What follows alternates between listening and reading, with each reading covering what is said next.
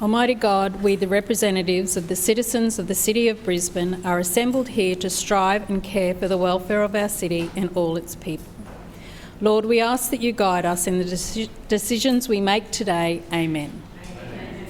Brisbane City Council acknowledges this country and its traditional custodians. We acknowledge and respect the spiritual relationship between traditional custodians and this country, which has inspired language, songs, dances, lore and dreaming stories over many thousands of years.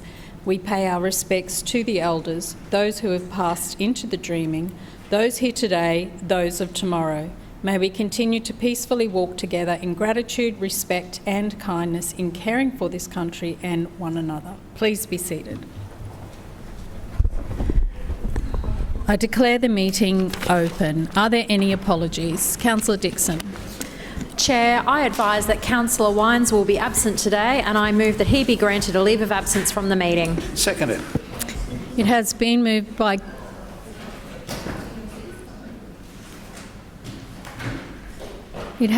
moved by Councillor Dixon and seconded by Councillor Adaman that Councillor Wines be granted leave of absence from today's meeting. All those in favour say aye. Aye. Those against no. The ayes have it. Are there any further apologies? Confirmation of minutes, please. Chair, I move that the minutes of the 4,785th meeting held on Tuesday the 10th of February 2026 be received, taken as read and confirmed. Seconded. It has been moved by Councillor Dixon and seconded by Councillor Adaman that the minutes of the 4,785th meeting of Council held on the 10th of February 2026 be received, taken as read and confirmed. All those in favour say aye. Aye. Those against no. The ayes have it. Are there any questions of the Lord Mayor or a Civic Cabinet Chair of any of the standing committees?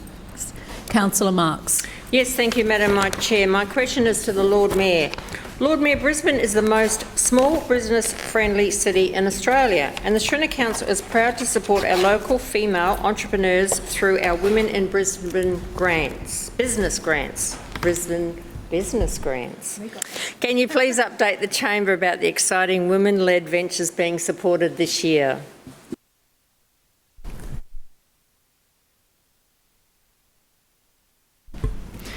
Lord Mayor. Thank you, Madam Chair, and thank you, Councillor Marx, for the question. Our Women in Business Grants program has now been going a number of years, and it's been an incredibly successful and well-received program, and we're seeing really positive signs with sustained increase in the number of women going into business and achieving amazing things in Brisbane. Last year, we appointed and announced the establishment of a Women in Business Champion, and that is the first one of those is Fleur Madden, who would be known to many of you, an incredible entrepreneur who's doing amazing things. And Fleur's been working with us on a range of projects, but also from the beginning, Fleur was involved in this program as well, the Women in Business Grants program. Since 2021, when we launched the program, we've been able to support 263 female founders to take their business to the next level. And together they've shared in over 1.25 million in funding. This program, as I mentioned before, is more than just about a grant as well, because it provides mentoring and support through our business hub. And the feedback from the recipients of this grant have said that the funding was appreciated and helped them deliver some important things for their business. What they found even more important was the network that was created, getting together with other female founders, other women in business, and also accessing the support and mentoring that's provided through Brisbane Economic Development Agency and the Business Hub. And so we're proud to welcome our 2026 cohort of the Women in Business grant recipients, and there's 52 outstanding business owners that have been selected this year, representing the breadth and diversity of Brisbane's economy. 22 of them are in professional services, 10 are in healthcare, 7 are in retail, 3 are in software and IT, 3 are in the arts, 2 are in manufacturing, 2 are in e-commerce, 2 are in construction, and 1 is in life science. Each of the participants receive a grant of up to $5,000 for something that they nominate will support them in taking their business to the next level. We had a fantastic example where I was joined by Councillor Wolfe out at the cricket nets just recently to meet with one of the founders, Emma Thompson, who established a company called Pitch It Up. Pitch It Up. And Pitch It Up is a company that supports people in training for cricket, including for blind cricket as well. And so Emma has developed an amazing pitching machine so that people can train by themselves effectively. So you need your bat, your ball, the wickets and this machine, and it'll bowl you. It bowled me, it bowled Councillor Wolfe, and I hit some of them. But Emma is developing a one-of-a-kind ball which is an audible ball. So it will have effectively a noise as the ball gets pitched and bowled, and that will allow blind cricketers to practice with this pitching machine. And so Councillor Johnston, I caution you. It's totally inappropriate. and Councillor Johnston may not be excited by this, but I am, and certainly the women in business that have been part of this program are excited, and Emma was very excited to get the support. She's doing amazing things with her business, and it started small, but now she's supplying all around Australia and achieving amazing things. And so, these ideas and businesses that start small can do amazing things, and we're seeing examples of that all together through this program, and Emma is one example of that. So she started the business in Wavell Heights in December 2021 and started producing and selling these pitching machines, and now she's adapting it for blind cricket as well. And so just one example of the amazing innovation that's been going on and something that we really want to support. I just want to remind all councillors as well that we do have a 24-hour business hotline, 133-BNE, and also we provide our funding finder tool for local businesses as well that might be eligible for not only these grants but other grants at other levels of government as well. So we're determined to make sure that we remain as Australia's most small business friendly city. Further questions? Councillor Collier. Thanks very much, Chair. My question is to the Lord Mayor. Lord Mayor, as you'd be aware, last week over 10,000 bins were missed due to serious safety concerns for drivers. It seems like since your intervention in the last couple of weeks, things are getting worse for bin collections. Will you finally admit that the contract for waste collection that your LNP council lumped Brisbane with is no longer fit for purpose? Lord Mayor. Madam Chair, I'm aware that last week the contractor Veolia experienced a paperwork issue with some fire extinguishers, and as soon as they were aware of that issue, they recalled all of the trucks to the depot. That issue was dealt with, and then the trucks were sent back out on the road again and proceeded collecting waste. And so we're continuing to monitor this contract. We're continuing to demand the performance that we would all expect from this contractor, and that will not stop. We, as we've said, are seeing 99% of bins across Brisbane picked up, but we're going to drive that number even higher, and we will not stop until we get the performance that not only I expect, my administration team expects, but the people of Brisbane expect. Further questions? Councillor Atwood. Thank you, Chair. My question is to the Chair of the Environment, Parks and Sustainability Committee, Councillor Davis. Councillor Davis, the Schrinner Council has been joined by local governments across Queensland advocating for the Bureau of Meteorology to fund a much-needed replacement for the environment flood warning software. Can you please update the Chamber on the outcomes of this advocacy and the way forward from here? Councillor Davis. Thank you, Madam Chair, and through you, I'd like to thank Councillor Atwood for the question, because I know Councillor Atwood has a particular interest in the timely provision of flood information to her residents, and I'm pleased today to update the chamber on some significant advocacy work that we've been undertaking in support of the future of real-time flood reporting in our state. Madam Chair, as you would be aware, for nearly 3 decades, the Environmon system has underpinned our city's flood warning capacity. But the Bureau of Meteorology made a decision, without consultation with stakeholders, to retire Environmon with no equivalent replacement to councils. And while we've seen some progress from the Bureau of Meteorology because of our significant advocacy, their response still falls well short of what Brisbane and our neighbouring councils require to keep our community safe.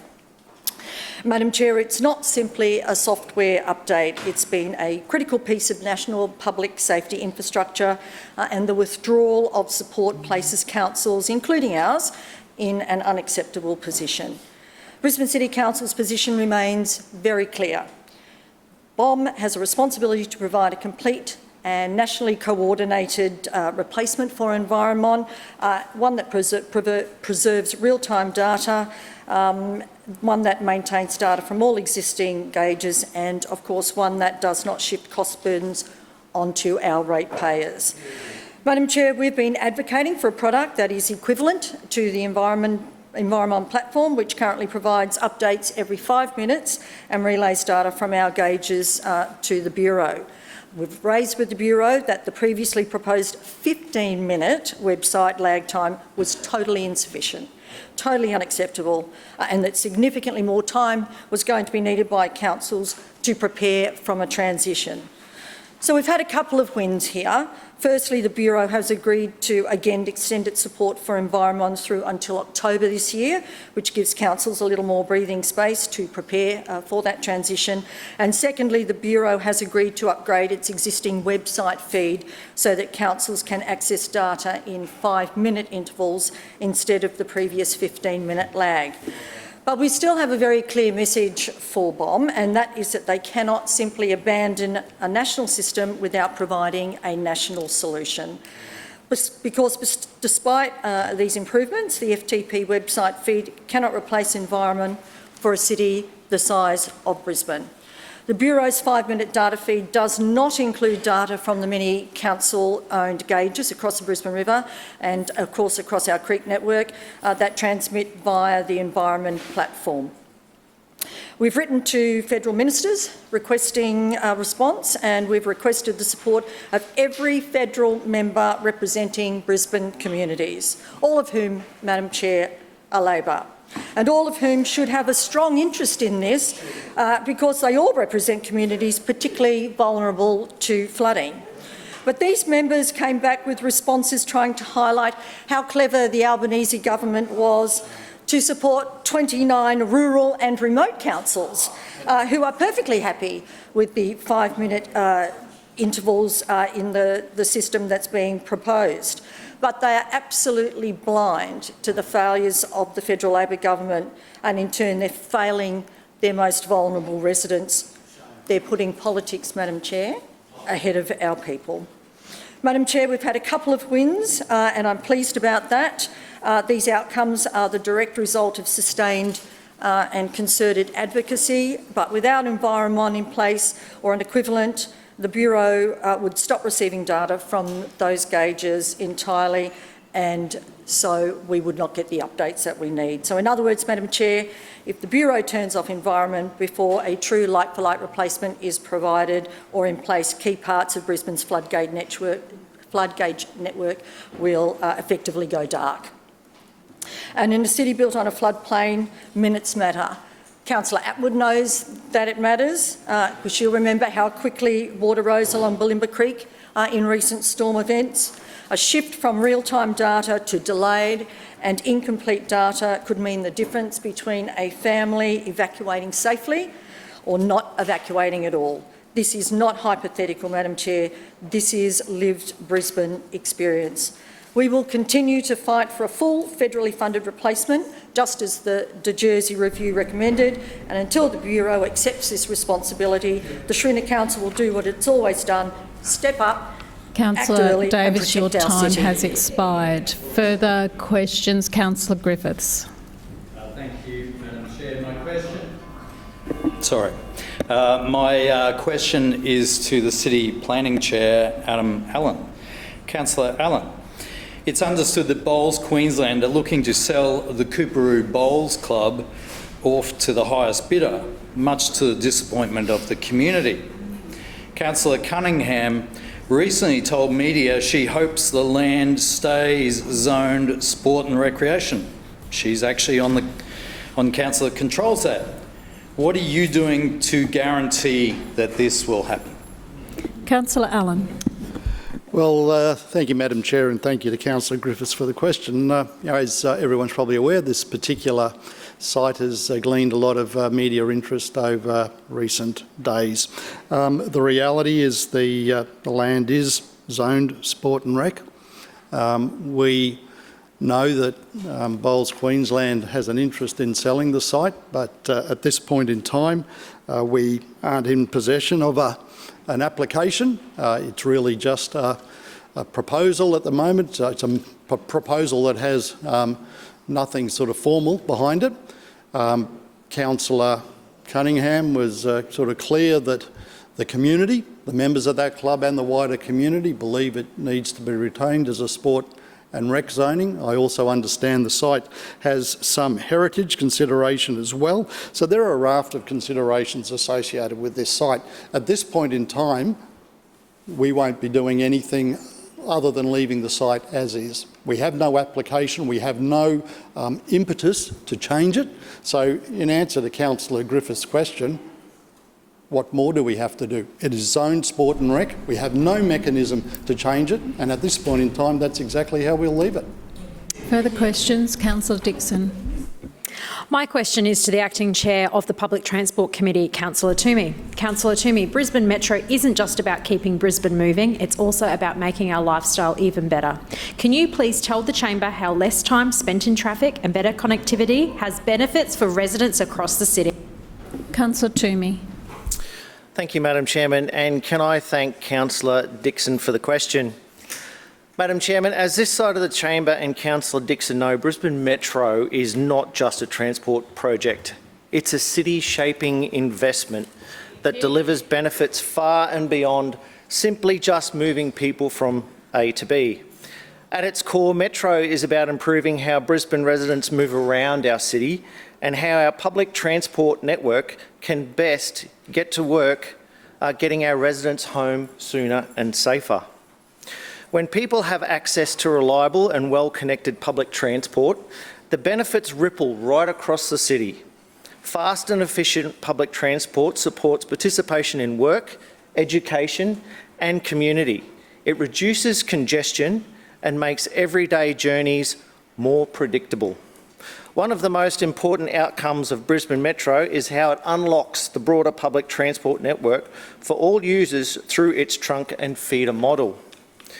Metro operates as a high-frequency trunk capacity, or a high-frequency trunk on Brisbane's busiest corridors, while local bus routes act as a feeder service connecting the neighbourhood into the spine.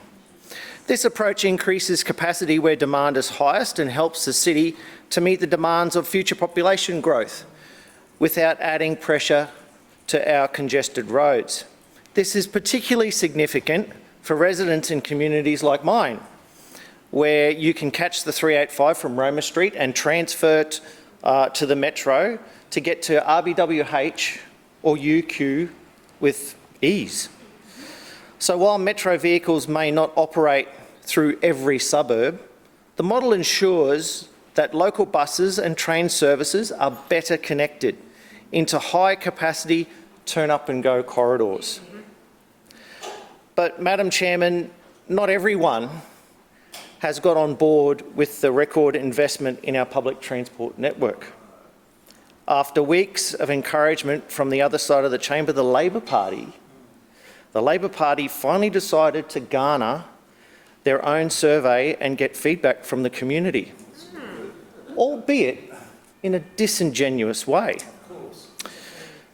But what I don't think the opposition were expecting was the positive feedback that the survey would get. So let me read a few. Tom told the Labor Party, better and faster service.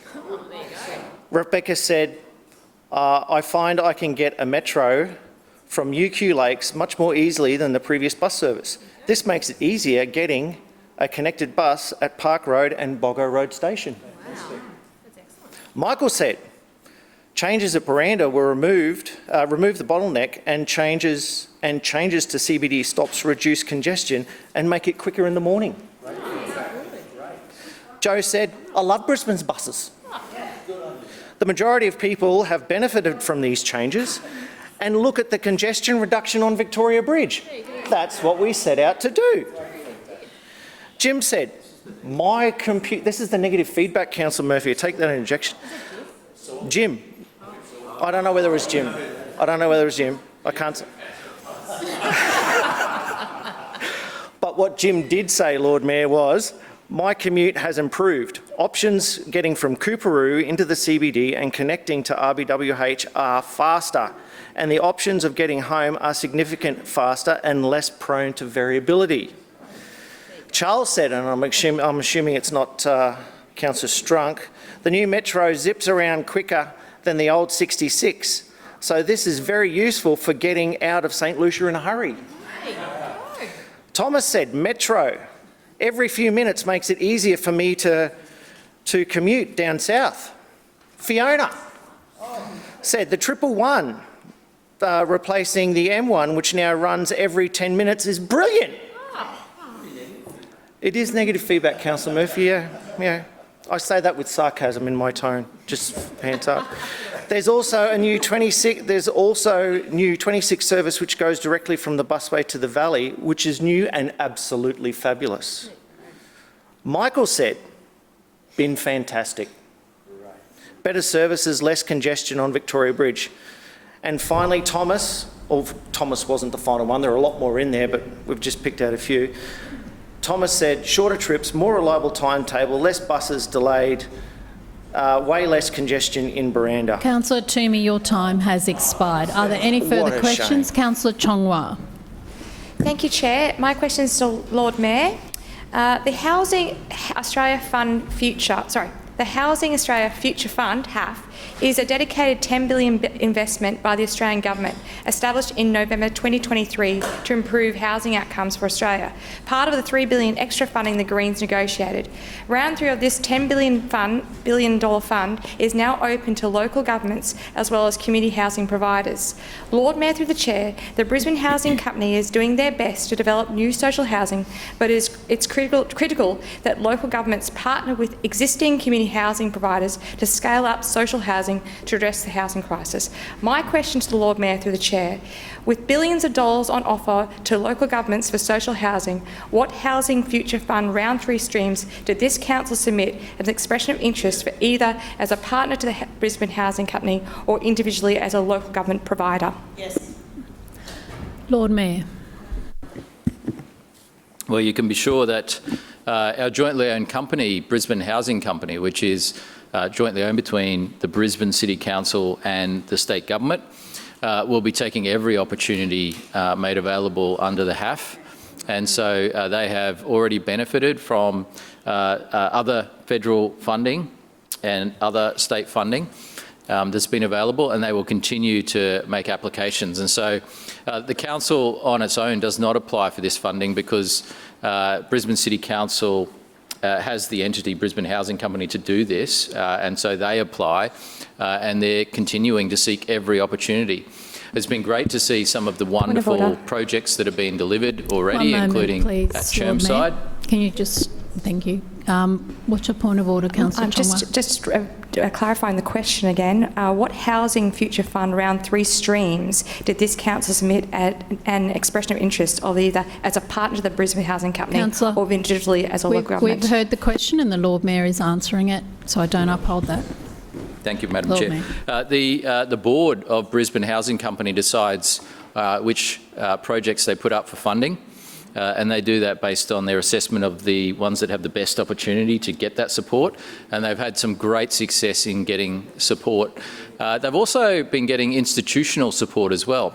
And when I say institutional support, what I mean is they're working with some of the large financial institutions, including superannuation funds, to pursue opportunities. So they're not just relying on government funding, they're looking at funding from other sources as well.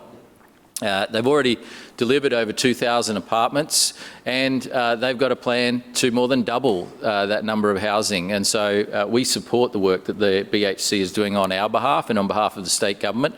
And we know that if there's $1 available from the federal government, we'll be putting our best foot forward through BHC to get that funding and to get houses built. I mentioned before some of the great projects that have been delivered, and projects also that this council supports through the removal of infrastructure charges as well. And in the case of some of the projects, for example, at Chermside, this could easily amount to millions of dollars in support from this council towards those projects. And so we're doing our part, BHC is doing their part, and we'll make sure that we can deliver the maximum value for the federal government investment. Further questions? Councillor Givney. Thank you, Chair. My question is to the Chair of Customer Services Committee, Councillor Hutton. Councillor Hutton, the Shrinner Council is making Brisbane's lifestyle even better by delivering more to see and do in our community. Can you please update the Chamber on the success of this year's summer reading program? Councillor Hutton. Thank you, Chair, and I'd like to thank Councillor Givney for the question. Now, Madam Chair, over the weekend it was Valentine's Day. There was a lot of love around. But in addition to Valentine's Day, it was actually Library Lovers Day. So I hope some of our councillors managed to pop out to their local library and pick up a free bookmark. And if you didn't, please let me know and I will grab you one. We love our libraries, Madam Chair, we love our librarians, and so do the residents of Brisbane, which is why the Shrinner Council continue to deliver more to see and do across our network of 33 libraries. Chair, I'm very pleased to update the Chamber on the incredible success of this year's summer reading program. This initiative has been running in our libraries for well over a decade, designed to encourage reading and literacy over the long summer break. The program is free. Participants register at their local library and track their reading progress through a little booklet. They complete weekly fun challenges and attend library events and earn points all along the way. Those points go into a prize draw to win a $50 book voucher each week. But more importantly, they build something far more valuable: confidence, imagination and strong literacy skills. So, Madam Chair, last year's program received 2,511 registrations.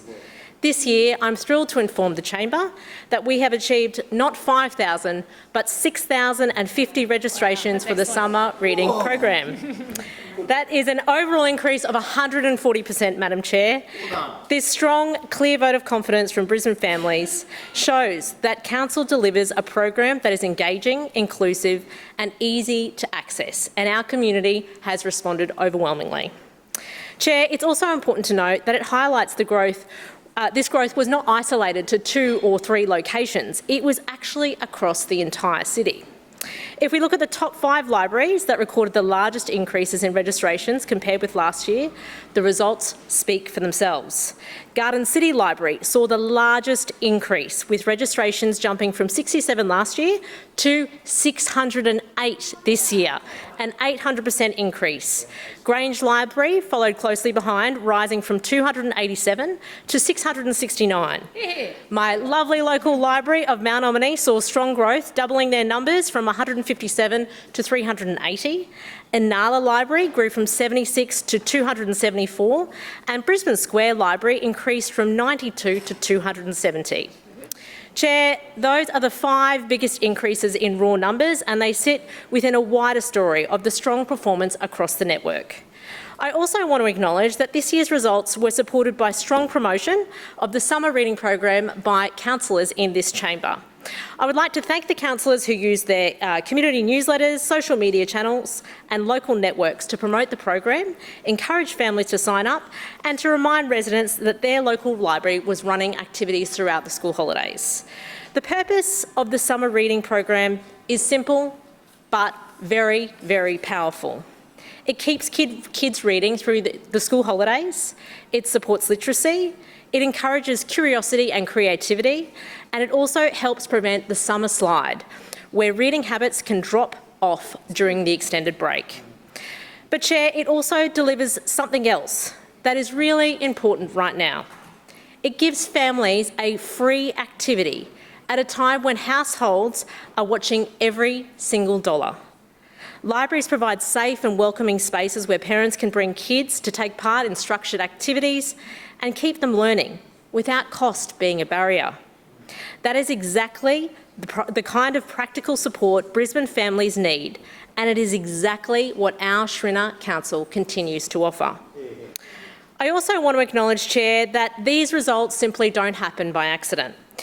They happen because our library staff work incredibly hard to design programs that are fun, engaging and relevant to local communities.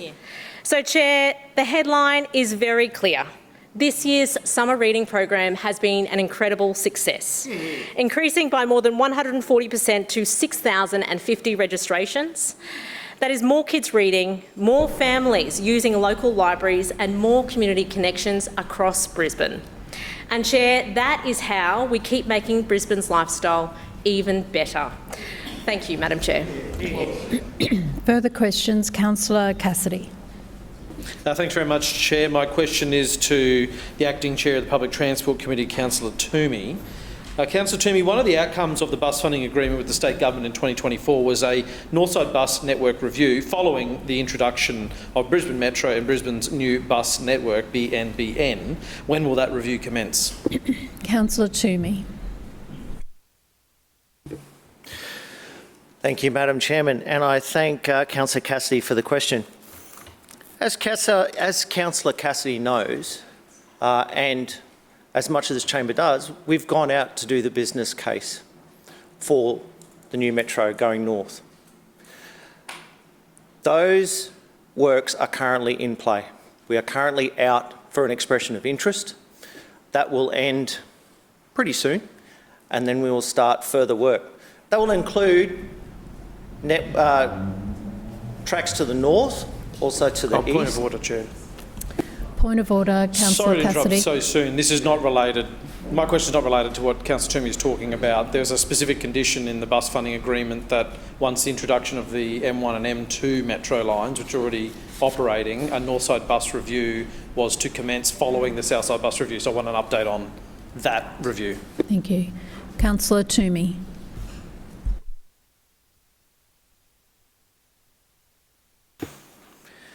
Madam Chairman, there is no Northern Bus Network review being done on the NBN. So the work that we have done was particularly to the south and around those inner city marks to remove congestion around the Victoria Bridge. Madam Chairman, but what we have done, this is what we've done. Since the new Brisbane Bus Network, we've increased the number of trips by 7 million. We've got people... Point of order, Chair. One moment, please, Councillor. Point of order, Councillor Cassidy. I'm sorry, but on relevance, this was a condition in the bus funding contract for a Northside bus review to occur after the introduction of metro services and following the Brisbane's new bus network and Southside bus review. So if Councillor Toomey could take this on notice, but we genuinely want to know when that review is going to start. Councillor Toomey. Thank you, Madam Chairman. I am happy to take it on notice, but I would like the opposition to understand. Just I would one like moment, Councillor Toomey. Councillors. Councillor Massey, don't call out. Councillor Toomey.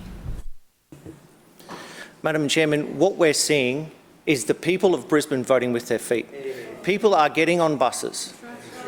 Brisbane loves Brisbane Metro. That's right. We've seen an increase now of over 7 million trips. People are voting with their feet. And when we have... Point of order.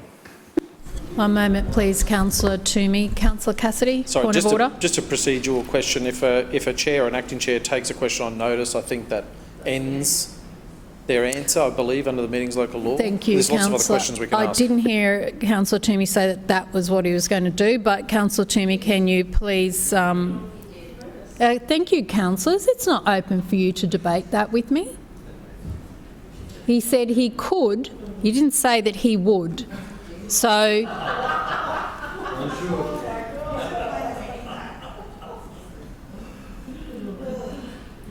Thank you, Councillor Collier. I don't need you calling out and telling me what to do and debating either. So I do caution you. Councillor Toomey. Thank you, Madam Chairman. As I said to the Leader of the Opposition before, I am happy to take it on notice. But I would like to make the point... Thank you, Councillor. Thank you. If you're taking that on notice, we'll leave it there.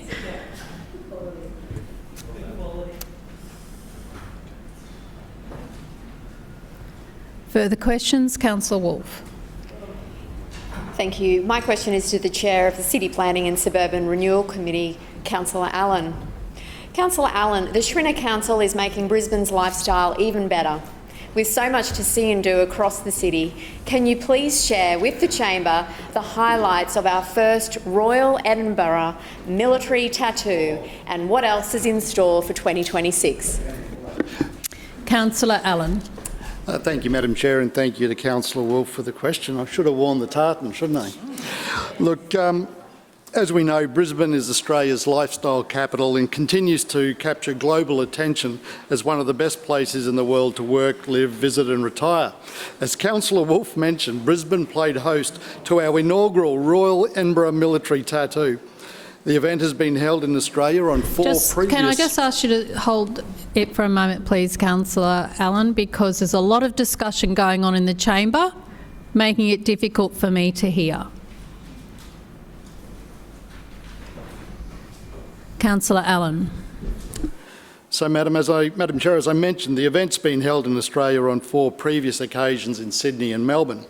The Brisbane Economic Development Agency collaborated with Tourism and Events Queensland to secure this event for Brisbane, and I've heard from the organisers that they were delighted with the collaboration of these 2 parties and other stakeholders. So they certainly indicated that that collaboration was key in securing this event.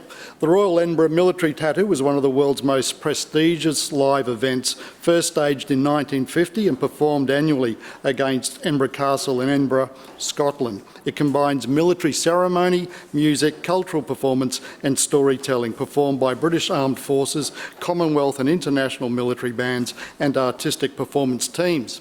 A total of 4 shows took place at Suncorp Stadium from Thursday the 12th through to Sunday the 15th of February.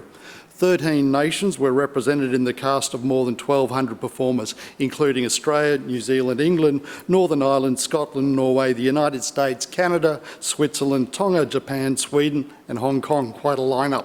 Over 112,000 attendees came to the tattoo over the 4 nights, with an estimated 30% of ticket purchases from outside the region. That's from intra and interstate as well as international. About 38,000 visitors arrived into Brisbane Airport alone for the event, and hotel occupancy climbed to 85%. The 4 consecutive shows at Suncorp generated an estimated $39 million boost into the local economy. This year marked the tattoo's 75th anniversary with the theme, The Heroes Who Made Us, celebrating the individuals and collective forces that have shaped nations, communities and identities. During each show, a local hero was highlighted and thanked for their contribution, and on Sunday, Brisbane local and Brisbane City Council bus driver Pete Sheldon was that local hero. Pete is a proud Brisbane local, a devoted husband of 40 years and father who spent 34 years serving in the Army, rising from private to major in the infantry. Pete is now a proud bus driver, a dedicated powerlifter and a volunteer with Orange Sky. He loves his job, is proud to work for council and enjoys giving people a reason to smile each day as they board his bus.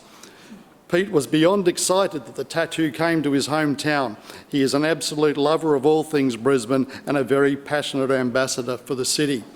On behalf of the Chamber, I would like to put on record our thanks for everything that Pete does for us. As soon as the curtain fell on Sunday's final show, bump-in commenced immediately with Suncorp Stadium gearing up for an Ed Sheeran event. This weekend, Ed Sheeran will play 3 shows with a total crowd of about 115,000 expected. Madam Chair, as Australia's #1 sporting city last year and globally ranked number 20 in the world, you can absolutely rest assured that there is plenty happening in the coming year. We have the Australian Squash Open, the Australian Athletics Junior Championships, the Masters Swimming National Championships, Brisbane Cycling Festival including the Tour de Brisbane, the NRL Magic Round, of course, the Brisbane Marathon Festival. We have the Wallabies and French Rugby Union, and will be hosts of the Men's Rugby League World Cup Grand Final at Suncorp Stadium. Madam Chair, we know that sports aren't the only thing that is driving economic growth in 2026, but also the arts. We have upcoming shows at QPAC, including Bumblejuice, MJ the Musical and The Last Ship. We have Brisbane Festival, of course. We have the Melt Festival. We have a variety of film festivals. We have the Brisbane Writers' Festival, as well as a number of exhibitions at our art galleries and museums.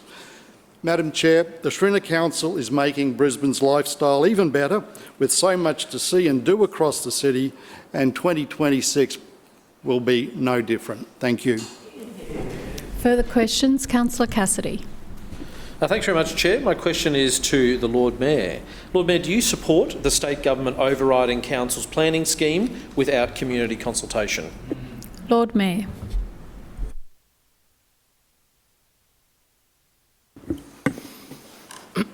Well, I'm not really sure what Councillor Cassidy is referring to here. Is there a specific example? Because, yeah, there's no context to this question. So, for example, do I support the state government taking back their land to deliver the Victoria Park Stadium and Aquatic Centre? Absolutely I do, and my support for that is clear. But you know, we don't always support everything the state government does, and that will be the case regardless of who is in office. And there's been things that the previous Labor government did that we were happy to support, and there are things that this government will do that we won't support. But yeah, I'm just not sure of the context of the question.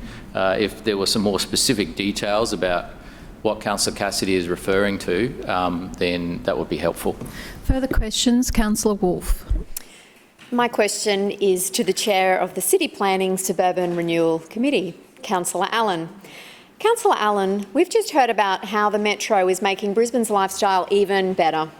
Can you please outline to the chamber how high-frequency, 24-hour public transport is boosting Brisbane's economy throughout the day and into the night? Councillor Allen. Thank you, Madam Chair, and thank you to Councillor Wolfe for the question again. As you know, and as I've mentioned previously, Brisbane is Australia's lifestyle capital and continues to capture global attention as one of the best places in the world to live, work, relax and retire. The Brisbane Metro has been instrumental in continuing this progress and allowing the economy to thrive. It supports an increasing workforce in the city and supports the growing nighttime economy. Now, with respect to the growing workforce, we have extended hours services in Brisbane. This is important because it supports major employment sectors such as healthcare, hospitality, tourism and logistics, and emergency services who operate outside of standard business hours.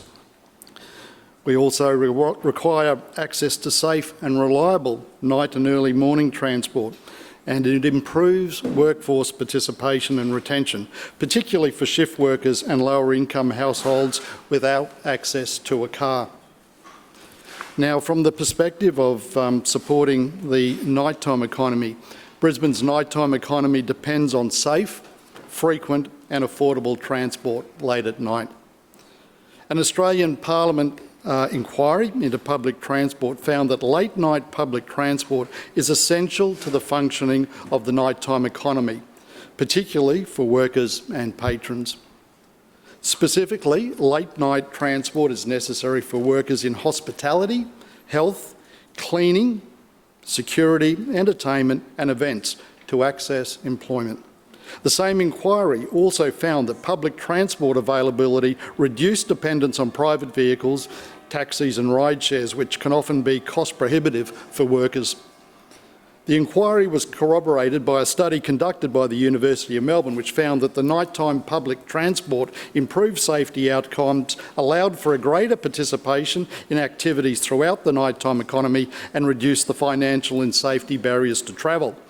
Madam Chair, we know that the late night public transport is a structural prerequisite for a thriving nighttime economy and that cities without night services experience suppressed nighttime spending and higher car and ride-share dependence. Improved night transport service is a great way to achieve safer dispersal of crowds and reduce transport-related risk, which is key in the lead up to 2032 and beyond. In particular, we also found that through the BETA State of the City report that having late night transport was instrumental in supporting some of our key sectors, particularly our hospital and health sectors, which are booming parts of our economy, and also our tertiary sector, particularly our universities, who are driving not only the growth in student numbers, but great innovations that are world-leading. So the late night transport piece is critical in supporting a wide number of our economic sectors. As I mentioned earlier, it supports the economic resilience of the city. And Madam Chair, in conclusion, I'd say that Brisbane is a fast-growing city that depends on strong transport. We particularly depend on transport at night to support key economic sectors. We also rely on this type of transport to support growth around the city, not only in our key employment nodes, but some of the other emerging employment nodes. And accordingly, we will continue to support the rollout of the metro because of its strong links to economic activity in this city. Thank you. That now ends question time. Lord Mayor, Establishment and Coordination Committee report of 9th of February 2026. Madam Chair, I move that the report of the... Sorry, Lord Mayor. I just want to check in terms of we had a public participant last week. I just wanted to see, one of my public participants has been told they can speak to another councillor. They actually want to speak in the chamber and present their points of view in the chamber. Thanks, Councillor. How do they go about doing that, Madam Chair? Councillor Griffiths. I'm aware of 3 people who want to do that. We did have a public speaker, but they actually withdrew their application at the last minute. And I know you're fully aware of the procedure, and I've spoken to you about this before.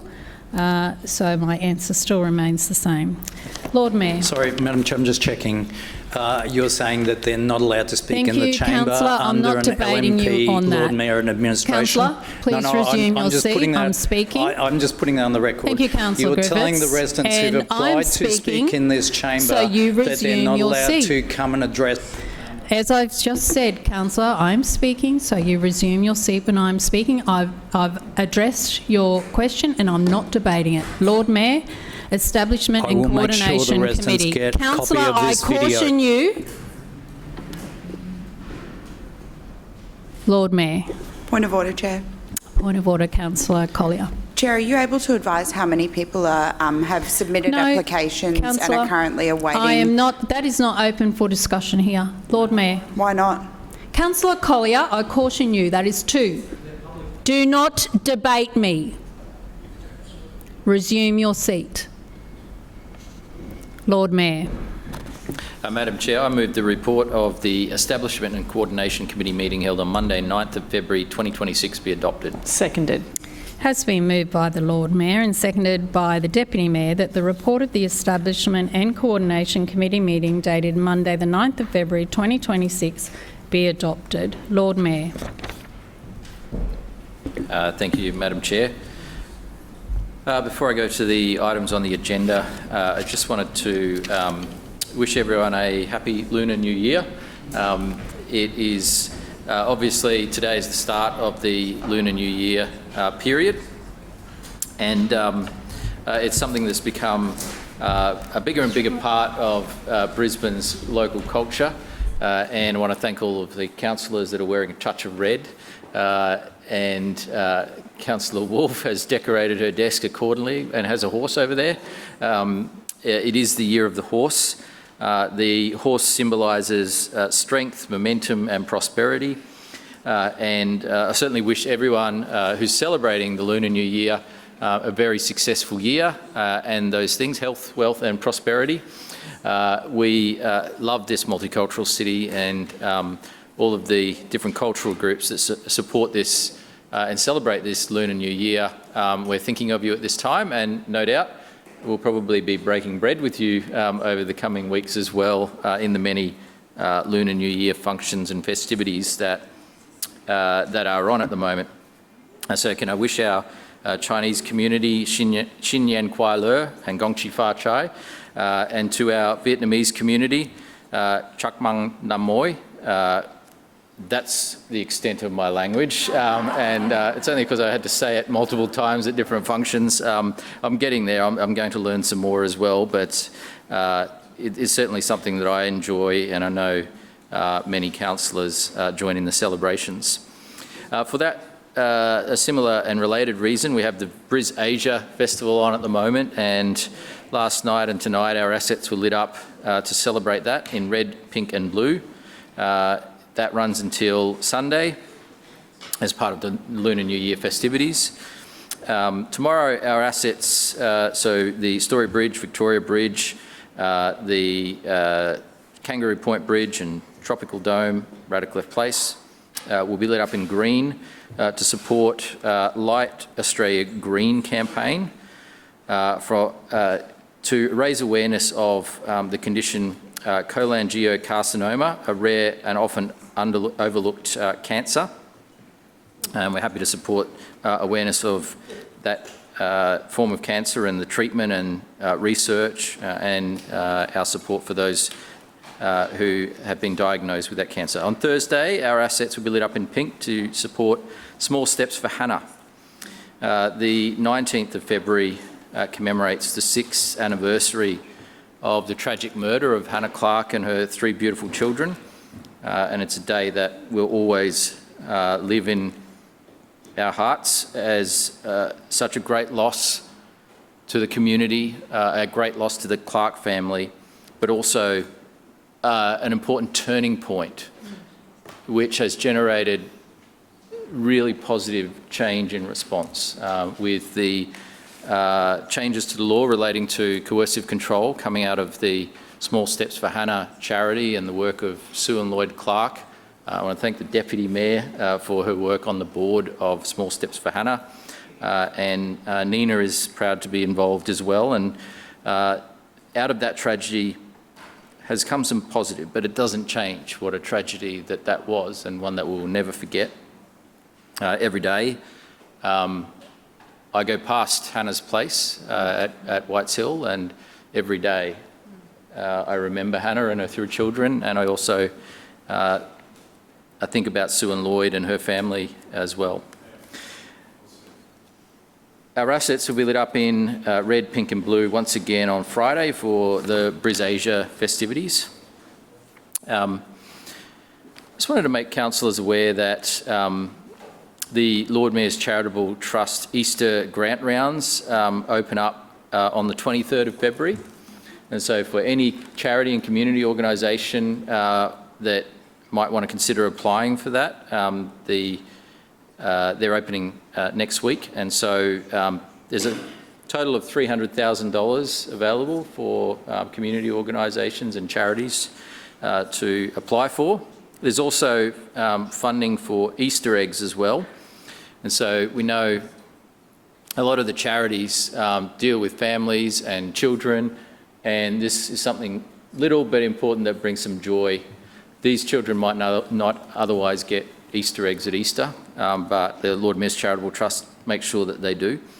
There's also funding to support charities who are bringing people together over the Easter period, and so with all councillors, please encourage the charities in your area to apply for this grant round. And it happens every year. We have an Easter grant round, we have a Christmas grant round. There's also the grant round that is associated with the ratepayer donation that people make, where they can donate via their rates bill. And so there's multiple opportunities throughout the year, but one's coming up very soon. This week, in addition to being Lunar New Year, is also the commencement tomorrow, on Wednesday evening of the holy month of Ramadan, and I want to wish Brisbane's Muslim community a Ramadan Mubarak and best wishes for this holy month. It's a time of prayer and reflection and fasting during this time, and obviously we are a community that supports people of all faiths and religions to practice their faith without discrimination, and that equally applies to the Muslim community and any other faith community, whether it's the Jewish faith, Hindu faith, Christian faith, all of the different faiths. We support their right to practice their faith and to believe what they believe, and our thoughts are with the Muslim community during the holy month of Ramadan. Just wanted to update councillors that we'll be undertaking public consultation on the proposed planning amendments for the low-medium density zone, and that will start on Friday and go from Friday 20th of February through to the 20th of March, so the month of consultation there. So these are the changes that came through the council meeting just before Christmas. So we've now received approval to go out to formal consultation. Obviously, we have to bounce back and forward with the state government on these things. And so the consultation will cover two packages, the design changes and also the car parking changes, and both of them will be open for consultation. Information is available on Council's website, and that explains how people can provide their feedback. The proposed amendments also include a plain English fact sheet explaining the changes, and then a more technical and detailed explanatory guide as well. And so this is something that I would encourage you to make the community aware of and make sure we can get a good outcome when it comes to these proposed changes. Through to item A on the agenda, the Sandgate Centre Precinct Plan.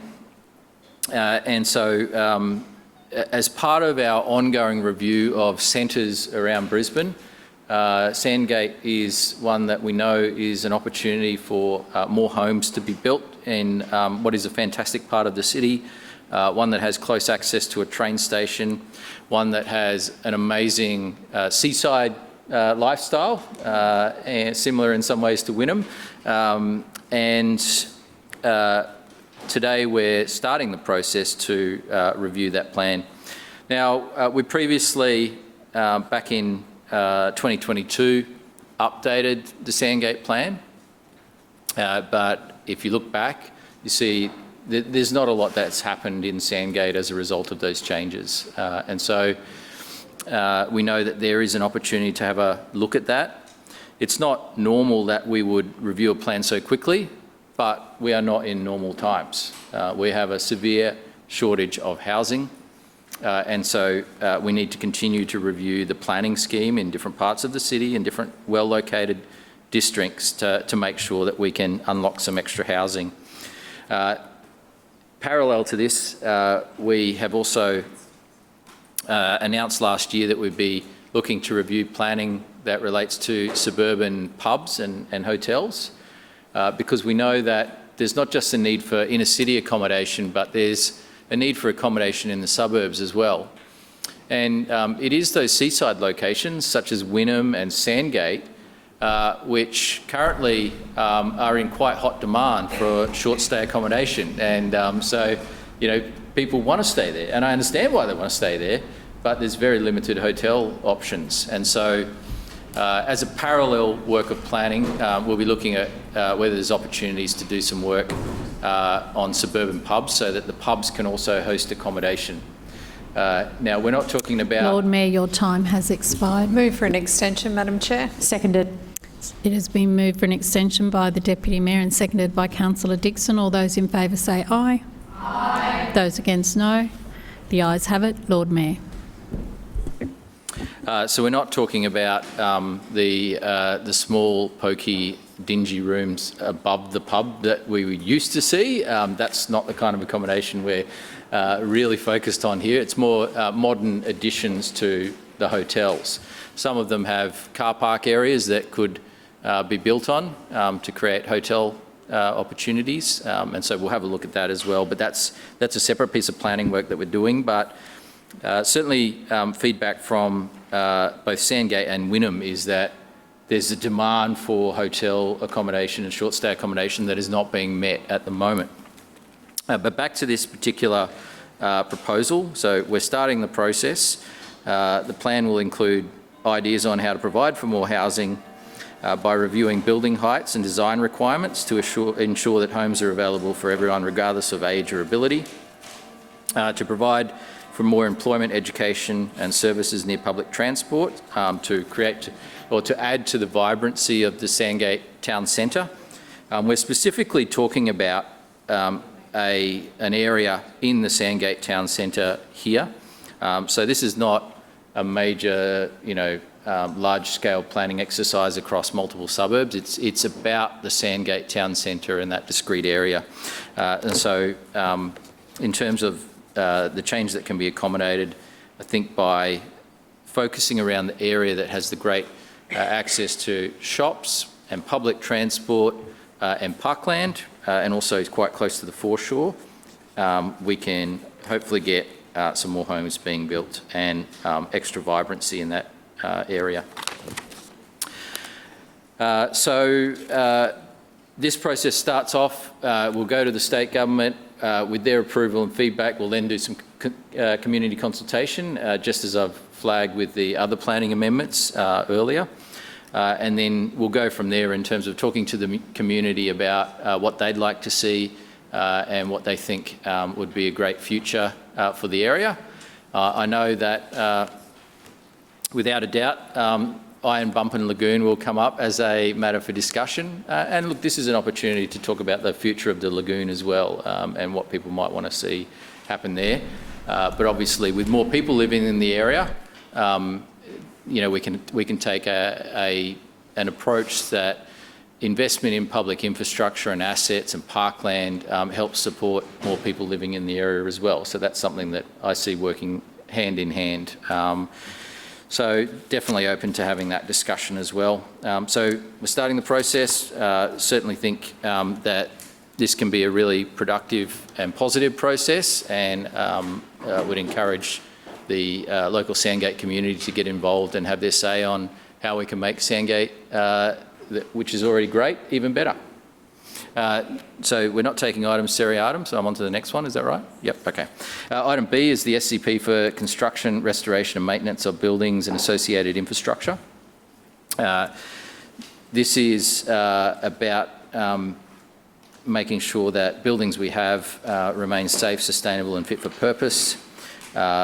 We aim to establish a corporate procurement arrangement to engage civic construction contractors to do various works on council-owned buildings going forward.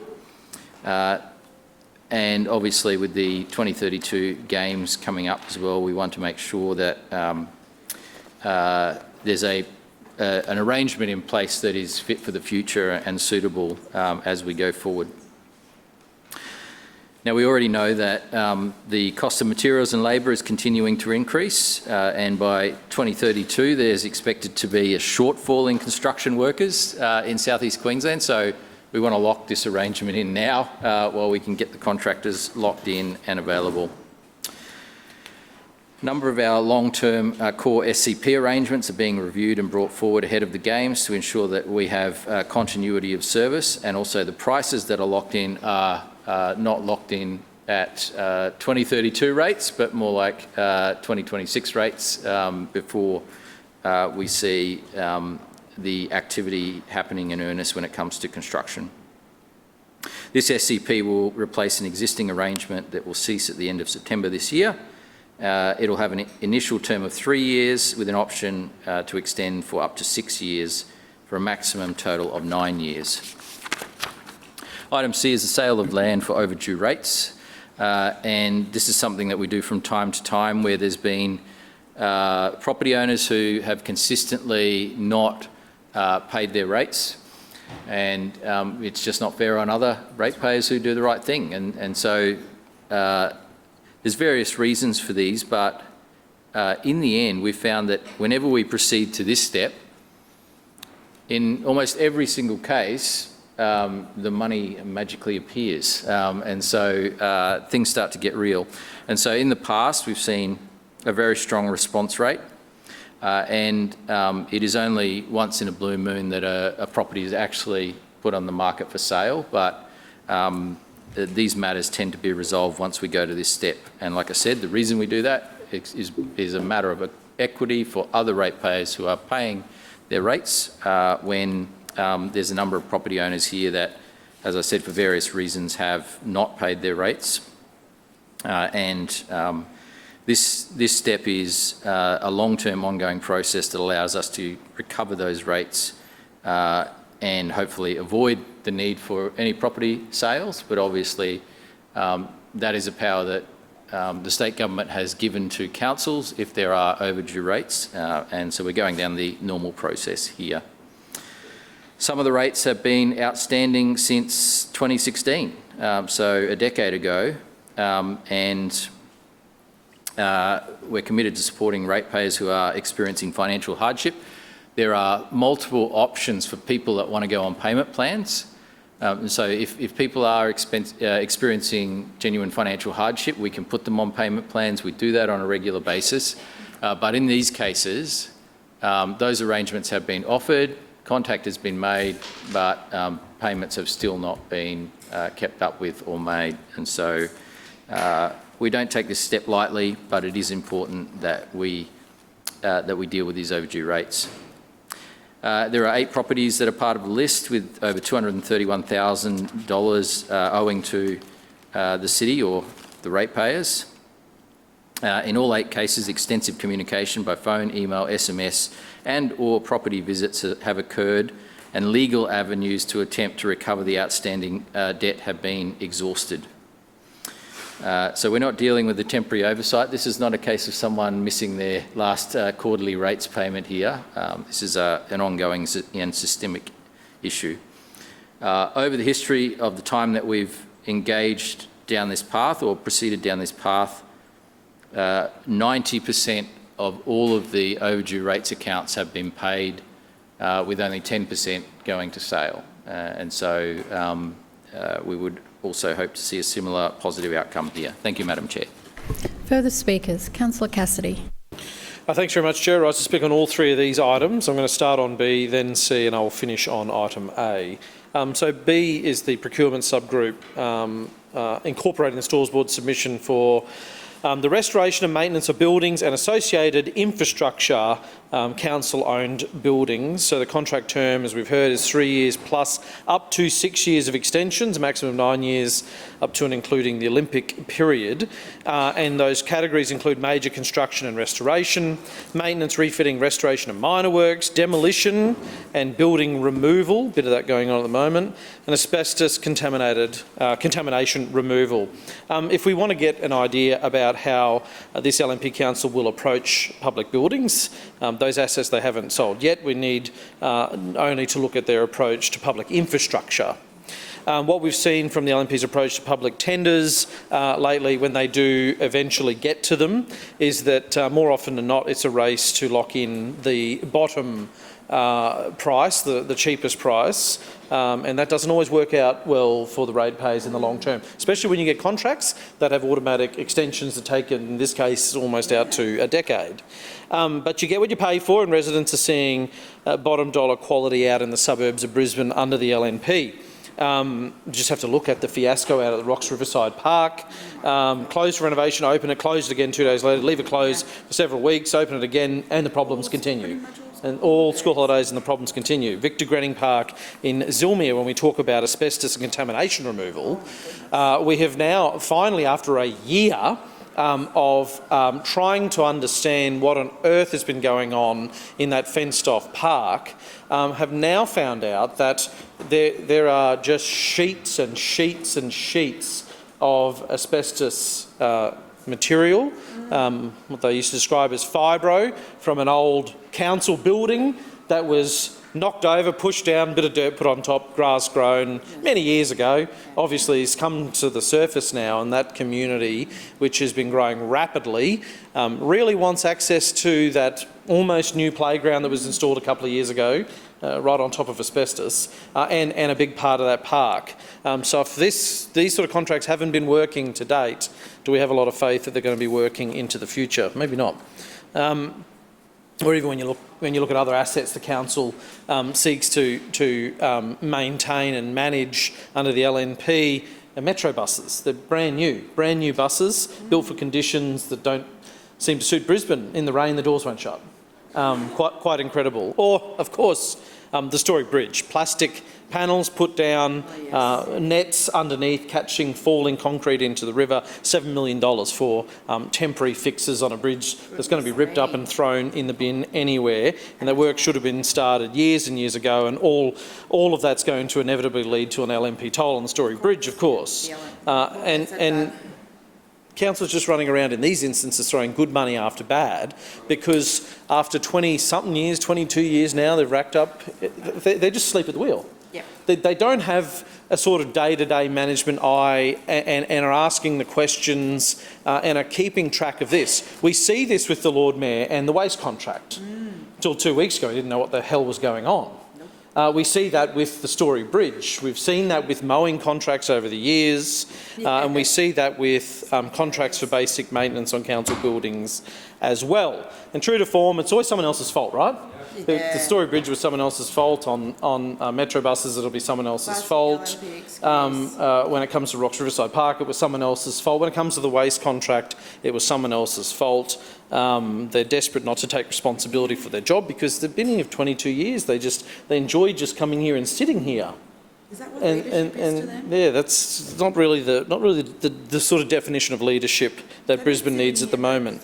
So as we know, the Olympics will stifle construction here in Brisbane, whether you talk to, as we have been, UDIA or Master Builders or Australian Industry Group. We have built that picture about how challenging construction in terms of house construction is going to be in Brisbane over the next 6 or 7 years and beyond, because there's flow-on impacts on that as well. You start to get very worried then about how prepared this council is under the LNP's leadership to deal with those challenges for council-owned facilities. You know, you just need to look down the road. I think it was 6 or 7 years ago, they last made a major announcement about restoring and utilising the historic School of Arts building. I mean, what happened to that? Crickets. Absolute crickets on that. You know, River Stage, they can no longer manage that, so they just contract that out to the private sector. North Brisbane Junior Motorcycle Club we've been dealing with this year. They've been kicked out, turfed out, so the list goes on and on. What people want for their rates is, they want to see value for money. But I think when people think about, that have been here a long time, and they can cast their eye back to 20 years ago, or 25 years ago, and the kind of service that people got from council in the suburbs of Brisbane, they remember it being very different. They remember it being very, very different to what it is today. And the LNP talk about people magically getting home sooner, apparently, in the most crippling congestion we've ever had. That apparently, according to sometimes the LNP claim that you now pay less and get more from your rates. Like they just sort of get the words and twist them around and think nobody will notice those sort of things. We know that in the years ahead we're going to see City Projects Office and the major projects area within Brisbane infrastructure closed down because the work will not be there to be done in the lead up to the Olympics. We know in contracts like this before us today, people are not going to see value for money. They're going to see their rates go up. They're going to see contractors paid for this work, but it's not going to be value for money for the people of Brisbane, unfortunately.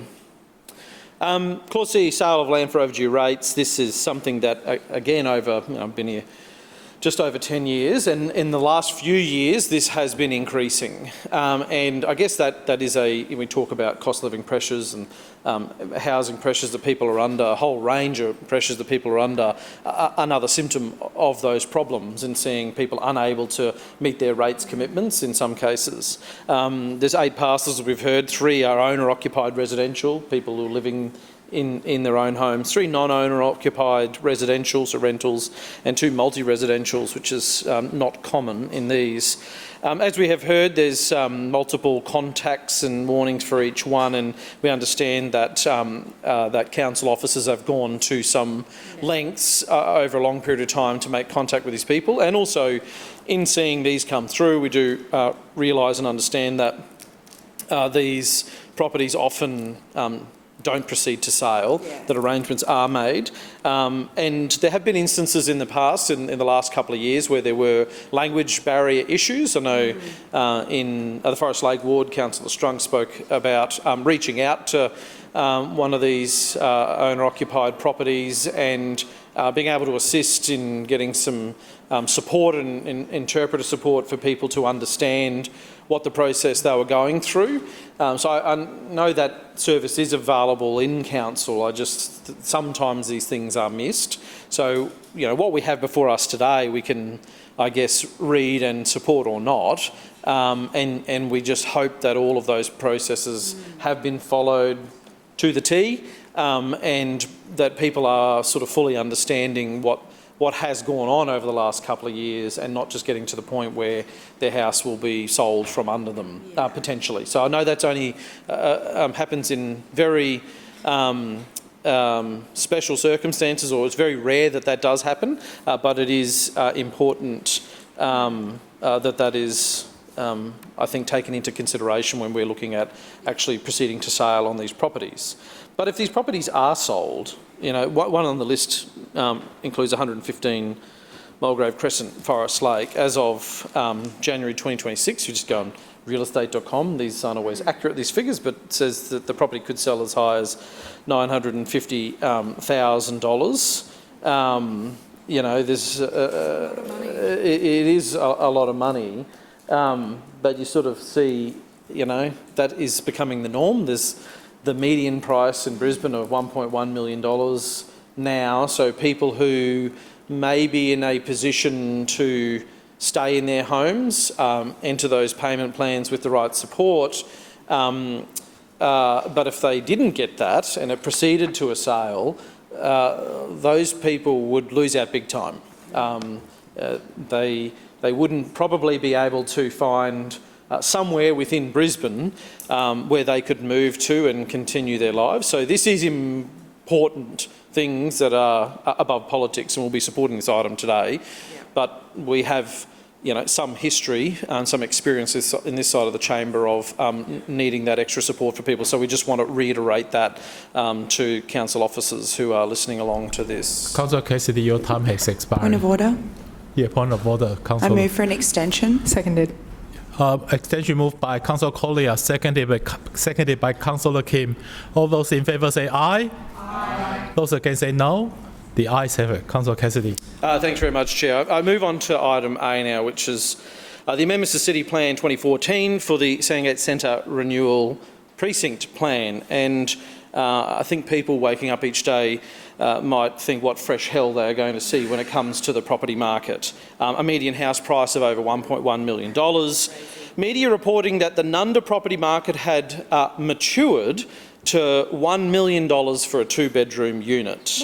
The Sandgate Neighbourhood Plan has a very storied history. I don't need to go back over much ground in this debate on that. But at the time of its endorsement, as the Lord Mayor said not that long ago, the LNP said it would achieve sustainable growth and protect the unique character of Sandgate.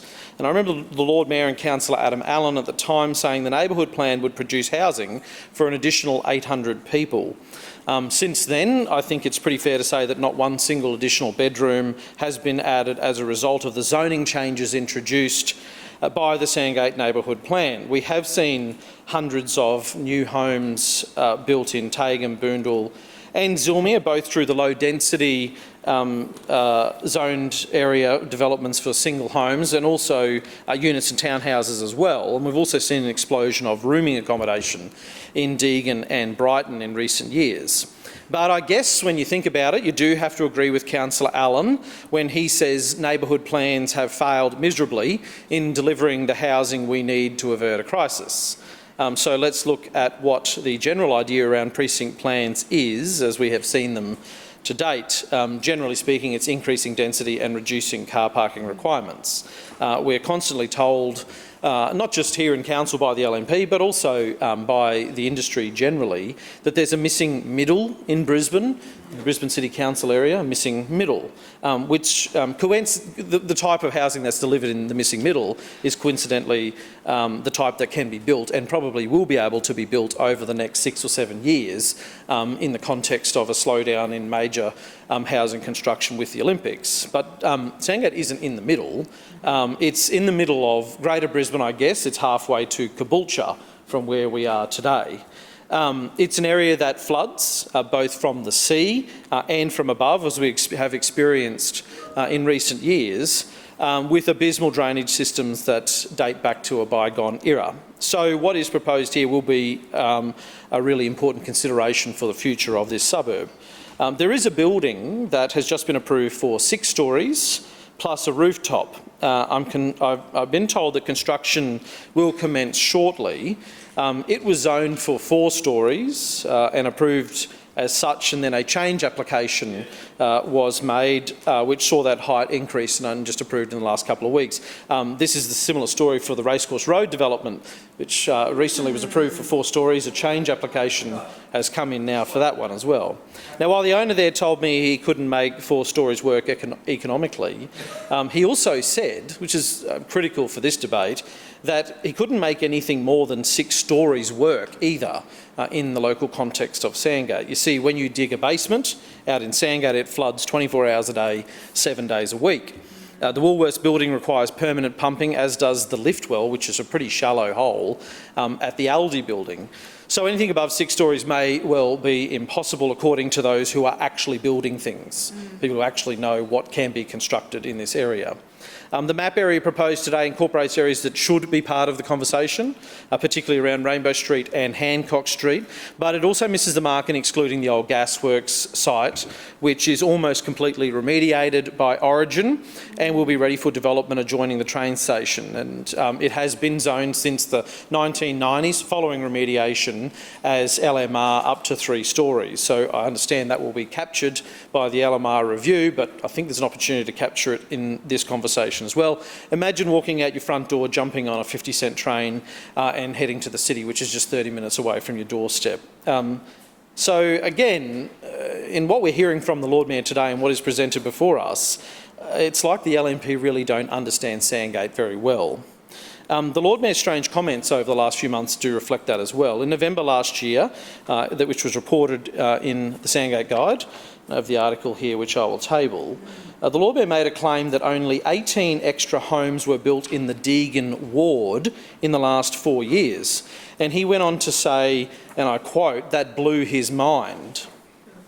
What blows my mind is that the Lord Mayor either has absolutely no idea what's going on in that area, or there was some sort of fairy tale being made up about that for some reason I don't understand. But the Lord Mayor went on to say things like, and he mentioned it today as well, the Iron Bump and Lagoon, which is the centrepiece of Sandgate, could be part of the conversation in a precinct plan. But in the next breath, he then said, however, it wouldn't happen because he thought the cost of it was exorbitant. It's about $3 million to do the job properly. Can't find that money in a $4.1 billion budget ever, full stop. So I am actually encouraged and glad the Lord Mayor has brought this up today in the debate, saying that carrying out the Iron Bump and Lagoon management plan will actually be part of this conversation. But the thrust of his speech, which was reported on, which I just spoke about before on the day, was also to say there is a lack of accommodation, which he's covered off today.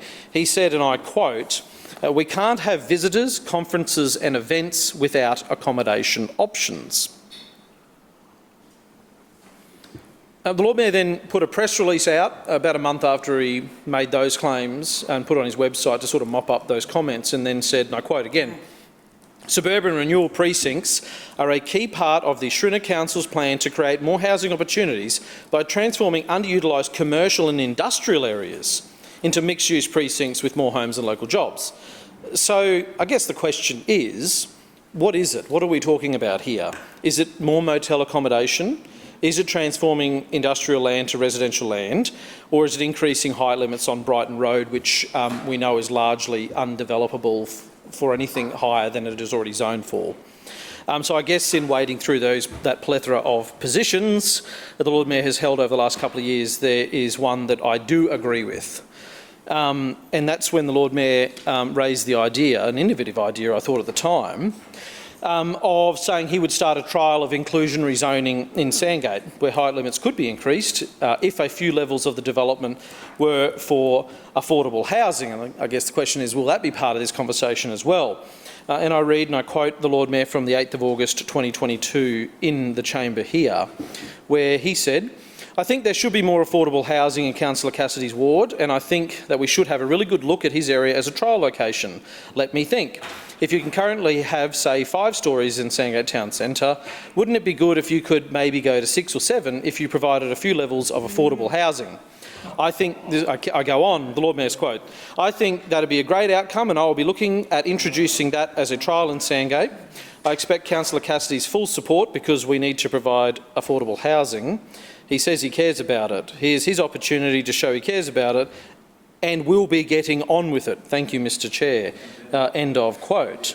I wrote to the Lord Mayor back in 2022. I still haven't heard back from him.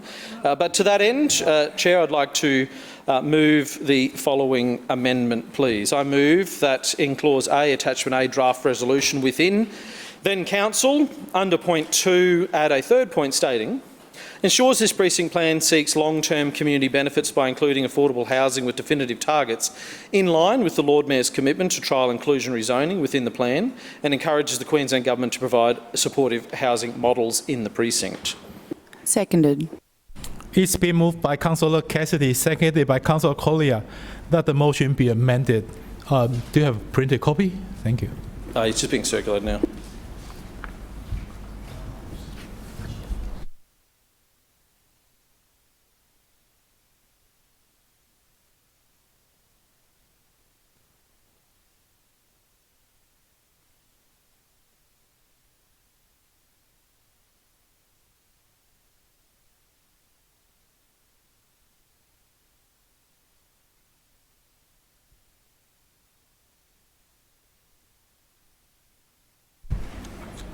It's been moved by Councillor Cassidy, seconded by Councillor Collier. In Clause A, Attachment A, draft solution, within then Council under point 2, add a third point 3, stating, ensures this precinct plan seeks long-term community benefits by including affordable housing with definitive targets in line with the Lord Mayor's commitment to trial inclusionary zoning within the plan and encourages the Queensland Government to provide support housing models in the precinct. Councillor Cassidy. Thanks very much, Chair. Another week goes by and another record smashed. Unfortunately, we're not talking about world records in Milan. We're talking about unit prices in Brisbane. Over the weekend, the real estate, in capital letters, reported that buyers are now paying over $750,000 for one-bedroom units, not penthouses, one-bedroom units. And a two-bedroom unit, as I said before, in Nunda fetched over $1 million on the weekend. Real estate agents call it a maturing of the market. We call it a disaster over here. But this is affordable, according to the LNP. We hear that the midpoint apparently is the affordable point in Brisbane, which is over $1.1 million. Every week the Lord Mayor and the LNP just plod along, content with the status quo. And every week queues of 50 or 60 or 70 people line up looking for somewhere they can afford. But after 2 decades of decline under this LNP council, it is clear we're going in the wrong direction. Even if we accept that more supply is the biggest part of the puzzle, at the moment now it is too little too late from this council, and they have admitted it. Councillor Allen and the Lord Mayor have admitted that all of their plans have failed. They have admitted it. So much of the new supply that we're seeing as a result of the LNP's planning scheme that gets built is being snapped up by investors who can borrow against the value of their existing portfolios and outbid first home buyers. And of course, higher purchase prices for investors mean higher rents for renters as well. There was once a time in this city, in Brisbane, where a young person you could afford to live a little. You could afford your house as well as travel a bit, go out on the town, do things that you didn't have to ask permission for. But now young people are making a choice, giving up on home ownership completely or living like paupers. Even that is an effort in vain as house prices become even further, as weeks roll on, further out of reach. This amendment is not a silver bullet at all. Council can't fix this overnight, but what we can do is start to change course. Now, I strangely found myself, as I've said, agreeing with the Lord Mayor when he suggested a trial of affordable housing incentives. I wrote to him, as I said, straight away, offering constructive support in making this a reality. He said, and this isn't my position, it's the Lord Mayor's position, that developers could have increased yield, but a portion of that had to be affordable. What a great model and a great place to trial that. The only problem is that the Lord Mayor never wrote back. 4 years of waiting, 4 years of waiting after the Lord Mayor announced that he would start a trial, which is a pretty typical time frame in getting the Lord Mayor to reply or do anything these days, I guess. But I hope he is a man of his word. We're not just calling on Council, of course, to pull the levers available to them. We're also calling on them to be advocates, loud advocates to the state government. We know this is possible. They have form. They had no problems in speaking out against the former state Labor government, of course. They have no problem in calling out decisions they don't agree with when they're taken by the federal Labor government, or in fact, praising the federal Labor government when they get money from them. So we know they have form in this place, but except when it's an LNP government, strangely. Since the LNP Christofouli government came to power, you can't help but ask, did the cat get their tongues?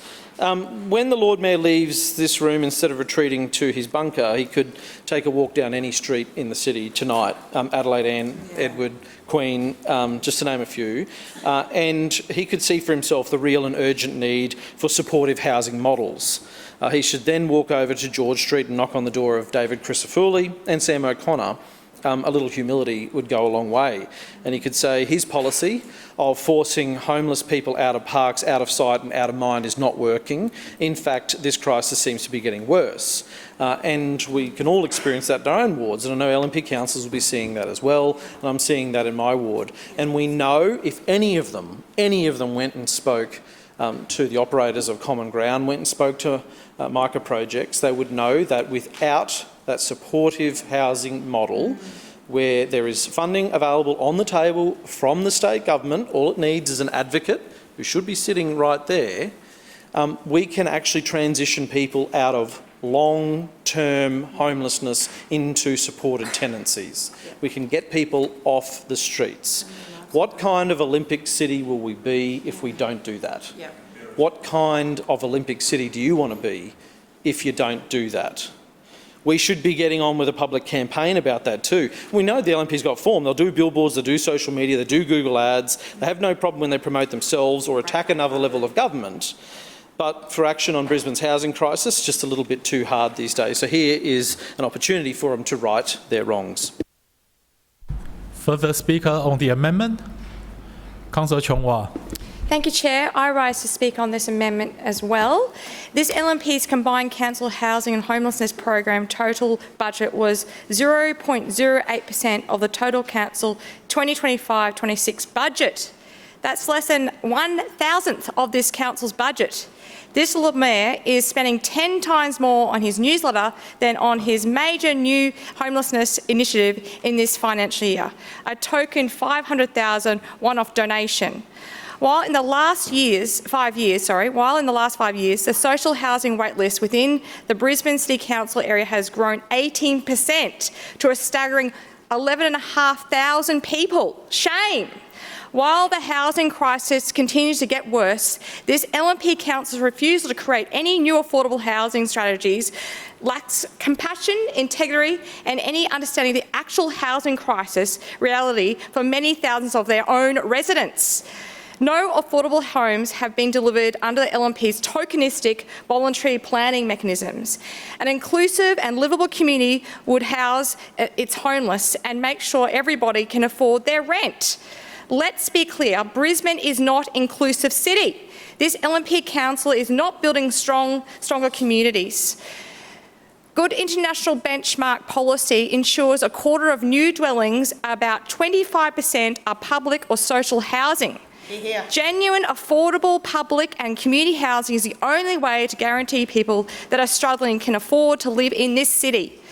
Even the state shaping SEQ regional plan set a goal of 20% of new homes in SEQ being social and affordable housing, which we're far behind. This regional plan recommends inclusionary zoning to address this problem. With all this new precinct planning, this council has a real opportunity to incorporate mandatory inclusionary zoning to ensure we have a genuine affordable housing supplies. We hear the Lord Mayor of Brisbane and his chairs rebuffing any suggestion of this council creating affordable housing, with a constant claim that Brisbane Housing Company is the council's affordable housing arm.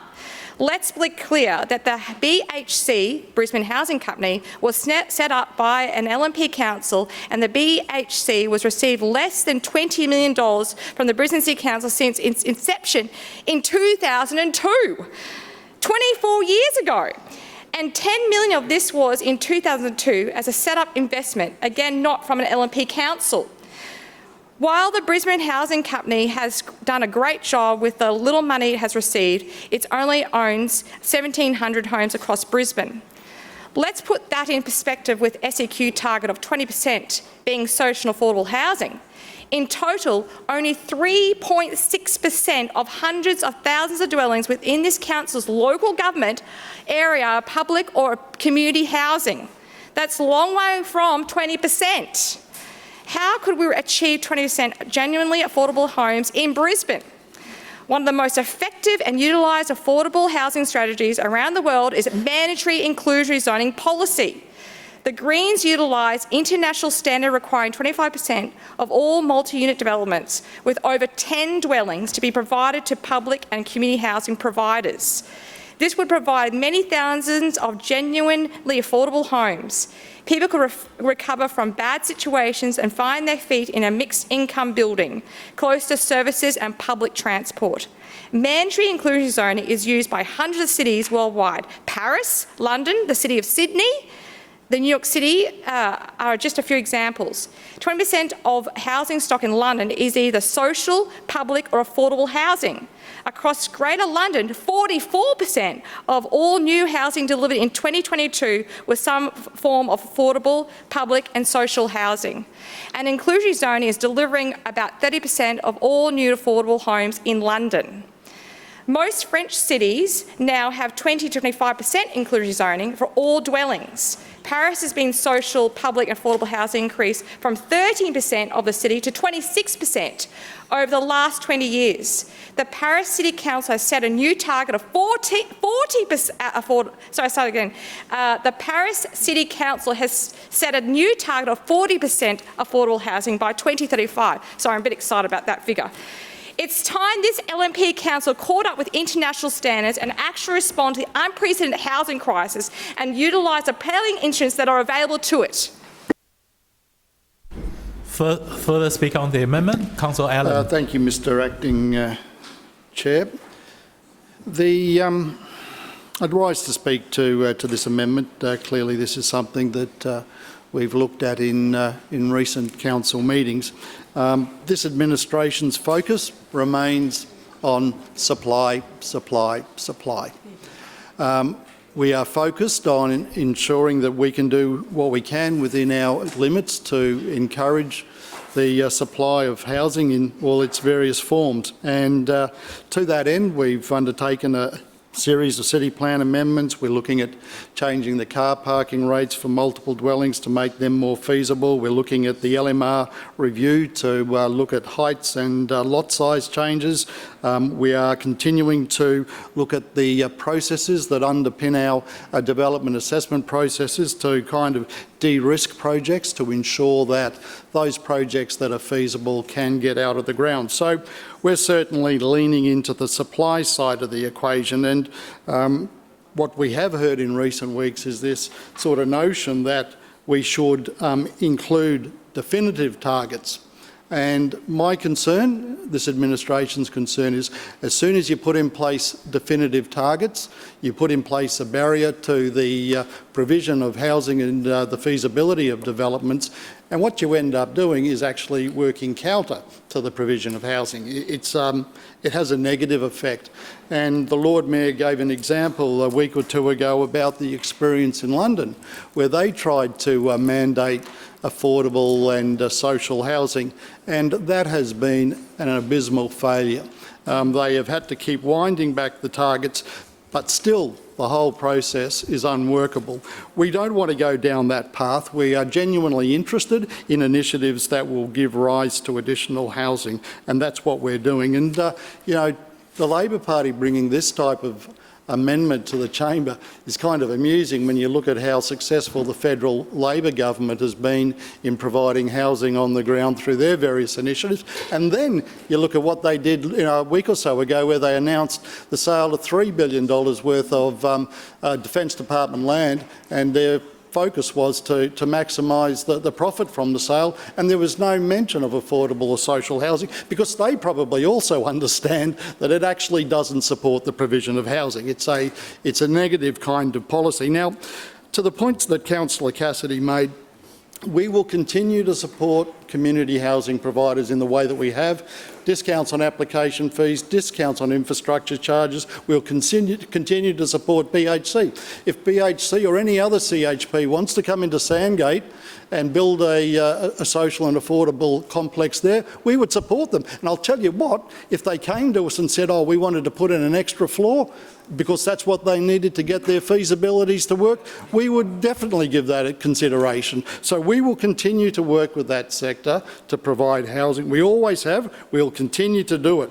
Now, one of the things that's always a challenge with putting new housing on the ground is obviously the cost of that housing. And, you know, we've seen initiatives like BIPIC add to the cost of housing. That doesn't support the provision of affordable housing, but nonetheless, from a council perspective, we're doing what we can to de-risk projects, minimise the cost of projects and ensure they get out of the ground. And it's interesting, you know, Councillor Cassidy sits there quietly, but doesn't mention the impact that, you know, organisations like CFMEU have had on the broader construction industry. And we're seeing that play out in the newspapers and the courts at the moment. So the reality is, affordability is a function of cost. We're trying to keep costs down. Councillor Cassidy and his mates have done the opposite. In the context of this particular amendment, we don't believe this is the way to go. It will restrict projects coming out of the ground. Accordingly, we don't support this amendment, and I'd like to put the motion. Seconded. It's been moved by Councillor Allen, seconded by Councillor Dixon, that the motion be put. All those in favour say aye. Aye. Those against say no. No. The ayes have it. Division. Division. Division called by Councillor Johnston, seconded by Councillor Collier. Ayes to my right, noes to my left. Clerk, please ring the bell.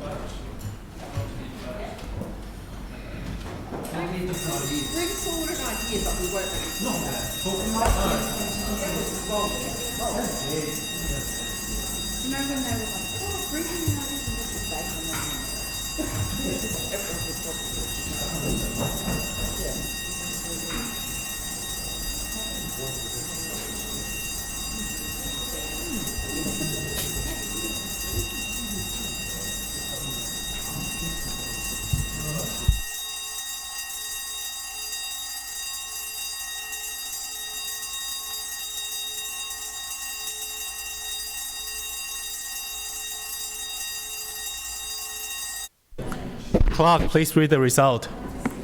Mr Deputy Chair, the ayes have it, the voting being 18 in favour and 8 against. The motion is carried. Councillors, please return to your seat.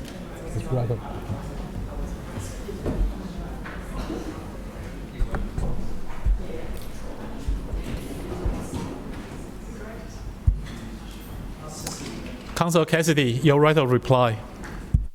Thanks very much, Chair. That's disappointing, but I guess not surprising. And for, I don't know how many times, I mean, they always groan when we move these amendments to it, so I guess it's been half a dozen times or so where I've included in these amendments that council simply encourages the Queensland Government to provide supportive housing models in this precinct. So if you go and talk to the providers of Common Ground, you talk to Micah Projects, they will tell you what is needed to meet the growing need of people in housing stress who are at risk of homelessness or who have been homeless for a long period of time, particularly the need for families to have supportive housing. Yep, that's right. Now, if we've debated this half a dozen times or so, I've lost count, how many times has the LNP spoken about supportive housing? It's not something council has to deliver. What we're talking about is encouraging the state government to fund more of that here in Brisbane. How many times have they spoken about it in these amendment debates? Zero. Zero.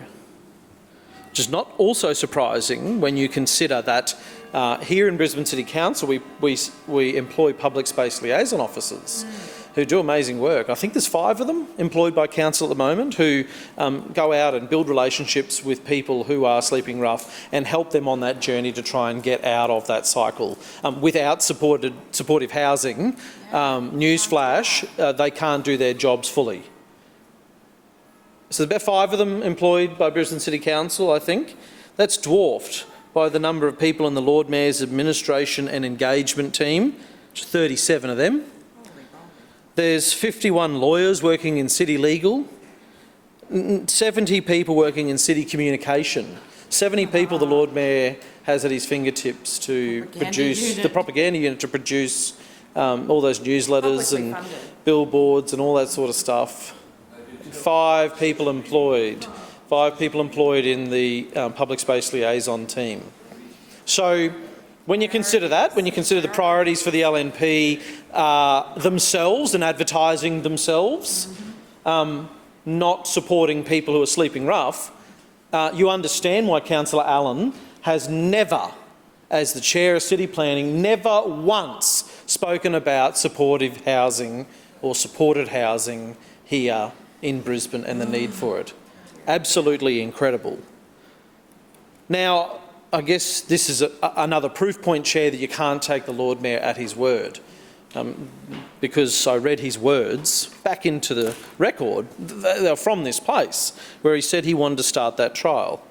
Now, Councillor Allen said putting targets in place are barriers to development, but they're not when you partner with community housing providers and those institutional investors that the Lord Mayor talked about. What's to stop the Lord Mayor from talking to the CEO of Australian Retirement Trust and saying, where are you looking to invest at the moment? Because the council I lead would like to see more community housing providers establish affordable housing in my city because people are doing it tough. And we've got a $1.1 million median price. What's stopping him? Too many billionaires meetings. I mean, instead of meeting with the CEOs of superannuation funds, the Lord Mayor detailed last week how he was meeting with billionaire property developers.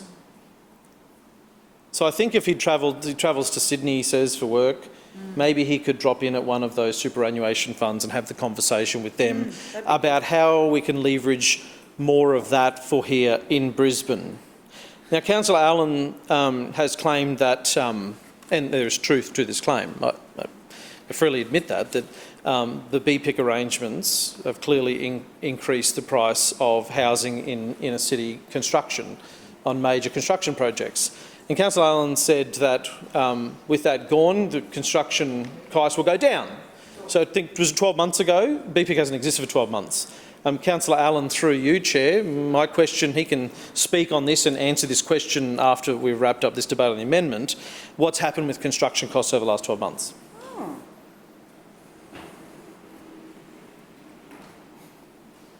So Councillor Allen has all of the answers as to why you can't do anything. But when you start to unpick them, they don't add up. No. They sound, instead of answers, like excuses as to why they don't want to do anything about it. You know, the meetings that the Lord Mayor had with billionaire property developers down in Sydney, you know, I've heard him say he was meeting them previously, strangely coincides with the LNP at state level, reintroducing developer Councillor donations. Cassidy, your time has expired. I now put the amendment to the vote. All those in favour say aye. Aye. Those against say no. No. The noes have it. Division. Division called by Councillor Cassidy, seconded by Councillor Collier. Ayes to my right, noes to my left. Clerk, please ring the bell.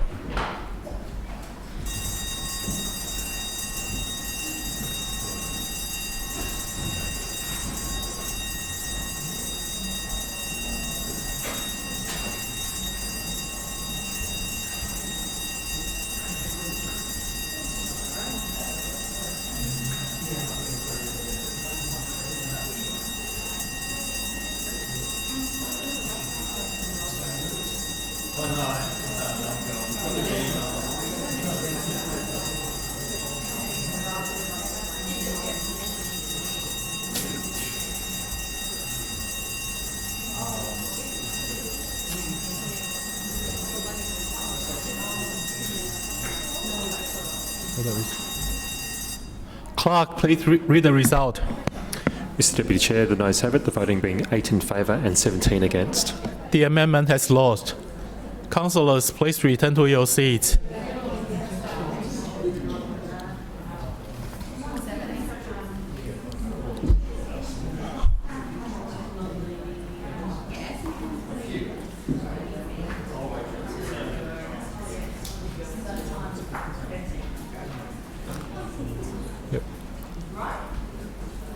Further speaker on the ENC report, Councillor Wolf.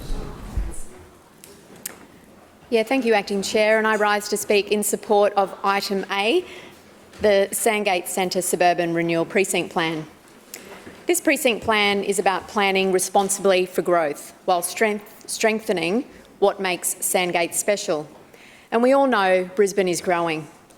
That growth is not optional, but how we manage it is. The Sandgate Centre Renewal Precinct Plan represents a thoughtful approach to accommodating additional homes in a location that already has the foundations to support them.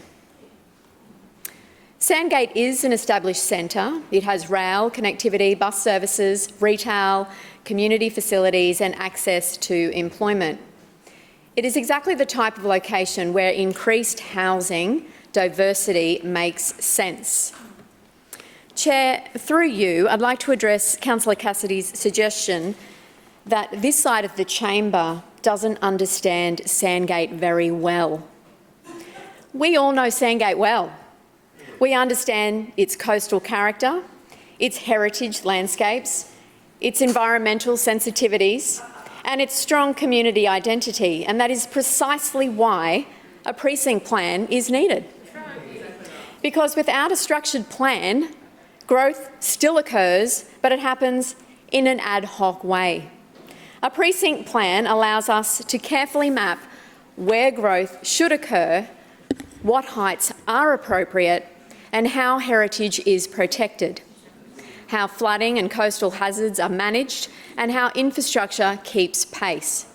And importantly, we are not rushing this. We are taking it through a full consultation process, engaging with the community before a draft will even be finalised, listening to feedback and refining the plan accordingly. That is not lack of understanding. That is responsible planning.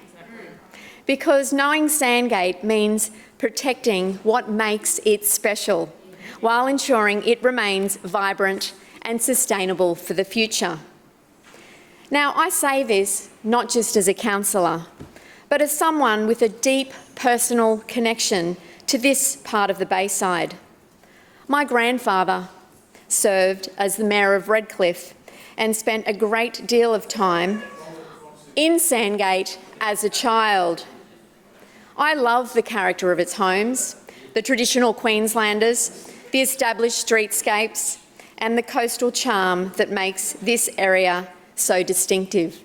The other side of the chamber seem to think this is funny, Acting Chair. That's why it's really important that this planning framework respects and protects that identity.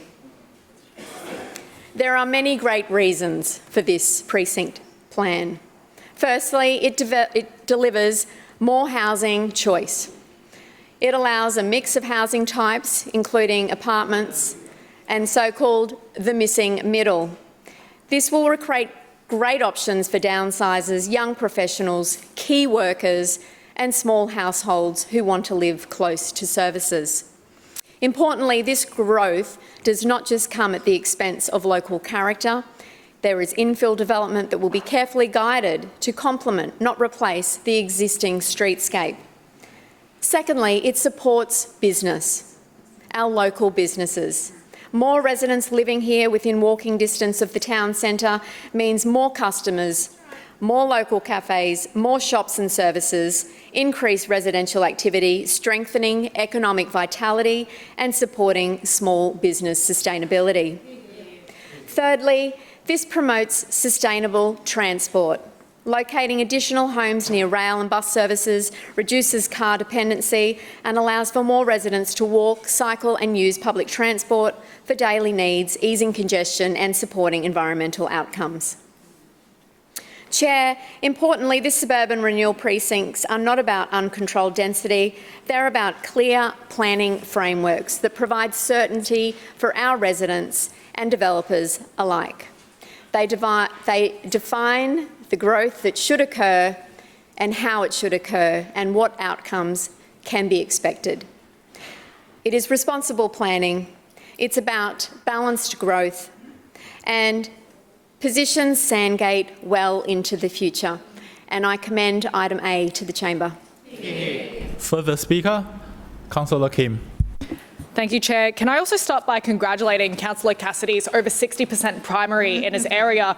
I think it's a little bit ridiculous to hear the LNP saying that they know this seat best, despite the strong record that Councillor Cassidy has had as our Leader of Opposition and also at every level of government, which has not voted in favour of the LNP out that way. So some ridiculous fake news going on right there. I have no idea what's going on. But I rise to speak on Clause B today. And yet again, it sounds like another instance of the LNP in their chamber talking about propaganda and lines that make no sense, because what this document confirms is that we pay more in rates and we get less in return. And our decaying assets tell only half the story. Not only does this LNP council fail to accept responsibility when they lose control after 2 decades of decline and billions of dollars wasted, they lose control from poor contracts and poor planning.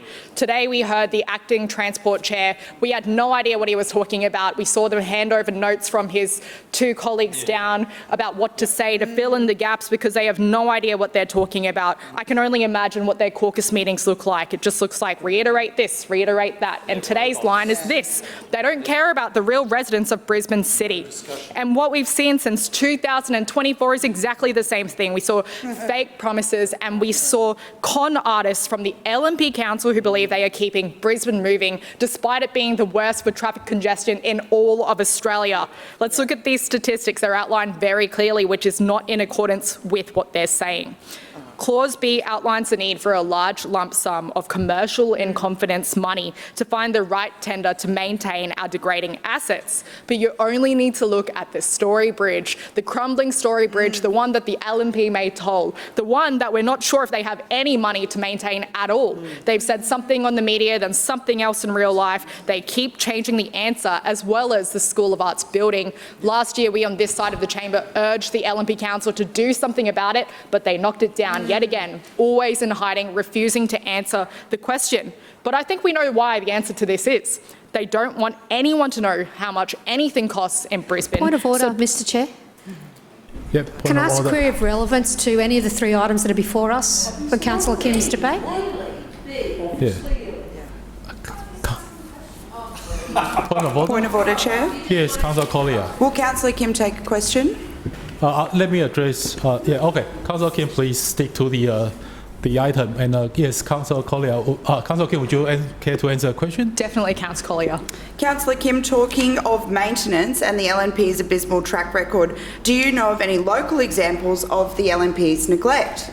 Thank you for your excellent question, Councillor Collier. Highly relevant today and every single day in this council. In fact, Linfield Street and Prospect Street, I've brought this here today so every councillor can have a look at this pothole. A resident named Gwen, she fell over and she broke her ankle. I visited her just on Monday morning, and this is a result of the hundreds of millions of dollars of lack of maintenance funding that this council keeps continuing to do. This is their philosophy every single day. In fact, this is a picture of Gwen herself, and I will be tabling a picture of this today so every single councillor can see it, because I would like the Lord Mayor to see in person the real residents that are impacted. Again, relevance to the building and associated infrastructure, not potholes.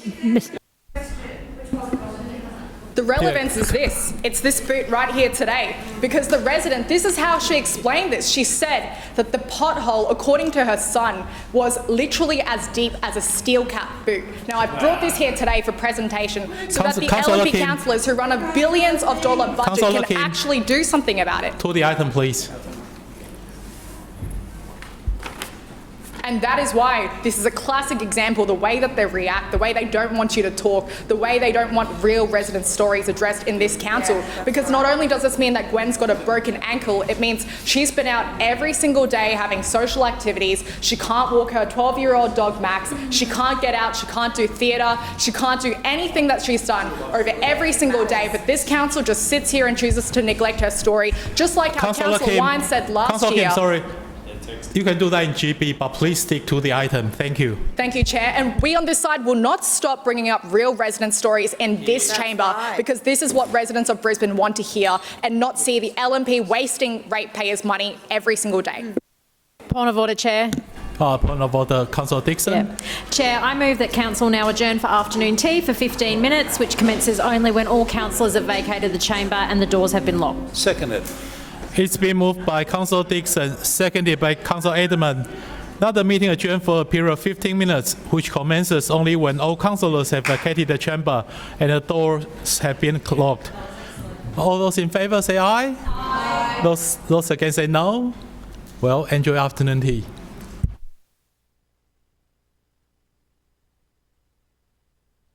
Further speaker, Councillor Landers.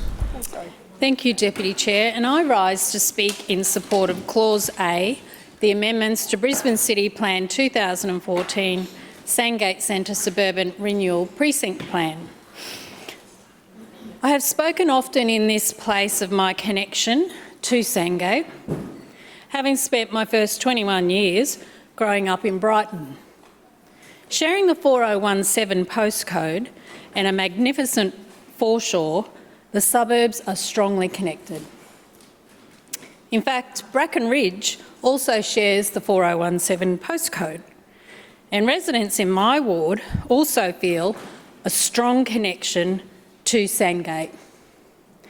And they not only spend time visiting the shops and hospitality venues, but also exercise and walk our dogs along the beautiful 6.5-kilometre Sandgate and Brighton foreshore. And we are not alone. There are many others in Brisbane who meet family and friends for a picnic or fish and chips at Decker Park, Arthur Davis and Mora Park. And I'm sure all of you have enjoyed the start of the Brisbane to Gladstone yacht race at some stage at Easter time, where we also celebrate all that 4017 has to offer at the Blue Water Festival. Sandgate is a great place to live and raise a family, but it should also be a great place to retire when you have an empty nest, Deputy Chair, and that is why I'm speaking to support the renewal plan. This plan will not only revitalise the Sandgate Business District and bring great economic outcomes, but will improve housing options. I know that when my parents moved to downsize as they got older and the lawn became too much to mow and the house to maintain, they would have loved the option of accessible units in the heart of Sandgate, close to shops, doctors, restaurants, the library, and particularly to public transport. Most importantly, I know my parents would have absolutely loved taking a walk to the foreshore, which they loved, which is so easy to do down the multiple avenues leading there from this precinct.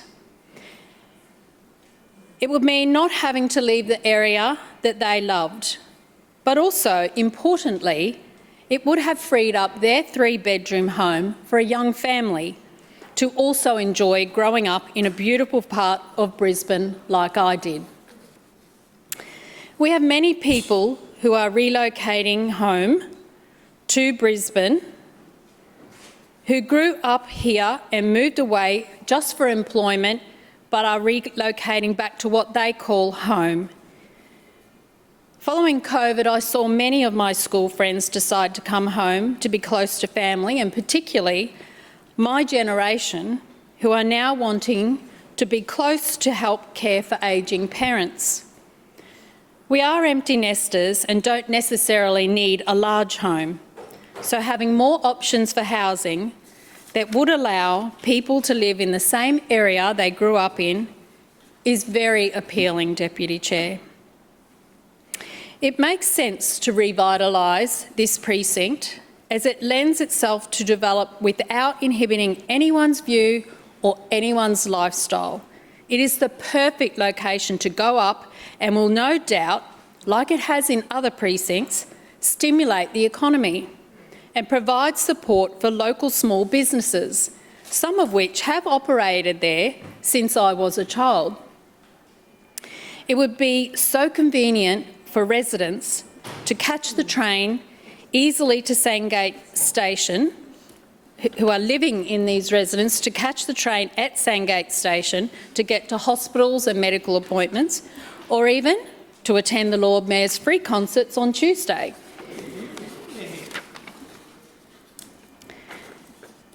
And stimulating this economy will create jobs in a location that, again, is easily accessible for workers via public transport that may not live in Sandgate but can catch the train straight to those hospitality venues safely and invigorate the area. Deputy Chair, I think this suburban renewal precinct plan is an exciting proposal and I wholeheartedly support it. Further speaker, Councillor Massey. Thank you, Deputy Chair. I rise to speak on item A and B, but I might start with item B.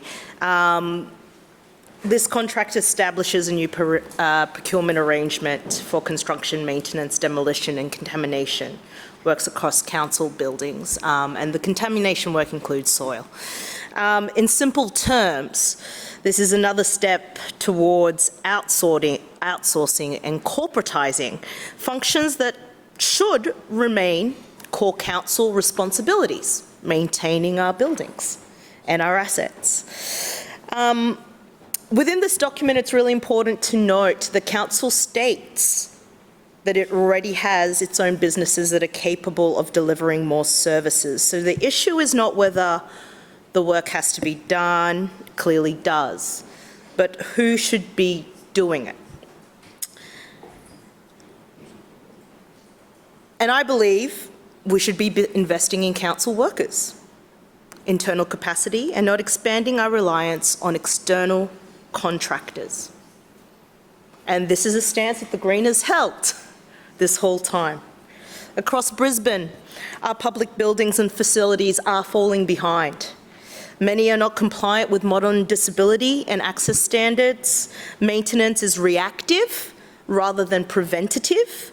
Community assets are degrading faster than we are repairing them. In the Gabba ward, this is very real. Some examples, obviously, the most obvious one, the Story Bridge, a kind reminder that the footpaths are not repaired. That, within council's own documents, they need to be repaired within the next 2 to 3 years. Other things in the ward that are important to put on the record, the Karilpa Library, our beloved local library, does not have toilets that anyone can access. The West End recreational pontoon was out of service for over 9 months after ex-Alfred. These are not isolated cases. They reflect a broader pattern of underinvestment and care in public assets. Corporatization may look efficient on paper, but in practice, it distances this council from the communities that we are supposed to serve. It turns essential services into contracts rather than long-term public responsibilities and relationships. When work is fragmented across multiple providers, we lose internal knowledge, continuality, and accountability, and we become dependent on external market forces and availability to build our own capacity.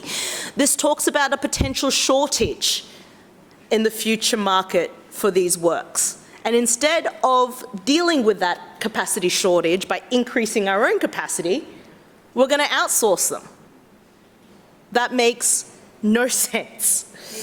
If we want to truly maximise community benefit, we must invest in people. Those people are council workers, not just procurement frameworks. I'm going to speak briefly to item A. I wasn't, but I am just going to put a couple of things on the record.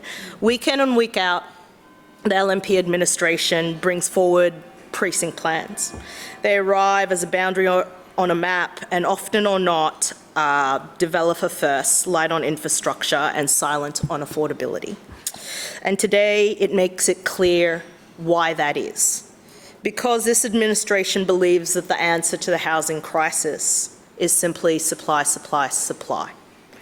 Supply-side economics rarely works in housing because it assumes that the market will deliver affordability on its own, despite decades of evidence contrary to this. The LNP has been in charge of Brisbane's development and how Brisbane develops for over 20 years. And for 20 years, it has been supply, supply, supply. And what has that delivered?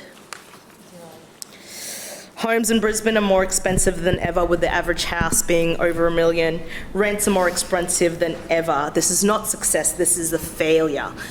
As one of what I believe are only 2 renters in this building, when will the mega majority start speaking to us, start speaking to future homeowners? When will they start implementing policies and be ambitious to actually make a change in people's lives? Further speakers. Councillor Adams. Thank you, Madam Chair, and I rise to speak on item A before us today. And the great opportunities we have here in a lovely part of the world for injection of housing options and the injection of money into the local area with more feet on the streets, and of course the growth of this beautiful seaside village. I just needed to correct something on the record. We heard from Councillor Cassidy that apparently he wrote to the Lord Mayor and never ever got a reply. We do know that the truth doesn't stand in the way of a good story, because I do have in my hand the reply. May not have been from the person he wanted to hear from, but it was from the acting mayor at the time, who fully and comprehensively responded to the email that he sent in 2022 from the Mayor to Councillor Cassidy in response to the email. One moment, please, Councillor Adams. Councillor Collier. That is the third caution. You do not call out while somebody else, another councillor, is on their feet speaking. And the same goes for you, Councillor Cassidy. Point of order. Point of order, Councillor Cassidy. I claim to be misrepresented. I note your claim. Councillor Adams. Well, I'm not sure if the Leader of the Opposition expects that the acting mayor and the mayor would respond with the same letter. But that's not how it works. There was a response from the Lord Mayor's office that was signed by the acting mayor at the time, which actually brought up a lot of the same points that he brought up today. I'm thinking on the road to Damascus he just copied out the email into his speech notes today, because the one question of the many questions that Councillor Cassidy asked today was, is he actually supporting this or not? He threw a lot of questions our way, but never actually said yes or no on how he's feeling. So we're back on the fence with Councillor Cassidy, having a bet each way. The gasworks was brought up here and it was very clearly explained. in the response from the acting mayor at the time as to why the gasworks precinct stayed at 3 stories, and a lot of that had to do with the current minister at the time and local member Mr Hinchliffe, who did not support the Sandgate neighbourhood plan and made sure it didn't go through in the form that we wanted to see. Councillor Cassidy at the time did not support the local neighbourhood plan either. So on the road to Damascus in the next 4 years, maybe we will see that change of heart, that there is some support. As I mentioned last week with Mount Gravatt, for 15 years in this place, or 18 that I've been here, Labor has not supported a neighbourhood plan until very, very recently when it was politically convenient to do so. So we wait with bated breaths to see how we may have flipped on our policies over the last few years. And as I said, spoke last week about Mount Gravatt precinct plan. One moment, please, Councillor Adams. Point of order, Councillor Strong. It's to relevance. There is nothing in this clause about Mount Gravatt. So in light of that determination you made last week in regards to what I was saying about Ellen Grove, could you please Councillor. ask the councillor to go back to the clause, please? Thanks, Councillor. Councillor Adams, can you Thank you, Madam Chair. If I could have finished my sentence. As I spoke about Mount Gravatt last week, the upper Mount Gravatt plan, and Mount Gravatt a couple of weeks before this, Sandgate is Point of order. Finish the No, sentence. Councillor Strong, Please, Chair, if it's could the you same ask- point of order, it's the same response. No. Thank you. No, she's actually challenging you as chair, repeating Mount Gravatt, Mount Gravatt, Mount Gravatt, just to get under my skin, but it's not working. I beg to differ, Madam Chair, through Okay. Thank you, Councillor Strong. Councillor Adams. I just want to finish my sentence, Madam Chair. As I said, in the upper Mount Gravatt precinct and the Mount Gravatt precinct, the Sandgate precinct plan is around a beautiful part of the world where Brisbaneites do want to live. It is a beautiful seaside village, but it does have an ageing community. And from my understanding, the young people are leaving because there's very little work and the housing does not cater for their needs. What we see in this area on the north side of Brisbane is fantastic transport, as you mentioned yourself, with the trains and the buses that move through this area, and across the suburbs if you live in closer neighbourhoods as well to work in this area. We did a massive upgrade of a beautiful pier in the time that I've been here, so it is also a tourist attraction to spend the day there as well. And there are so many natural environment in this area between the seas, the parks, the local areas. I know in the last neighbourhood plan in 2022, one of the outcomes was a heritage trail, and I think there's a great opportunity to promote that strongly again to make sure we can get that feed on the street as well. Because the feed on the street is not just about housing options, it's about economic development too. There are some lovely local businesses up there and a strong local chamber in Sandgate, but they are seeing the same outcomes that I'm seeing in Mount Gravatt and is starting to creep into upper Mount Gravatt with vacant shop fronts. And we do need people there. It's a chicken and the egg for people that live there and people that actually spend their money there, that we can support these businesses and actually have enough people in the local community to support more businesses, to dovetail into really making this a vibrant local high street in Sandgate as well. At the moment, there's many stores there in dire straits. As I said, I've experienced in Mount Gravatt, and a turnover as well with vacant shops. And if we can see the opportunities that unfortunately did not eventuate out of the last neighbourhood plan come to fruition, with the change that we've seen right across a raft of amendments that Councillor Adams, your time has expired. Councillor Cassidy, your point of... One moment, please. Councillor Cassidy, your point of misrep. What I said in my speech was that the Lord Mayor never wrote back to me, and Councillor Adams, waving a piece of paper around, said the Lord Mayor responded. In fact, it was Councillor Adams who responded some 3 months after my email, and to date, I have never received a response from the Lord Mayor. Thank you. Point of order, Chair. Point of order, Councillor Massey. Could we take item B in seriatim for voting? Yes. Further speakers? Councillor Strunk. Oh, thank you. Well, I think I'm going to go across Brisbane on this one now, that we can speak about all suburbs and all neighbourhood or precinct plans. One moment, please, Councillor Strunk. Point of Councillor order, Councillor Adams. Strunk take a question? Councillor Strunk, will you take a question? No, Councillor Adams. But thank you for asking.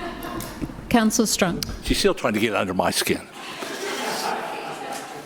Anyways, seriously, the Sandgate Centre precinct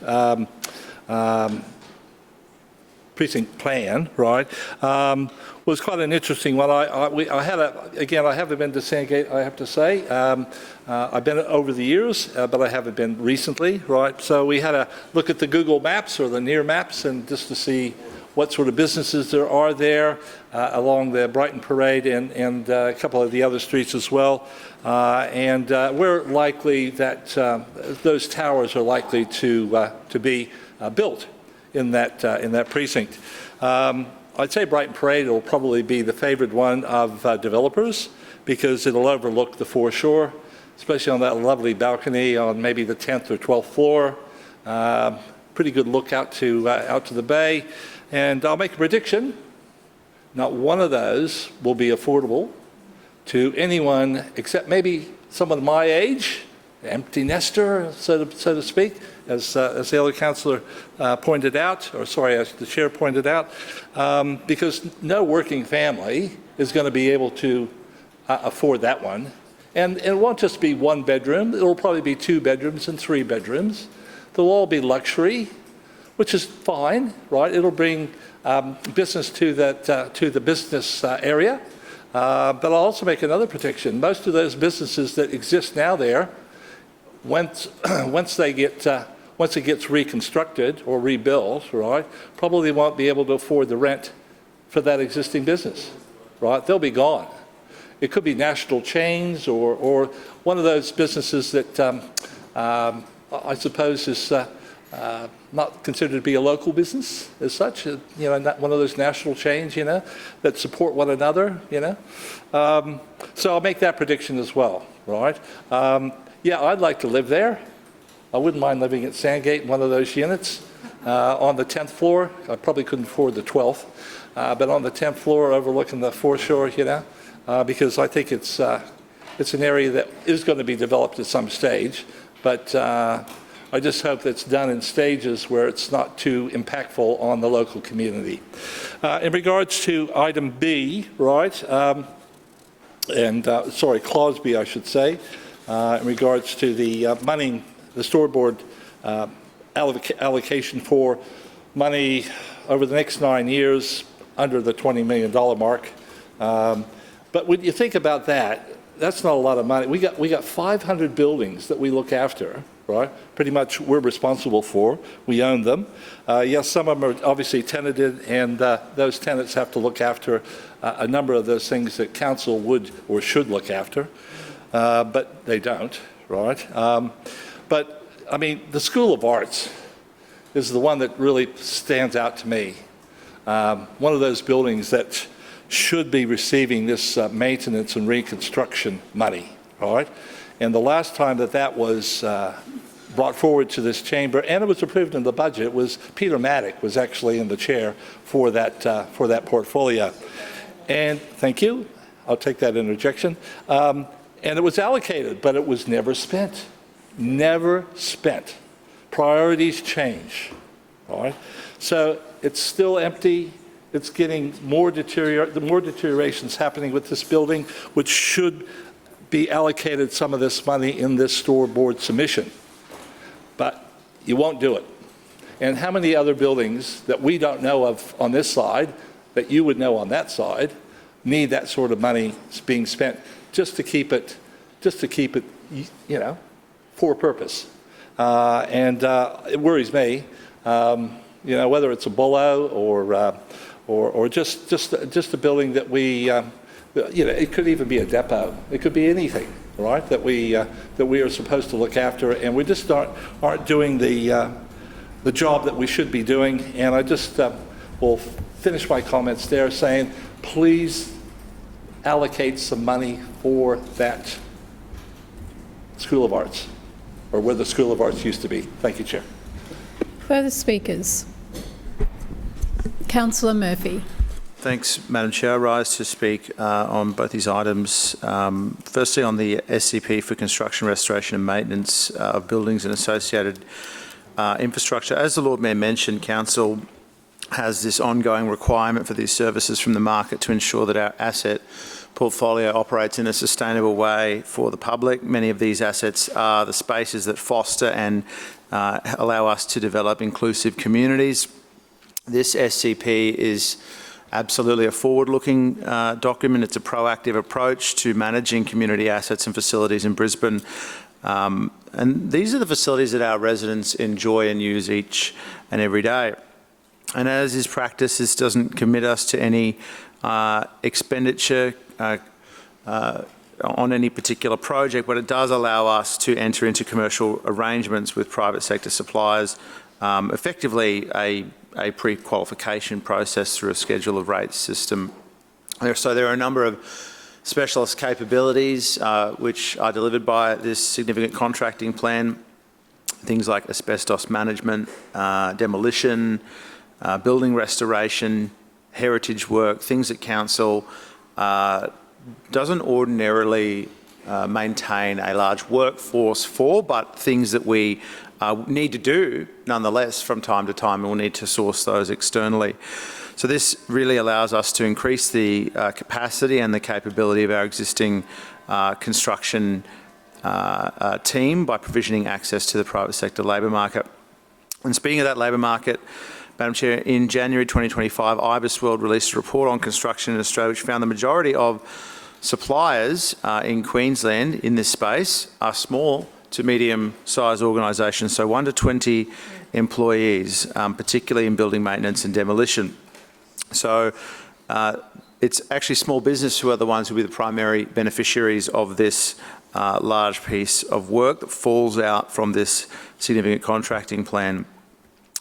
This, of course, as I said at the start, is part of our proactive approach to maintaining our very large and diverse asset base, taking a medium-term view, as the Shrinner Council often does, towards the city's construction, restoration, maintenance and renewals is vital to make sure that we can complete this type of work on time and with respect for the ratepayer's dollar.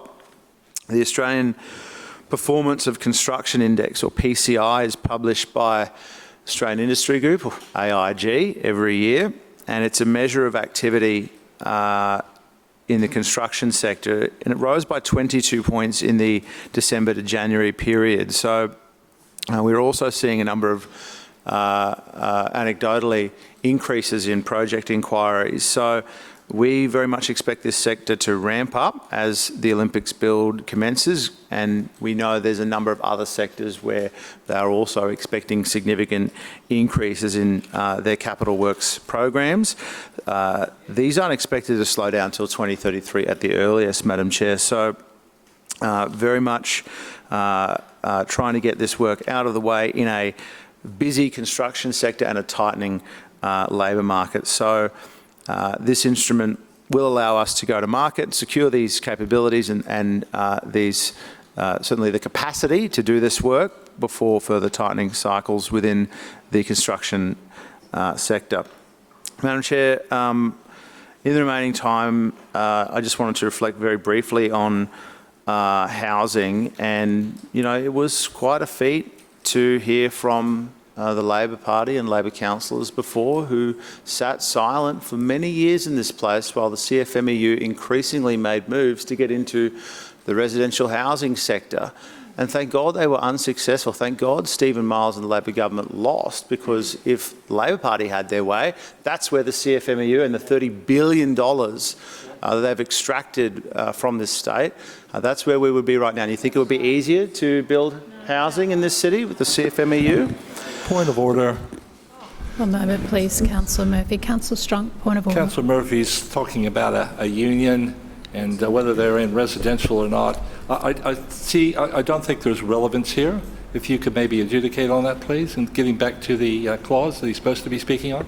Thank you, Councillor Strunk. I believe Councillor Murphy is talking about housing with respect to item A. So, Councillor Murphy, if you can come back to I said housing. Thank you, Councillor Cassidy. Please don't call out. You were not on your feet doing a point of order. I was answering Councillor Strong. Councillor Murphy, if you can come back to item A, please. Well, thank you very much, Madam Chair. And these neighbourhood plans create housing, and we know that they have opposed. They've opposed what, 15 out of 16 neighbourhood plans that create housing in their time in this office. The only councillor that actually supported a neighbourhood plan all the way through was Councillor Sutton. One moment, please, councillor. Councillor Murphy, if you can just touch your mic. One councillor in the one history. moment, hang on, Councillor Murphy. Councillor Cassidy, you're calling out again while someone is on their feet. Please stop doing that. Councillor Murphy. Point of order. Point of order, Councillor Cassidy. Will you deal with Councillor Murphy's act of Councillor, disorder? I am not. That is not a point of order, and I am not debating you. Resume your seat. Councillor Murphy. Madam Chair, when they can explain why they opposed 15 out of 16 neighbourhood plans and all the housing that would have been delivered by those plans, then, Madam Chair, I think we can have a really honest debate about this. But until then, we can't. Further speakers. Councillor Collier. Thanks very much, Chair. And, you know, every time one of these precinct plans, not neighbourhood plans, they don't exist anymore, but every time one of these precinct plans, and, you know, this is the earliest stage of the precinct plan, although I don't know, because some of those LNP councillors seemed to be quite convinced about what it was going to be and what the outcome was going to be, and buying off the plan already as if it was all a fait accompli. But then other LNP councillors said, oh, we're going to go to consultation and we'll listen. So which one is it? Which one is it, Chair?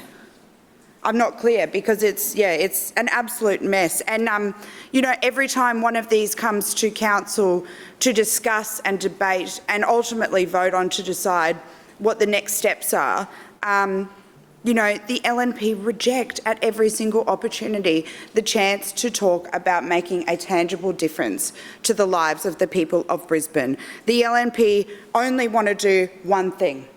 That is what the person from the LNP who is responsible for planning has said. They only want to do one singular thing to address housing affordability and supply in this city. And every single person you speak to, whether they are from, you know, the community housing sector, whether they are from the construction centre, any level of government, they will all say, this is not something that one single thing can fix. We need to work together. We need to work collaboratively. Nothing should be off the table. But every chance the LNP get in here, not just about when we're talking about including provisions to encourage developers to make homes affordable. I thought that was a no-brainer, but every time the LNP get a chance to make a decision on that, they choose not to support it. They chose time and time again not to support additional funding directly from council for organisations who are at the coalface of the housing and homelessness crisis we are facing in Brisbane. Every single time the LNP choose not to support giving additional funding. This is an LNP council that kicks people who are in some of the most vulnerable situations of their lives. They have nowhere else to go, and they kick them out of parks. They just say, just get out, we don't care about you, please move on. And again, yeah, like I said, every single chance they have in this place to vote, put their money where their mouth is and say, we support more affordable homes for the people of Brisbane. Every time in this place they choose not to, because the choice that they are making is they want to make life easier for property developers, who I note will shortly once again be able to make political donations to the LNP in Queensland. That's their priority. That's the LNP in Brisbane's priority. And time again we see it is not the people of Brisbane. You know, we know that Labor councillors are here in this place. We are elected by communities to represent them.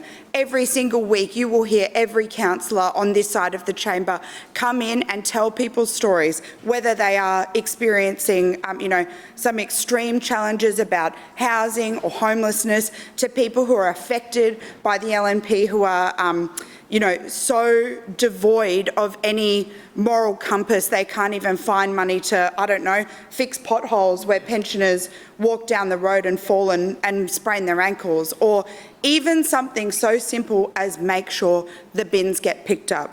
I have sat and listened to contributions from LNP councillors in this place. I don't even know where to start, honestly, because I don't know if you guys swap notes or something, but it's all very confusing because you're not singing from the same hymn book. We had the person who is the second in charge of city planning in Brisbane from the LNP. She thinks that Redcliffe is part of Brisbane, and doesn't seem to know that there's a local neighbourhood plan for this area that we're talking about in Clause A already in place. And I maybe reuse the speech that, Councillor Allen's office wrote at the time. I don't know. Proof they don't know. But that is what happens when you have the Lord Mayor's hand-picked personal representative is a convicted criminal for the Deagon area. Let's not forget that. This is the person that the Lord Mayor personally hand-selected to represent him. That is a convicted criminal. So I've listened to the LNP's contributions. There was a lot about me, myself and I. Councillor Collier, your time has expired. Are there further speakers? Councillor Johnston. Yes, I rise to speak on items A and B. And firstly, just with respect to item A, I'd just like to make a few comments. And let's take a step back and look at the bigger picture here. The Lord Mayor has been shown today to be a deeply dishonest person. He has been shown to have made public statements of support for social and affordable housing in this part of Brisbane. And today, when it's come to the decision to actually deliver on what he has publicly said, not forced to, not made to, his public views, the LNP and the Lord Mayor are saying they will not support it. Now, we know from the Lord Mayor's actions that he is more interested in talking to billionaire developers, as he did just a week ago, than he is at looking at affordable and social housing in Brisbane. That is the outcome of today. What it also shows up is this LNP administration is not prepared to listen to the advice of local councillors. That's something that I've known for a very, very long time. I'm sure it's something Councillor Cassidy knows. But not only has the Lord Mayor been two-faced in his public statements, he's also ignored the views of the local councillor who does represent his community and have the best interests of his community at heart. So the decision on the Sandgate neighbourhood precinct plan, I think certainly the amendment would have been a good one in my view. Clearly the model that the LNP has got, which is just let's let the developers rip profits out of development and force prices up, continue. Now, we had a couple of very weak attempts by Councillor Allen and Councillor Murphy to kind of blame the CFMEU. Weak attempts. But what I will note is Councillor Allen's admission that prices should be falling now. We don't have BPIC conditions. The CFMEU is not running the housing market in Brisbane. So prices should be coming down now, Councillor Allen. And I feel fairly certain that you will be able to justify why the prices are falling in the construction market over the next few years, because otherwise perhaps the ACCC will be looking at why prices are still artificially inflated in Brisbane and not coming down like you've said they would. But we'll see about that in future. Now, item B. Item B is, I think, an indication of everything that is wrong with this council. This is the wrong solution for the wrong time that will not deliver good outcomes for the people of Brisbane. This administration has gutted the operational parts of council to the point where you can't get a road repaired, you can't get a footpath repaired, you can barely get a building repaired somewhere. You'll wait years on the list, years and years. We know that this LNP administration do not put the necessary funding into fixing and repairing broken things. We know the Lord Mayor on his long-haul flights to, I don't know, the LA, Paris, Switzerland, wherever he's off to next, perhaps he should spend some time thinking about the importance of maintenance rather than Olympics junkets, because we are not getting good value for money in this city. And this proposal certainly will not deliver it. This proposal does not lock in prices. This proposal does not lock in suppliers. This proposal does not guarantee that labour external to council will be available to do the work. This simply creates a list of preferred contractors who will price gouge council, which is what we are seeing right across Brisbane. It does nothing to bring down the prices of maintenance, ensure maintenance is going to be done, and it is creating a list where we don't even know that we will get individual contracts coming out of this list, because all these people are going to be bidding for the Olympics work as well. So the problem is this is not the right solution for the times. There is a problem coming.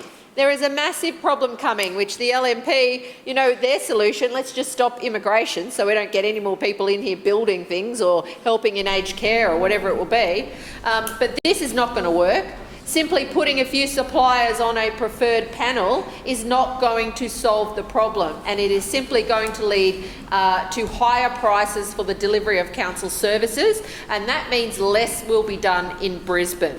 Council should be investing in our workforce at a time when the external drivers in Brisbane are huge. It is the wrong solution at the wrong time. Councillor Johnson, your time has expired. Further speakers. Councillor Adam. Thank you, Councillor Madam Chair. Allen. I rise to speak on item A, the Sandgate Centre Suburban Renewal Precinct Plan. Now, this is part of our ongoing program of work to provide more homes in the right locations with good public transport access and amenity. This is all about providing faster outcomes for housing in this city. Sandgate, and particularly the area around Sandgate Village, is a great part of the city. It has outstanding natural assets and some significant infrastructure. It has a shopping village, train station, access to great natural attractions such as the foreshore parks and Iron Bump and Lagoon, and much more. Unfortunately, over time, some trends have emerged, such as a decline in younger working age people in the area and very low building activity. It's apparent that there is an opportunity in this location to improve housing outcomes and support economic activity. Now, Councillor Cassidy indicated that, you know, we didn't know much about Sandgate. Now, you won't be surprised to know that one of the reasons that we are going down this pathway is our engagement with the local community up in Sandgate, particularly the local business community who've been crying out for some support in that area. So we are listening to locals already, and in fact the local business community and others are the main catalyst for us embarking on the Sandgate Renewal Precinct. Now, accordingly, we're looking to progress this precinct plan because it's all about more housing, improved economic outcomes, and leveraging the amenity and infrastructure in the location. The area we're looking at is around Brighton Road, Rainbow Street, and other areas in the Sandgate Village. Now, Councillor Cassidy made much of the gasworks site. He made some commentary around affordable housing. Councillor Cassidy will get an opportunity to make a submission. I look forward to Councillor Cassidy making a submission and have him contribute to the consultation. Now, as I mentioned, it's a well-established area, well serviced by transport and amenity. The station is a wonderful asset up there. It's got great linkages to the north and south through the Gateway motorway. So from a transport and accessibility perspective, it is really first class. There's wonderful retail and commercial offerings up there that could certainly be elevated, and it's certainly a place where I believe people would want to live, and certainly for the older community up there, they need to be able to age in place. As I mentioned, it's got wonderful natural attractions and parks. It's got the Sandgate foreshore, it's got the lagoon, it's got further parks within walking distance of the main village there. So a number of fantastic attributes that really point to this as a great renewal opportunity. We know that the Deagon ward in general is a low growth area. Brisbane grew at about 1.7% between 2019 2024, and Deagon's growth rate's at 0.8. So it's really an opportunity there. Councillor Collier suggested that, okay, we've got a singular focus here. We do have a singular focus. It's about providing housing in this city, but we don't have a singular mechanism for doing that. We are progressing a wide range of suburban renewal precincts. We're doing a number of centre reviews. We've got the LMR review underway. We've got the car parking initiatives underway. So we are looking at every avenue we can to support housing outcomes in this city, and I think unless Councillor Collier is sort of living under a rock, she would appreciate that. Now, we do know that there's an opportunity to provide additional density in this location to support housing outcomes. We know that there's virtually no apartments being delivered in this area, so I don't know where people looking to downsize would go if they wanted to age in place. There's nothing for new home purchases. There's nothing for the smaller households that we're seeing in Brisbane. So this is the very start of the process to get this underway. We'll seek the Section 18 pathway with the state to facilitate a much quicker outcome on this. This is all about providing housing in the right location. This is a great location for additional housing. We want to support housing in this location for the wider community. We want to support economic development, and I commend this item to the chamber. Thank you. Further speakers, Councillor Griffiths. Thank you, Madam Chair. And I just say that there are two points I want to speak to here. The first one is in relation to the Suburban Renewal Precinct Plan, obviously, and the second one is in relation to our community facilities, which we're talking about. Both these are really important items for the long-term direction of the city, and what I was hoping the administration would bring was some vision, but there's no vision here. They're just doing the same old thing under the same old mayor as the Liberals do. So I think this is a really important time for some vision going forward, but we're not going to see that from them. You're going to get the same thing over and over again. So let's look at what they call planning, because planning is just a scam for we're looking after our developer mates. And I can say that from first-hand experience after being through the Murica, Salisbury, Nathan plan. And all you've got to do is look at the Lord Mayor's Better Suburbs Board. And I keep saying to everyone I meet, look at the Lord Mayor's Better Suburbs Board. I look at it, I get the minutes from it, I'm not allowed to release them, not allowed to show the public what they're discussing, but a lot of what they're discussing is these plans and these locations. And we have this amazing thing the Lord Mayor set up where 3 or 4 developers have LMP contacts, most of them. 3 or 4 developers meet directly with our planning officers and tell them what they want. Tell them what they want. How many residents get the opportunity to go, this is what we want? Wow. When I tell people, they're mind-blown. They're mind-blown. They go, no, you're joking. And I go, look it up. And that's what's going on here. We don't have a Lord Mayor that's talking about infrastructure. We don't have a Lord Mayor that's talking about lifestyle. We don't even have a Lord Mayor that talks about housing for our kids or people who aren't so wealthy like him. I'd love to be on your wage. Lots of people would love to be on your wage, Lord Mayor. They're not. Through you, Madam Chair. They can't afford to live in Brisbane. It's like our workforce. They can't afford to live in Brisbane. Here, here. The workers who work with the homeless people, can they live in Brisbane? Our hospitals? Like, we aren't providing affordable accommodation. And to say you are is just a scam. But this whole plan, from my experience, is a scam.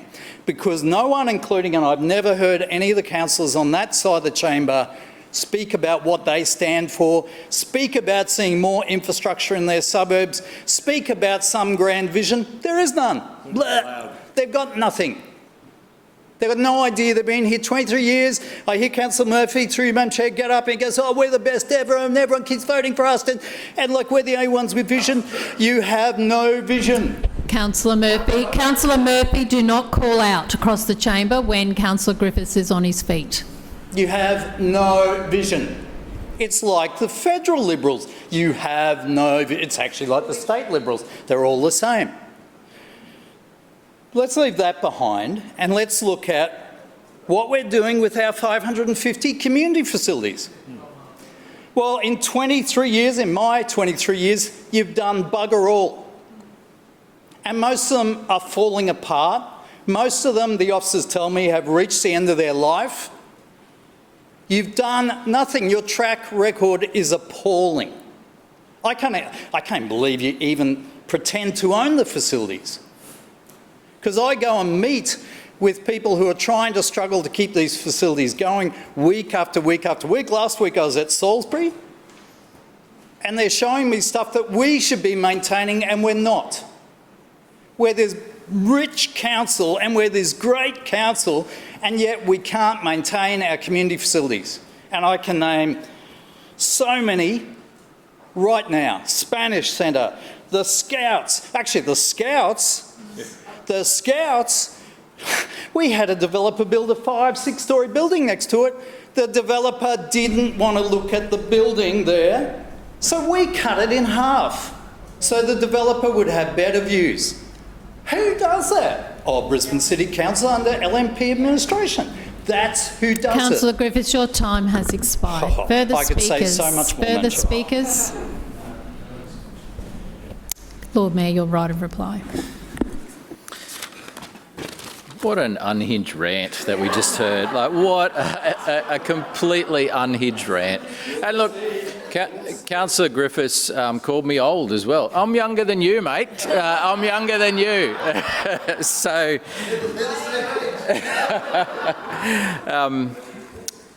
look, you know, the reality is that we've seen, and I've said this before, but it's true, we've seen Labor do an absolute backflip in their position because they've worked out that their sustained and ongoing opposition to new housing is not right, is just not right. And so they built careers on opposing housing, and that goes for the Greens too. They are all about opposing housing. And there's always, oh, we want new homes, but. There's always that word but. And then they have a list of requirements which are just excuses for opposing homes. Now, Councillor Cassidy, you know, you've pointed out that I've been open to considering things like inclusionary zoning. And absolutely I was. But the more I looked into it, it was obvious this is a failed policy. And for any example of where it's worked that you can provide, there are just as many examples, if not more, of where it's been a dismal failure. And so what we're talking about here is, so inclusionary zoning is effectively with a private development saying to the developers, you need to make the price of these apartments more to subsidise these apartments over here. Now, that's what inclusionary zoning is. Some people pay more so that other people pay less. How much less? Not a great deal less, actually a little bit less. And so what the evidence shows around the world is that it is just as likely to be a failure than it is to be a success. And I've talked in this chamber about the experience in London multiple times, and Councillor Cassidy doesn't seem to have heard that, so I'll say it again. The Mayor of London, the Labor Mayor of London, promised that 50% of all new homes built in London would be affordable homes, and he introduced an inclusionary zoning target. It was a dismal failure and caused the level of housing construction to drop to levels not seen since the Second World War. And so, in acknowledgement of this failure of policy, the Labor Mayor then reduced his target to 35% of new homes being affordable. It was still a failure. And now he's reducing that target a third time to 20%. Let me predict it will continue to be a failure. It has failed in San Francisco. It has failed in Washington, D.C. I could go on. It failed in Wollongabba as well. Because not a single, even though the height limits in Wollongabba were lifted to something like 75 stories by the Labor state government, nothing was built. One moment, please, Lord Mayor. Councillor Cassidy, you had your turn to speak. If you've got further, you can speak in general business. Do not call out while the Lord Mayor is speaking, or I'll have to formally caution you. Lord Mayor. But what Labor and Councillor Cassidy are really asking for is it's a bit of a throwaway motion that they put up every time to have an aspirational target. Like nothing real, nothing of substance, they just want an aspirational target. Now, it's either a target or it's not a target, but an aspirational target to me says that they're not really serious about it. And so this is not theory. Point of order. Point of order, Councillor Cassidy. I claim to be misrepresented. I'll let you have your point of misrep, but I'm not sure where the Lord Mayor was quoting you from your former speech. Lord Mayor. I'm referring to Councillor Cassidy last week talking about we need to have an aspirational target and referring to affordable housing and inclusionary zoning. Now, let's put aside theories and aspirational target. Labor just had 10 years in state government to deliver housing utopia. Did they deliver it? The public housing waiting list blew out massively. The construction of new social homes went down to only 500 a year on average, and we are in the state we're in now because of their inaction and incompetence.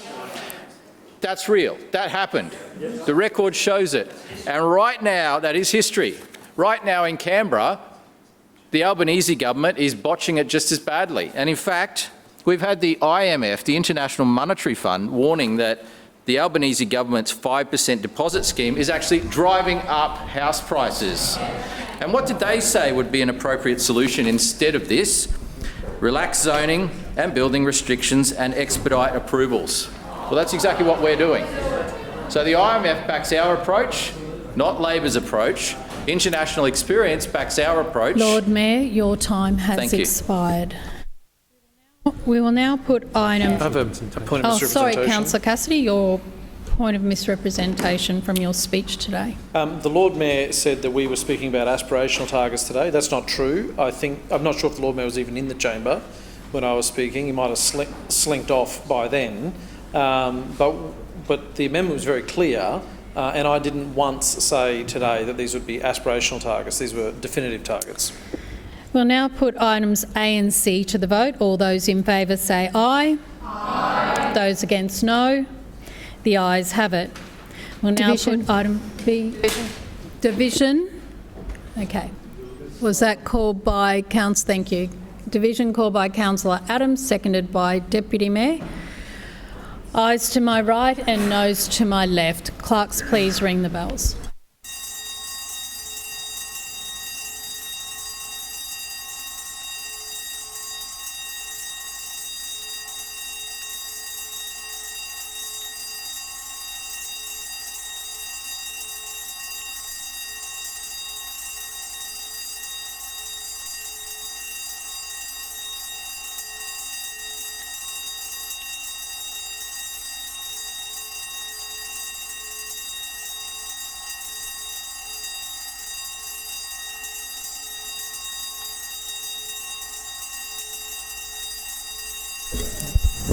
Clerks, please read the results. Madam Chair, the ayes have it, the voting being 26 in favour. That is carried. Councillors, please resume your seats.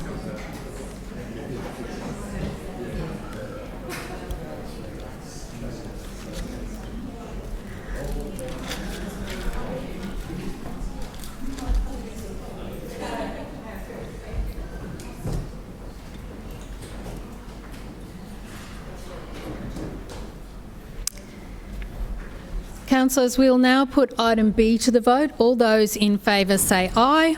Aye. Those against no. The ayes have it. Division. Division called by Councillor Massey and seconded by Councillor Chongwa. Ayes to my right, noes to my left. Clerks, please ring the bells.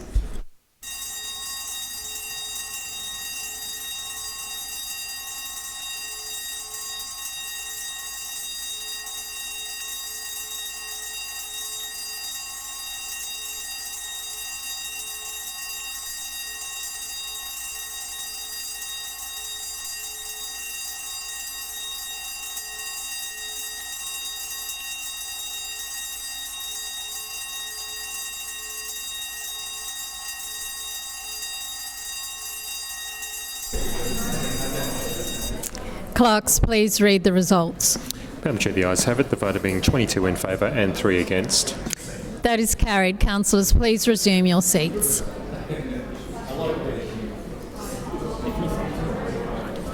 Point of order, Chair. Point of... Those bells did not ring for 2 minutes. I was not in the chamber. I was walking into the chamber and the bells stopped well short of 2 minutes. The rules are that it's up to 2 minutes, Councillor And it Cassidy. was clearly coming into the chamber, it was stopped and then the vote was recorded. You knew I wasn't there. You could see, you could have a count. You had a count of councillors. I don't. I leave the clerks to do that counting. I don't look for you. Oh, blame Sorry, somebody else, Councillor. You knew that we were in the process of doing the voting. We'd just finished doing the first 2 items. Councillor Toomey, Public Transport Committee.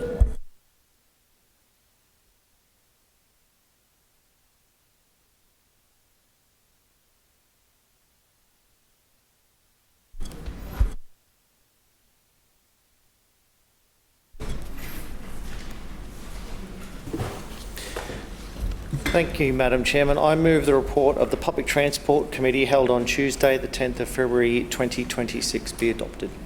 Seconded.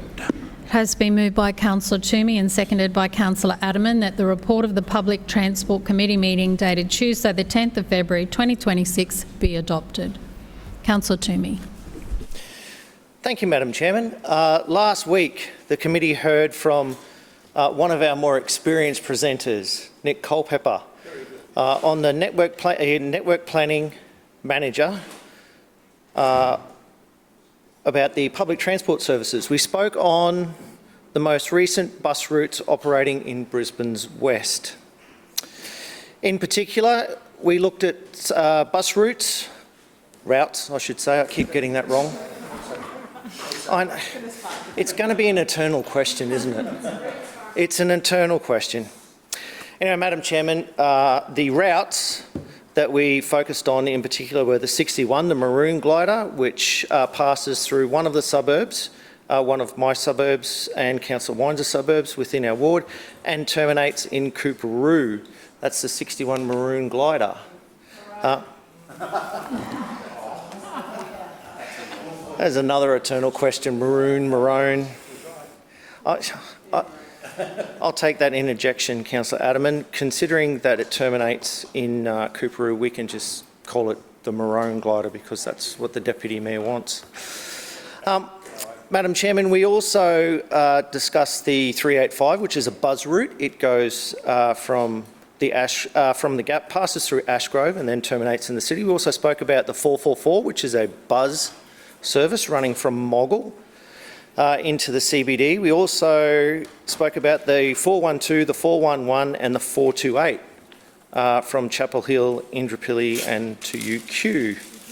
Madam Chairman, the Maroon Glider, which is route 61, which is a popular service from Ashgrove, Paddington and Barden.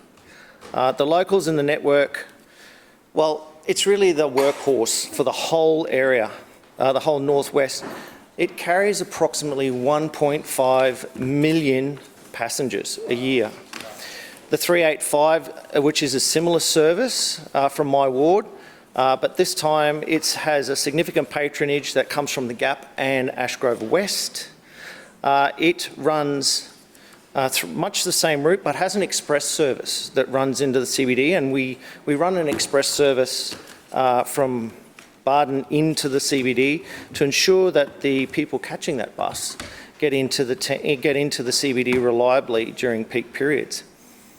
Madam Chairman, the 444 route is one of the most significant feeders to the west, in particular to the Walter Taylor Bridge and Pullenvale wards, carrying a whopping 1.7 million passengers a year along the Moggill Road corridor, right down to the suburb of Moggill through the city and into Southbank. The 412 is a crucial link, one of the most significant services which carries over 2 million people a year through Coronation Drive and to the University of Queensland. We know that Coronation Drive would not operate without the important function of carrying thousands of UQ students a day to the Chancellor's Place bus stop. The 411 on the 411 is that it operates as a sister service to the 412, which differs by operating a more suburban function past Ironside State School, Hawken Drive, and then on to the University of Queensland. The 428 is a unique service that it differs from the other services, but it doesn't operate to or from the CBD. However, its similarities to the previous mentioned routes is that it carries hundreds of thousands of students to and from the University of Queensland, connecting them to Ipswich and Springfield rail lines, or lines. The significant suburban service also operates as an important community service for residents of St Lucia, Taringa, to the shopping centre precincts and the urban amenities of the Indooroopilly Shopping Centre precinct. This was another valuable presentation which spoke to the significant services that are being offered in Brisbane's western suburbs and highlights the nearly 7.2 million trips that are taken in an area of the city which has minimal other public transport options. Madam Chairman, I commend the report to the Chamber. Any further speakers? Councillor Massey. Thank you, Chair. I rise to speak briefly about the presentation on popular Western bus routes. This presentation highlights several bus routes in Brisbane Western suburbs. Through you, Chair, Councillor Toomey went through them. The 61, the 385 Express, the 411, which I don't remember very fondly from my UQ days, and the 412, which I remember much more fondly from my UQ days, and of course the 428 and the 444. In this report, we're giving data on total patronage across the whole west side. We're told why these routes are busy, and we're told where the key stops are, but some words noticeably missing from this presentation discussion are the following: metro, busways, and resident experiences. Luckily, I do have some evidence from the community from a survey of 820 residents that was conducted on transport in the western suburbs. I'm going to read out some quotes from this. This is western suburb residents about transport. Moggill Road, I have to spend a lot of time getting to and from work. As such, I miss out on family time.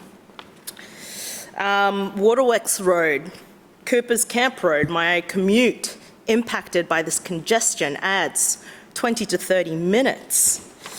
A couple more quotes. Frequency is poor, connection times are long. There are no public transport options near my house. Better interconnected and frequent services are required. to be fair, a few people said, I wish we had more trains, which is, totally fair. I believe the Springwood line. No, what's it called? Springfield. Yeah.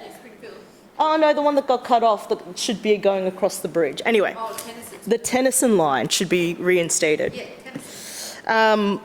I'll also just read a couple of other things. When asked about bus routes that need upgrades, here are the routes that were mentioned in the survey, again, taken by 820 Westside residents.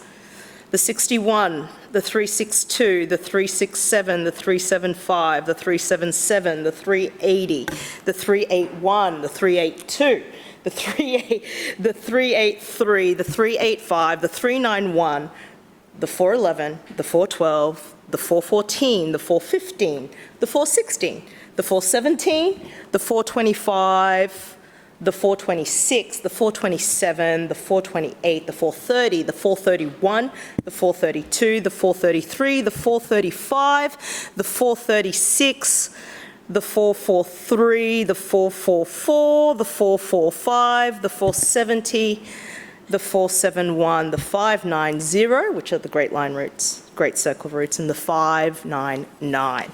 And so yes, this is a report. This is a report done by the Ryan Federal MP, Elizabeth Watson-Brown. It's a survey from the residents from the West Side. These are your residents. And even though it was done in 2023, I think it's still relevant because, if anything, there has been no upgrade to Western suburb routes. Councillor Aderman, don't call out while Councillor Massey is on her feet. Councillor Massey. There's been no upgrades, and if I remember correctly, there was potential even downgrades. A recent petition that came through these chambers on the 385. So I'm going to table this report because maybe the Western Suburb councillors for Walter Taylor, Pullen Vale and the Gap might like to have a read of what their residents think about the public transport system that they stand in day out and day in saying is fine, is sufficient, is moving well. The Western Suburbs, there is no plan for a metro. There's no plan for any bus kind of increase. And today we found out that there is no plan for a North Brisbane network bus review through you, Chair, through the Deputy Chair of Transport, Councillor Toomey. So there is no plan for the West. And they will stand here and talk about public bus routes, but will they fight for your buses on the West Side? Further speakers. Councillor Wolf. Thank you very much, Madam Chair, and I rise to speak also in support of item A and the popular Western bus routes. The numbers in this report tell a very strong story, particularly for the communities within my Walter Taylor ward. Across these Western routes, we have seen more than 7 million trips in the 24-25 financial year, which is representing over 11% of Council's total bus patronage. A significant portion of that activity flows directly through the suburbs within the Walter Taylor ward, across Indooroopilly, Toowong, St Lucia and Chapel Hill. Chair, through you, Councillor Massey tells a very different story of my constituents within the Walter Taylor ward who are embracing using buses, and the figures clearly show this. These figures show that residents in my ward are actively choosing bus travel. They are relying on frequent, well-connected services. One moment, Councillor Wolf. Councillor Massey, your point of order? Just a point of order. I'm just asking, will Councillor Wolf take a question? Councillor Wolf, it's about the increase in bus usage. Would you like to take a question, Councillor Wolf? No, not at the moment, thanks, Sorry, Chair. Councillor Massey. Councillor Wolf. Yes, obviously a lot of my constituents are using bus travel. They're relying on frequent, well-connected services to reach the CBD, the University of Queensland, rail interchanges and major shopping centres. Through my work with the Brisbane bus nut, who is Aaron Way, and I've also recruited in 2 more bus nuts, We are consistently encouraging greater awareness and the use of our bus network within the Walter Taylor ward. We have promoted the strength of many of these routes. We've shared interesting facts, we've highlighted frequency and reliability, and we've encouraged residents, especially the younger people and students, to consider buses as a practical first choice for travel. And when residents understand how the Western services run, their confidence grows, and when they see frequency and connectivity, they continue to use them. Public transport uptake is not just about infrastructure, it is about information, advocacy and leadership within the community. As mentioned earlier from Councillor Massey through you, Madam Chair, we've also highlighted a couple of the main bus routes in the Walter Taylor area, including Route 412, which is a standout. Now, what we mentioned earlier was 2.18 million passengers last financial year. This is the highest patronage route in the Western Corridor. It provides critical high-frequency connections between the CBD, Toowong and UQ. For residents in Toowong and Indooroopilly who connect via rail, and for students travelling to UQ, the 412 is essential. The strongest bidirectional demand between Toowong and UQ demonstrates how important this corridor truly is for our ward. Many would also agree that Route 444 is the backbone of the Outer West. With 1.7 million passengers, it connects the western suburbs directly to the city. It services the major centres as well, including Indooroopilly Interchange, Toowong Village, and operates 7 days a week with extended hours. For residents of the broader western suburbs, the 444 provides a reliable and direct connection to employment and to retail hubs.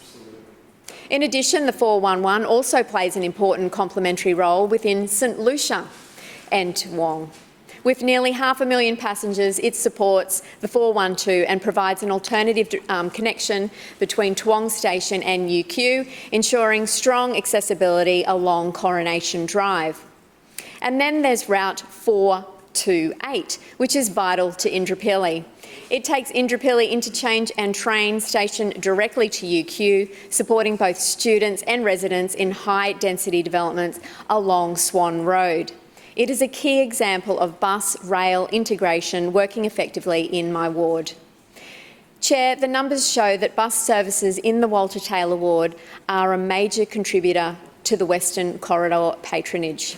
And when we provide high-frequency services and we integrate bus and train and we connect major destinations, people respond. These routes are well used because they are well designed. And I commend item A to the chamber. Thank you. Further speakers? Councillor Johnston. Yes, thank you, Madam Chair. I rise to speak on the Public Transport Committee report. And I'll start by saying it's very clear that over the last few weeks, the criticisms of the current bus network are hitting home with the LNP councillors. Without question, if you live in the western suburbs of Brisbane, the $2 billion that have been spent on the Brisbane Metro have very limited impact for you. Yep. Very limited. None. Yeah. Well, you know, some people can get across the south side to the north side, but that's it. So that criticism they must be hearing it every single day, because now we're seeing this kind of propaganda come through. And there's just a couple of things I'd like to talk about in the report today, and I thank Councillor Toomey for confirming what we all know. Where are the western suburbs of Brisbane? They're all on the north side, apparently. The western suburbs of Brisbane are all on the north side. One moment, Councillor Johnston. Councillors, on this side of the room, thank you. Remain quiet. And you can remain quiet too, thank you, while Councillor Johnston is on her feet. Councillor Johnston, please continue. Definitely supportive comment. What have we got here? We have got the best bit of propaganda that I have seen for a long time, and I think the Network Planning Manager Strategy and Network Services should be ashamed of bringing this forward. And if he or she was directed to do so by the acting chair, I hope that he raises it with the CEO of Council. Madam Chair. One moment, please, Councillor Johnston. Point of order, Councillor Murphy. I actually think that's really derogatory for Councillor Johnston to say that an officer should be ashamed of bringing forward some work to committee. And I think she should reflect on that, and maybe you could order her to withdraw. Thank you, Councillor Murphy. Councillor Johnston. When Brisbane City Council brings forward a public presentation that talks only about their own wards on the north side of Brisbane and ignores the south-western suburbs of Brisbane in a bus presentation, that is appalling. This is what is wrong with this LNP administration, that they have no idea about where the western suburbs of Brisbane actually are. They cover my area, they cover Councillor Strunk's area. Well, yeah, definitely the Greens. There's others as well, and they definitely cover Councillor Hutton's area. And guess what? They have been ignored under this bus plan. They have been left out by $2 billion of expenditure. And what do you get in the western suburbs? The western suburbs that I represent? Bus cuts to frequency, bus changes to routes, and a worse service. A worse service. I have put in complaint after complaint after complaint to the CEO of Brisbane City Council because this administration has failed to improve bus services for the residents of the western suburbs and the southwestern suburbs of Brisbane.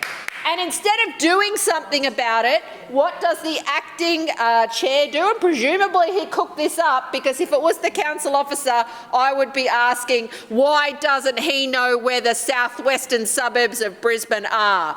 Because the western suburbs don't just happen in LNP wards, they're on the other side of the river. And that's the part of the city that has been neglected and abandoned by the LNP. And I know they like them all today. All councillors, thank you. They've all today talked about the bus route that's going on, and that is exactly what this LNP have done to the city of Brisbane. They have routed services right across the southwestern suburbs of Brisbane. People in my area and south of me and Councillor Hutton's area are getting a worse bus service, despite the fact that $2 billion has been spent on a new bus network. No wonder Councillor Toomey says there's no north side bus network review happening, because the south side one, which was supposed to be the Brisbane one anyway, was a disaster. It is a disaster. And then to try and put some cover-up propaganda out there to say, look how brilliant the bus service in the western suburbs are, and then they only talk about the northwestern suburbs in their own LNP wards, pretty much buses that connect to the University of Queensland, so there's a lot of people who get on and off the bus. It's the single biggest employer outside of the CBD, so of course it should have good bus services. But this LNP administration, under this chair and this Lord Mayor, don't know where the western suburbs are. They're in the south side as well as the north side, and it's shameful that this council puts up propaganda Councillor like this. Johnston, your time has expired. Is there any further speakers? No further speakers? Councillor Toomey, your right of reply. Thank you, Madam Chairman, and I thank the other councillors for their contribution to the debate. With respect to what Councillor Massey said, I am aware of the 2023 survey that Elizabeth Watson-Brown did. It was in 2023. And since that time, there has been a 12% uplift in passengers on our bus network. In terms of volume, Councillor Toomey, just one moment. Councillor Massey, stop calling out. Councillor Toomey. Thank you, Madam Chairman. In terms of passenger numbers, the volume of passengers that are using the services I mentioned is almost 10% of the whole network on scale, is almost 10%. So as much as a 2023 survey is a capture of a moment in time, that is all it is.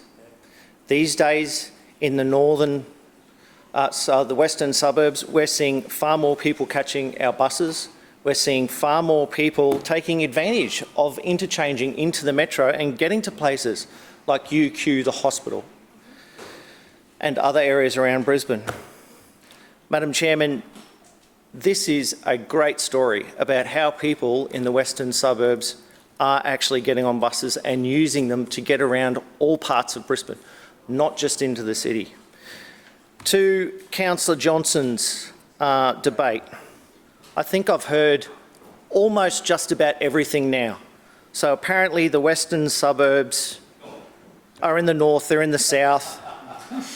There's a little bit that trickles over into the east. But the western suburbs are apparently not in the west. Everybody wants to be in the west. One moment, Councillor Toomey. Point of order, Councillor Johnston. Claim to be misrepresented. Okay, I note your claim. Councillor Toomey.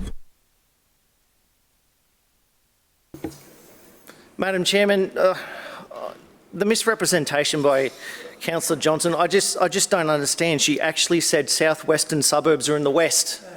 So I really don't understand where she's coming from. I mean, I'm quite sure Councillor Johnson at some times when she was in guides, you know, they gave her a little compass and there was a magnet and it had a little arrow on it, went north and then south and then east and then west. And then you'd line it up with the sky and you'd figure out the shadow pattern.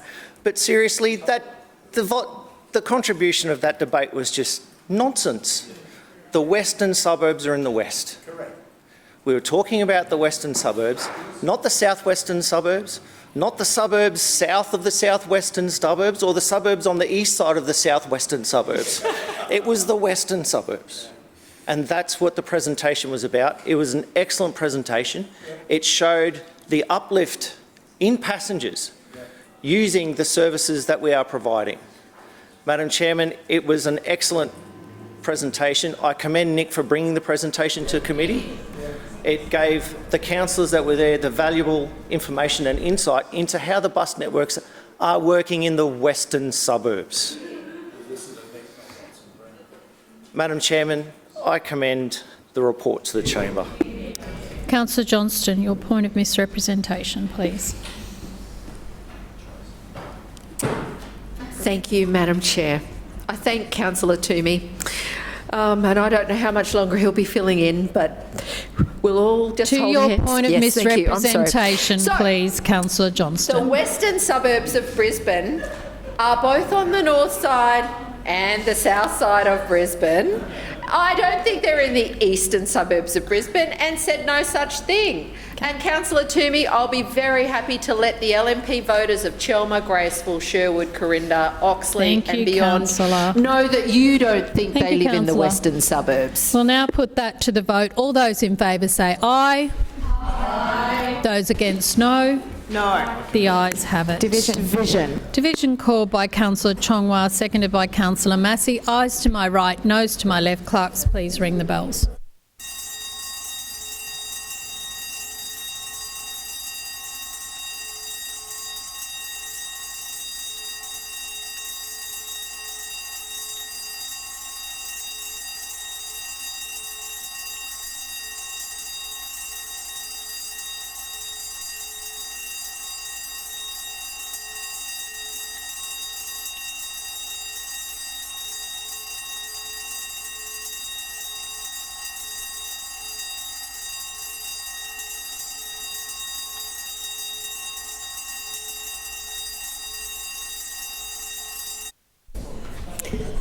Clerks, please read the results. Madam Chair, the ayes have it, the voting being 23 in favour and 3 against. That is carried. Councillors, please resume your seats.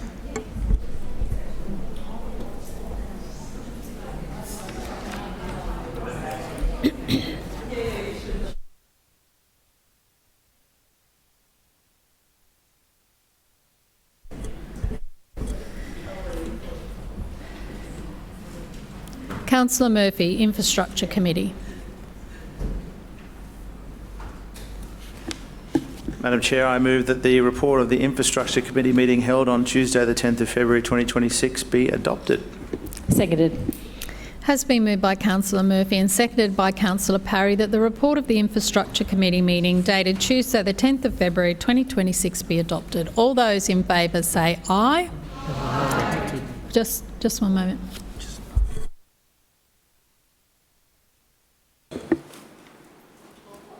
Point of order.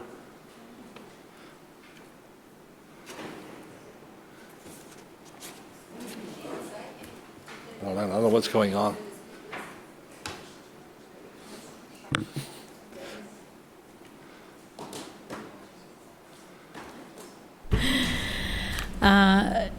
Moving right along, it was seconded by Councillor Parry. Councillor Murphy. Point of order. Point of order, Councillor Strunk. Thank you, Chair. Can I move that item A and B be taken series item for voting purposes, please? Yes. Just for voting, Councillor Strunk. Councillor Murphy. Thank you, Madam Chair. I rise to deliver my first Infrastructure Committee report to the Chamber. And can I say, it's good to be back, Madam Chair. It's good to be back. And, you know, those opposite might not think that I miss this place and that I don't love them, but I do. I love all of them. And I do love coming to this place to debate and to move and to discuss the important ideas for the city. Oh, well, of course, my colleagues know that I love them, but I want to thank, in particular, if you'll indulge me, Madam Chair, the Lord Mayor and particularly Councillor Parry for the great job that she did while I was away. Madam Chair, I am recovering from prostate cancer, as many councillors will know, and I will talk about it, another time. But needless to say, clinical trial, experimental immunotherapy. It's a whole crazy 6-month story, but it appears to be working, and I appear to be in the best health I've ever been, Madam Chair. So one of the great things that I was able to do while I was away was connect with someone that we would all know in this place who've been here for a long time, Anne Savage, who was the former CEO of Bicycle Queensland, who is now the CEO of the Prostate Cancer Foundation of Australia. And she is in the fight against prostate cancer. So it's fantastic to join forces with her while I was away to raise the awareness of PSA testing, and I've become an ambassador for that organisation. So for all the men in the room and for all the women who have an important man in their life, I would just say the best prevention for prostate cancer is early detection. That is how you can get to it early, and I just ask all councillors to, if you haven't checked your PSA or don't know your number, to do that, and if you have someone in your life that is in the target range for this disease, to do so as well. And Councillor Griffiths is laughing. I hope, Councillor Griffiths, you are getting tested because you are in the age range for this disease, and it's very important. I am. Fantastic. Good work. Good work, Councillor Griffiths. That's a gold star from me. Might be the only gold star you've got from me in this place, Councillor Griffiths, but gold star from me. Now, councillors, last week the Infrastructure Committee received a very important update on the Hamilton Road and Spence Road intersection. I know Councillor Allen has been key advocate for this very important upgrade. Tom Peters took us through the details of this project in the committee. Currently, right turns in and out of Spence Street cause a lot of delays, unnecessary delays in our view, and this leads to people taking risks out of frustration. There's also poor sight lines, which compound the situation. This intersection upgrade will improve these issues, which will make the intersection safer, reduce congestion. The delivery of this project is going to get going in at the start of next year, weather permitting, and we expect the project to be completed by the end of next year. Madam Chair, the committee also had a petition last week requesting council upgrade the intersection of Azalea Street, Pine Road and Archerfield Road in Richlands. So this was a petition received from local Labor MP Margie Nightingale. We received this petition in August last year. People who have been following along would know that council first committed to designing this upgrade in 2024. So this petition was a little bit sneaky, Madam Chair, because it came after we had already announced this upgrade was taking place. So we know Margie Nightingale's keen to be the naming rights sponsor of this upgrade, and that's fantastic. Madam Chair, it's not only the Greens that like to take credit for things that we have done. Now the Labor Party are getting in on the game. So we are very, and I know Councillor Strunk is going to avail us of some additional history that perhaps wasn't in the background of the petition. He's warned me at committee that he would do this very thing, and so, you know, I'm happy to do it, but I always get criticised when there's too much background in the petition, and then I get criticised when there's not enough. So, you know, this is what the chamber is all about, Madam Chair, the ability for councillors to add that little bit of colour, that little bit of history into what would otherwise be sometimes a bland, factual description of a petition. So, Madam Chair, look, with those few words, I want to say, again, fantastic to be back, fantastic to be on the Infrastructure Committee. Over $30 billion of assets that we look after on behalf of the people of the City of Brisbane. We design, build, maintain and renew them, and I think our people do a fantastic job at that, and I find it such an honour to be in this role. So once again, thank you, Madam Chair, and look forward to the debate. Thank you. Further speakers, Councillor Strunk. Thank you, Madam Chair. Listen, I rise to speak on item B, the petition for upgrading the Azalea Pine and Archerfield Road intersection, which is what the petitioners asked for. Now, I said in committee that the recommendation is incomplete, and I'll come to that in a minute. But I've spoken on this intersection upgrade for many years. It was a promise that I made to my constituents back in 2016 that I would focus on this upgrade because it was very necessary. It was deemed a black spot back in 2015 for the former councillor for Richlands. And so I followed up on that, and it's consistently been a issue for the people of Inala, Richlands, and surrounding suburbs as well.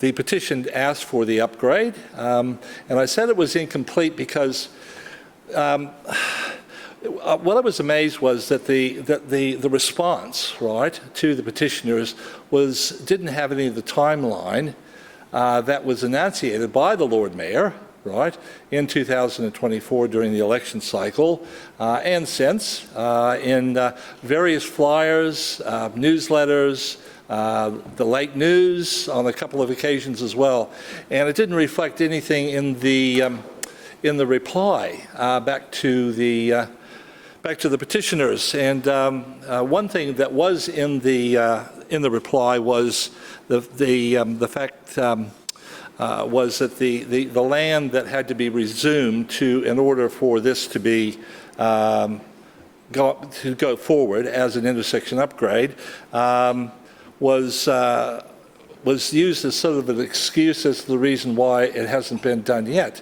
Well, that's what you could read between the lines, or I did anyways. Consequently, that resumption wasn't necessary because the planning team and the owners of the property got together, and there was a memorandum of understanding that the land was not an issue. They could have it. Council could have it for the upgrade because it was going to benefit the developer that was developing the site on that corner as well, right? So, as I say, we won't be supporting this recommendation simply because it's incomplete. And I told this to the chair during the committee, right? And I was just hoping that something would have been put into place to amend the recommendation from your side, because you never want to amend anything from our side, so we're just going to leave it to you to amend that. So it really reflected what the Lord Mayor came out publicly on many, many occasions and put out into the community, because I'm sure the people that will be told about the reply, right, will think it really strange that the council didn't even actually put anything in there in regards to the timeline, starting early 27, finishing late 27, and they're just going to be a bit suspicious with that. Why didn't you say it? Why didn't you say it? I'm just putting it out there. Thank you, Chair. Further speakers? Councillor Allen. Thank you, Madam Chair. I rise to speak on item A in my ward, the Hamilton and Spence Road, Wavell Heights intersection upgrade, and Councillor Davis will be well aware of this one, and probably Councillor Parry as well. This particular intersection is on busy Hamilton Road, and it sits basically between Sandgate Road and the Chermside shops, so it carries a lot of traffic. And the turns, particularly the right-hand turn in to Spence Road and the right-hand turn out of Spence Road onto Hamilton, and the configuration of the intersection on a corner does make it somewhat diabolical. It is a tricky intersection. I'd add that the intersection also is on a bus route, so it carries council buses through that particular intersection, and it has been one of those locations that's been crying out for an upgrade. Delighted, obviously, to see this one progressing. And the key upgrade here, obviously, is to reconfigure some of the approaches to the intersection and, importantly, signalise the intersection to allow right turns that reflect the challenges in that location. It'll support pedestrians as well. I'm sure that not only will this improve the safety of that intersection, it'll improve the efficiency of the intersection, and my sense is that the community will be delighted. Now, importantly, this intersection is a short distance from a busy set of local shops, and so the pedestrian access to that particular set of shops is an important consideration. Not far away, there's also a childcare centre, so supporting pedestrian movements in that location will be important. We understand that activity will kick off in early 2027 with completion towards the back end of the year, and as I indicated, it'll be well received by the local community. Thank you. Further speakers? Councillor Massey. Thank you, Chair. I rise to speak briefly on item B, this petition. Firstly, though, I would like to put on the public record a welcome back to Councillor Murphy. Good to see you in good health, and that everyone should get checked. It's really important that that happens, and it is. It's good to have the return of Councillor Murphy in good hands, in good health. Look, I just wanted to put a couple of things on the record. I had a little bit of a look at this intersection because I was a bit curious at it. And one of the first articles I found was the third worst intersection in Brisbane. And so obviously this is an intersection that has caused a lot of headaches for local residents, but not just headaches, it's dangerous. And so I think it's really important when we have dangerous intersections that have project timelines in place that we state that publicly. The reason why it's important to have responses to what is an amazing amount of petitioners, 1,500 plus, is because of trust in Brisbane City Council, which has been continuously eroded. And it's been eroded because projects are begun, quietly shelved, and never completed. Now, the reason I'm speaking on this really briefly is because I hope that this project isn't going to be one of those projects.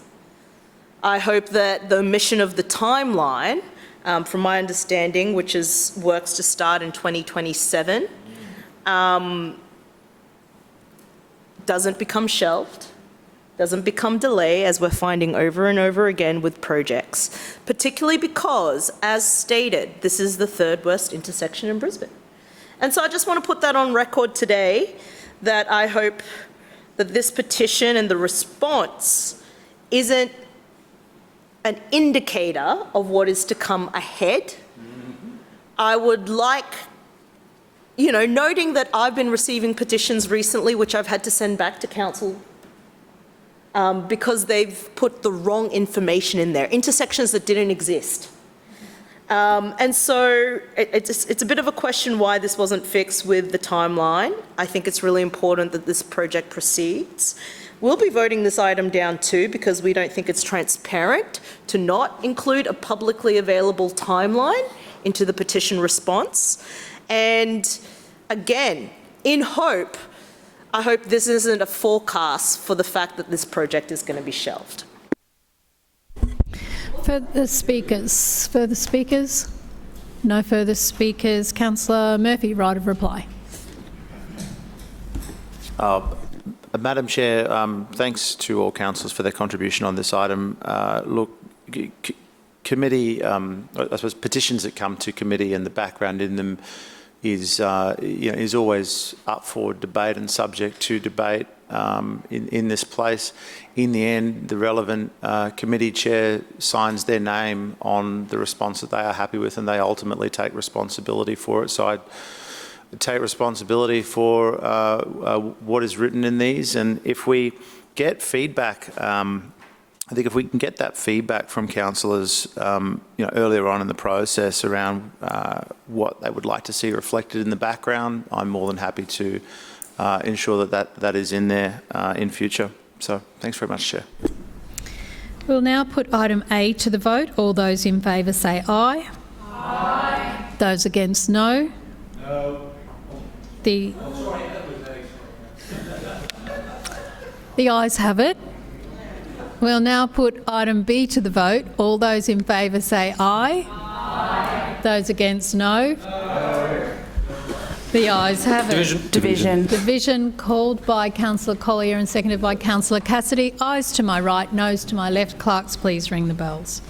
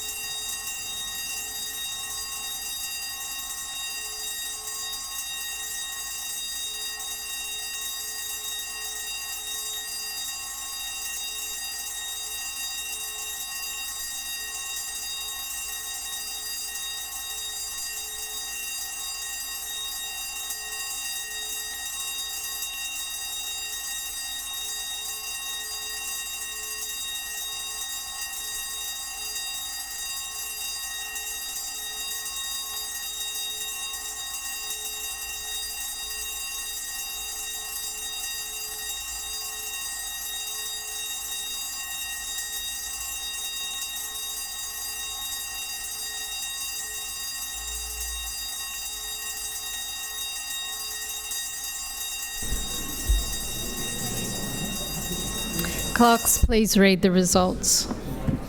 Madam Chair, the ayes have it, the voting being 16 in favour and 7 against. That is carried. Councillors, please resume your seats.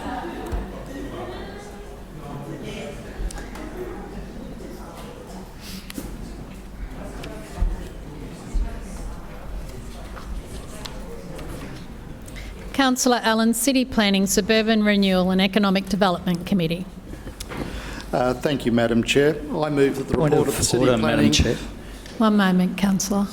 Sorry, Councillor, can I just find out how much longer we've got of the meeting? Couple of minutes. Thanks. Couple? Well, I'll let you know, Councillor, in a moment. Councillor Allen. Thank you, Madam Chair. I move that the report of the City Planning, Suburban Renewal and Economic Development Committee meeting held on Tuesday, the 10th of February 2026 be adopted. Seconded. Has been moved by Councillor Allen and seconded by Councillor Adaman that the report of the City Planning, Suburban Renewal and Economic Development Committee meeting dated Tuesday the 10th of February 2026 be adopted. Councillor Allen. Thank you, Madam Chair. Item A was a presentation on the low medium density residential zone review, which builds on our efforts to get more homes delivered in the city so that people of all ages and backgrounds can find a place that's right for them. As I've mentioned before, we used to see around 1,100 homes per year built in this zone, which covers 14% of the city, but that figure has been steadily declining, and by 2023 there are only about 445 homes built in this zoning. Rising construction costs and labour shortages, amongst other factors, have caused this decline, and we've committed to helping reverse it so that we can see more gentle density homes such as townhouses, small lot homes, units and apartments built in the city. We're specifically looking at how to improve supply capacity, improve housing choice and improve development constructability in this zone through two packages. Firstly, on-site car parking requirements and design changes. On car parking, it's worth noting that a car parking space could add up to $82,000 to the cost of a unit outside the inner city, driving up the cost to construct a home and one that can often make or break the decision to build. What we're proposing is an adjustment to the car parking rates across the city, particularly in locations close to high-frequency public transport or a centre zone, so that the industry can more easily build the homes Brisbane needs. Our proposed rates will remain comparable to surrounding council areas, and they also recognise that we have some of the highest levels of public transport in South East Queensland.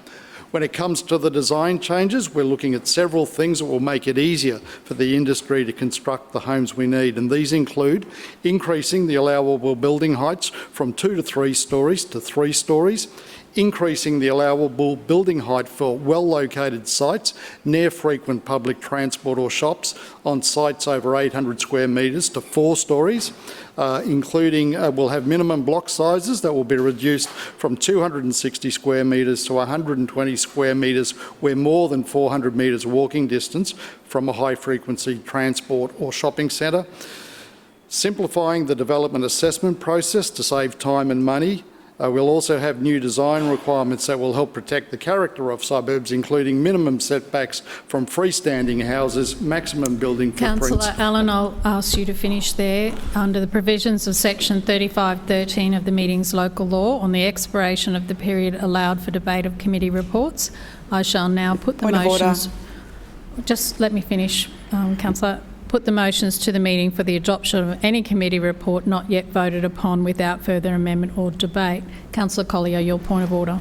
Yeah, can I ask that in city planning that item A and B be taken seriatim for voting? Yes. So we'll now put item A to the vote. All those in favour say aye. Aye. Those against no. The ayes have it. We'll now put item B to the vote. All those in favour say aye. Those against no? No. The ayes have it. Division. Division called by Councillor Cassidy and seconded by Councillor Collier. Ayes to my right, noes to my left. Clerks, please ring the bells.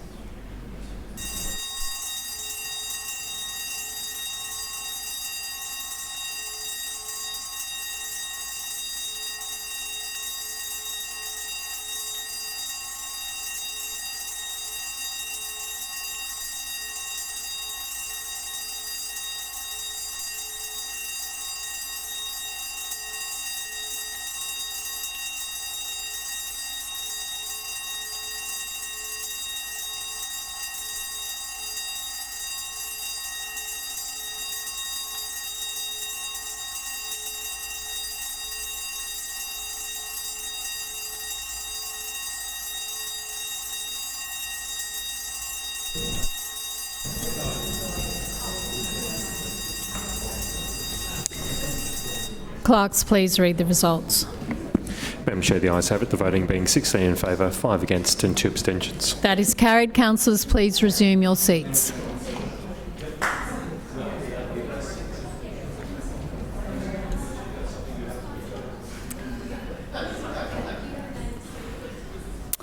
We'll now vote on the Environment, Parks and Sustainability Committee report. All those in favour say aye. Aye. Those against no. The ayes have it. We'll now vote on the Customer Services Committee. All those in favour say aye. Aye. Those against no. The ayes have it. We'll now vote on the Community and the Arts Committee report. All those in favour say aye. Aye. Those against no. The ayes have it. And Finance and City Governance Committee report. All those in favour say aye. Aye. Those against no. The ayes have it. Councillors, are there any petitions? Councillor Cassidy. Thanks, Chair. I have a petition from residents calling on Council to implement safety measures to stop pedestrians from getting hurt by e-scooters. Councillor Massey. Thank you, Chair. I have a petition for the request of the creation of a new off-dog leash dog park in South Brisbane. Councillor Dixon. I have one on behalf of you, Chair, requesting that Council investigate a secondary dwelling.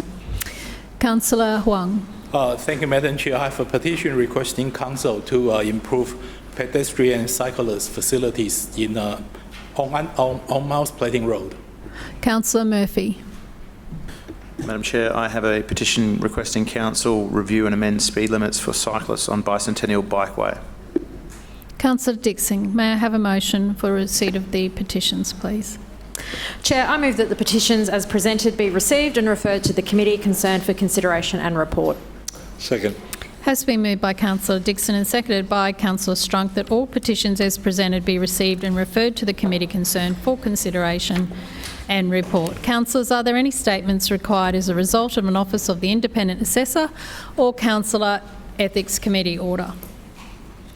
We'll now move to general business. Is there any general business? Councillor Toomey. Thank you, Madam Chairman. I rise to respond quickly to Councillor Cassidy's question during question time today. The question asked by Councillor Cassidy makes reference, I believe, to two documents. The 2024 agreement he initially referred to was the Heads of Agreement, which was preceded the actual bus metro contracts, which was signed in August last year. Madam Chairman, as Councillor Cassidy would know, many of us in this place as well, the information sessions that were held in this chamber before the contract was brought to the chamber, the Heads of Agreement was superseded by that contract itself, which does not include any time-constrained requirements for such a review. We'll undertake a review to the north side in conjunction with the development of the metro expansion to the north. Thank you, Madam Chairman. Further speakers? Further general business? Councillor Chongwa. Thank you, Chair. I rise to speak on Victoria Park Burrabin and how Council loses Victoria Park after 162 years. Last week, the LNP state government continued their trampling of democratic processes in order to fast-track Olympic stadiums, again overriding planning, environmental and heritage protections. As part of this latest amendment package, all of Victoria Park Burrabin, managed by the Brisbane City Council for 162 years, has been handed over to GICA, the Games Infrastructure Authority. This state legislation was fast-tracked without any public scrutiny, transparency or consultation. Victoria Park Burrabin was granted to the Brisbane Municipal Council in 1864 for use as a park and nothing else before it was gazetted in 1875. This LNP councillor and the Lord Mayor Adrian Schrinner now have the inglorious claim of willingly giving up 64 hectares of precious inner city heritage parkland that Brisbane City Council managed for 162 years. Through the Chair, Lord Mayor Schrinner, you will be remembered as the mayor that conspired with a cabal of LNP elites and their developer mates to lose 64 hectares of historic parkland and its remaining 4,000 trees. Lord Mayor, through the Chair, you will also be remembered as the mayor to oversee the greatest loss of Brisbane's tree canopy, and the first mayor to actually reduce the amount of Brisbane's green space rather than increase it. GICA, the Games Infrastructure Authority, a powerful independent body that can bypass all heritage and environmental protections, has been given over by the Liberal National Party to ex-property council executives and property developers. Now, the latest fast-tracked legislation hands over this heritage park as freehold land, giving GICA full control to remove all 4,000 trees, as much green space as they want, and sell off parcels of land for development. GICA has advised me that they will start clearing vegetation by the middle of this year. Of course, the history of Burrabin did not start 162 years ago. I'd like to quote from the story of Burrabin, published by the Save Victoria Park, drawn from historical records. For thousands of years before European settlement, Victoria Park Brisbane was a home to the largest and longest used First Nations camps in Brisbane, with up to 1,000 people living here at different times of the year. Their camps positioned along ridges over waterholes where the breezes carried stories and songs. The land was an open woodland of towering blue gums, ironbark, spotted gums and forest oaks, with fresh water holes and lagoons that teemed with life. Some of the trees remaining on this site are between 200 and 700 years old and predate European settlement. They're just not trees, but living links to ancient history, culture and country. But this land was more than a home. It was a place of deep spiritual and cultural significance, lying on a long songline. First Nations have continued to camp at Brisbane right up to the 1950s. There are Aboriginal people alive today who can tell you about their living here as children. This is also a place of conflict and loss, with deaths and injuries recorded in newspapers at the time in 1846, 1849 and 1864. In an 1849 attack, 2 divisions of regiment stormed a gathering of up to 500 First Nations people at Brisbane, turning a place of community once more into a battlefield. This colonial violence continues today as the Liberal National Party continues this pattern of violence, of disregarding cultural and environmental heritage and taking what they want. Despite this LNP cabal completely disregarding the IOC host contract banning new venues on heritage-listed land, we will continue our campaign to protect Victoria Park Brisbane, including our appeal to the International Olympics Committee. Over 1,700 residents have already written to the IOC to stop the destruction of this park. Our community will not back down. Further speakers, Councillor Dixon.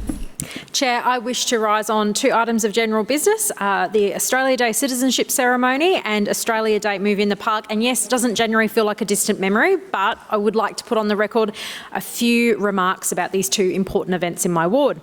So there was no more better wonderful way to celebrate Australia Day in Hamilton Ward by 2 things, a citizenship ceremony and a movie in the park with my good friend and colleague Councillor Danita Parry. These 2 events are truly about community, connection and belonging, and I want to sincerely thank everyone who's joined us for both the Australia Day citizenship ceremony and also the movie in the park at Melrose Park. I want to thank Gary Fenner, who was actually acknowledged by the Lord Mayor last year for his efforts together with the Rotary Club of Hamilton, who have been co-hosting the event, the citizenship ceremony, with the Council for Hamilton Ward for 20 plus years. So it's an absolute privilege to co-host this special event along with them, and I want to thank each and every one of them for their ongoing commitment to service and for helping every year be such a success.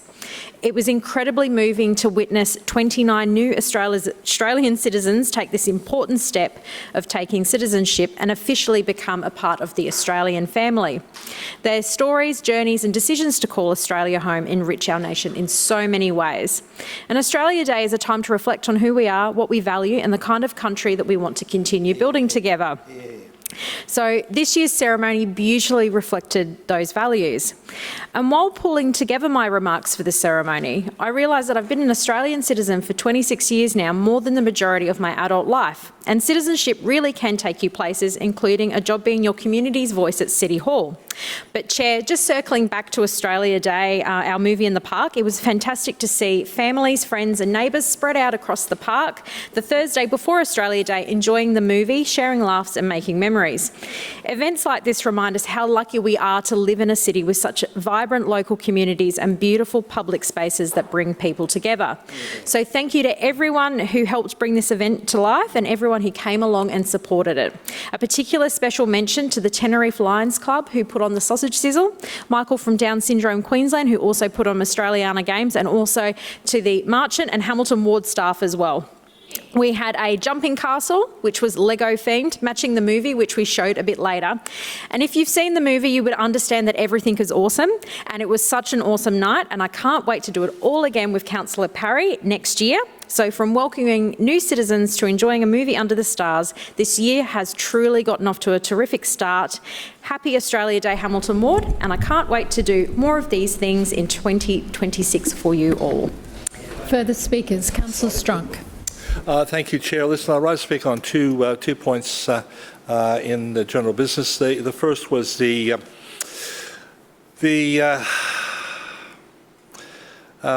Uncle Albert Holt was Albert. Sorry, let me start over. There was a tribute paid to Uncle Albert Holt today in the memorial at Nissan Stadium. The family had to find a facility big enough to actually handle all the people that wanted to go, and they didn't disappoint. There was hundreds of people there, and including a lot of notable Queenslanders. And I suppose the one that stood out, a couple that stood out to me, was Quentin Bryce, the former Governor and Governor-General of Australia. She was there. The former Premier, Anastasia Palaszczuk, and of course her father, who knew Uncle Albert very, very well. There was a number of other state members there, and there's a federal member there, of course, Milton Dick, Speaker of the House. He was there, along with his brother Cameron, Corinne McMillan, and Margie Nightingale, and listen, there was a host of people that has Uncle Albert had come in contact with over the years, and had worked with on various projects over the years as well. And it's really interesting when you go to these memorials and just start listening to the stories, whether it's from the family or from people that actually had something substantial in connection with the person that's being memorialized. Uncle Albert, I got to know reasonably well, but he did a lot in his life. I know the Lord Mayor talked about a couple of those items. There was a school out at Springfield that he helped establish for Indigenous kids. And it's still going strong. The numbers are growing. The Murray Court, which was another one that he helped establish. Sadly, the Newman government got rid of it, but then it was reestablished when Anastasia Palaszczuk became Premier. So, and the police liaison as well. He was the first Indigenous police liaison officer, and he occupied that role for many, many years. So, I mean, he was, and it was just an amazing memorial, because everyone, even the family, all the family that spoke, they just spoke so highly of him because of what he's done and the legacy that he's left. And I just wanted to enunciate that here tonight, that we were very blessed to have Uncle Albert in the Inala area. Virtually at Canary Street for virtually all of his adult, from the time he started raising the kids, he lived in Canary Street, and he was there, and he was there for like 40 years, I suppose, something like that. So he's a very well-known icon in the local area, and very well accomplished, and of course, author of 2 books as well. Which is just an amazing man. Secondly, this is the first day of the 5 days of Tet. That kicked off in the Civic Centre today. We had the dragons all out. We had competing dragons, actually, with all the firecrackers and everything.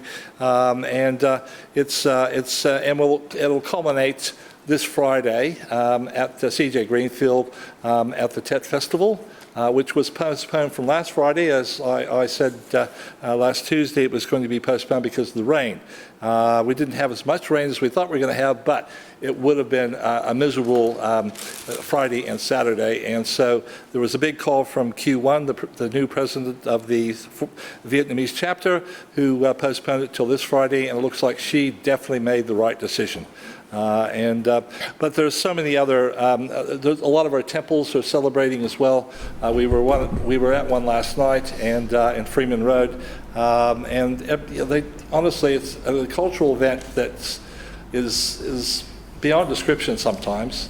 How much effort that they put into putting on an event that is heaped in culture. But at the same time, Councillor very well Strunk, run your and time very has friendly. Thank you, Chair. expired. Further speakers, Councillor Marx. Yes, thank you, Madam Chair. I rise to speak on two items. One is the Lunar New Year events for 2026, and if time, the New Zealand weather. So we kicked off the Lunar New Year on Sunday, the 8th of February, with the Australians of Chinese heritage.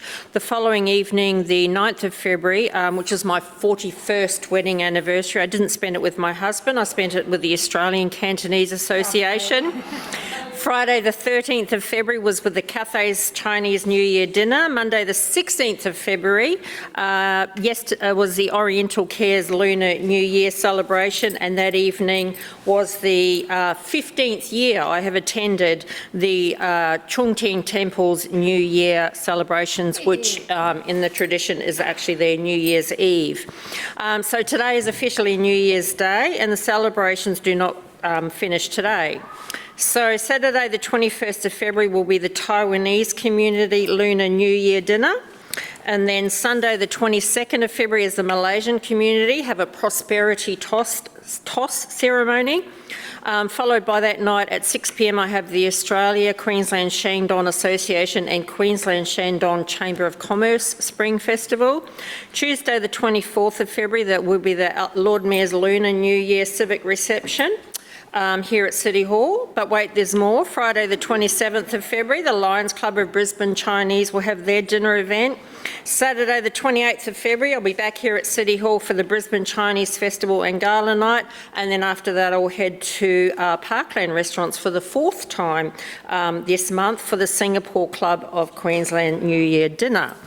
So, and then there's the final event in the calendar is the 7th of March. It's the Chinese Fraternity Association of Queensland, their grand opening of their new centre dinner combined with New Year celebrations. So it'll be a double celebration that evening. It will be a landmark, thank you, I'll take that interjection. So between Golden Lane, Landmark and Parkland, I can tell you I know their menus off by heart. And that will bring a total of 12 New Year events, which is actually appropriate given that there are 12 cycles of the Lunar New Year. The other event I want to mention is that while here in Brisbane it was predicted we would get some 300 mils of rain over that weekend, we actually only got 30. However, New Zealand continues to get hammered by the extraordinary rain and wind, with terrible flooding and landslides continuing in the country. Disappointingly again, nothing on mainstream media about what's going on with our New Zealand cousins. I'm keeping tabs on everything on Facebook, but the damage and devastation is widespread across the whole country. So please spare a thought for our Kiwi cousins about what they're going through. Thank you. Further speakers, Councillor Massey. Thank you, Chair. I rise to speak on 5 items in general business today. 1, the 18th anniversary of the National Apology. 2, Brisbane State High Leadership Ceremony. 3, pedestrian safety upgrades in the Gabba Ward. 4, MOO's Traineeships for Work and Life program. And 5, Eid and the Chinese New Year. Well, the Lunar New Year, my apologies. I'll start by just acknowledging what a wonderful event it was at QPAC last week for the 18th anniversary of the National Day of Apology. It was amazing to hear speakers and connect with First Nations people about how important that day is. The Sorry Day, a big Sorry Day ceremony actually happens in the Gabba Ward at a place called Cranbrook Place. Where only the front stairs exist. This place used to be where the stolen generations were brought to, and it's an important, taught to be domestic servants, and so it's an important place of remembrance there in Orley Park and it was quite emotional day on the 18th, just reliving, listening to the stories of elders, noting that that's not the past, and it is many people that are, many First Nations people that are not only finding their Indigenous heritage now, but also dealing with that trauma. So I also want to give a big thanks not only to QPAC, but also to Link Up, who sponsor that ceremony and make that happen and connect families to their Indigenous and look for records. I also attended the Brisbane State High Leadership Ceremony, and I just wanted to do a big congratulations, not only to the leaders this year. It's a huge high school, so there's a lot of leaders, but also to all the recipients of various awards that Brisbane State High awards to the previous class. I wish everyone from the 2025 graduating class, the best of luck in the future, and I look forward to working with the leaders of Brisbane State High across this year, acknowledging that all of us probably have a lot of these ceremonies on at the moment. I know I've got 2 more this week, so it's wonderful to see the next generation of leaders in our schools. I want to thank Highgate Hill residents and residents for Kurilpa. We had heaps of people show up to our pedestrian safety upgrades, and lots of people have engaged in the community survey about them. Thank you for your engagement. Thank you for asking questions, not only at the workshops, but I've got a bunch of street chats coming and I look forward to seeing you. But also thank you for your interest online and in emails. What we want is involved residents that have input, and I really appreciate how connected everyone has been in it. The traineeship program for work, it occurs at a social enterprise in West Stand, just across the road from West Village, actually. And what it provides is a paid Certificate 1 in hospitality for immigrants and refugees. And it is coordinated by Moose, which is the social enterprise restaurant.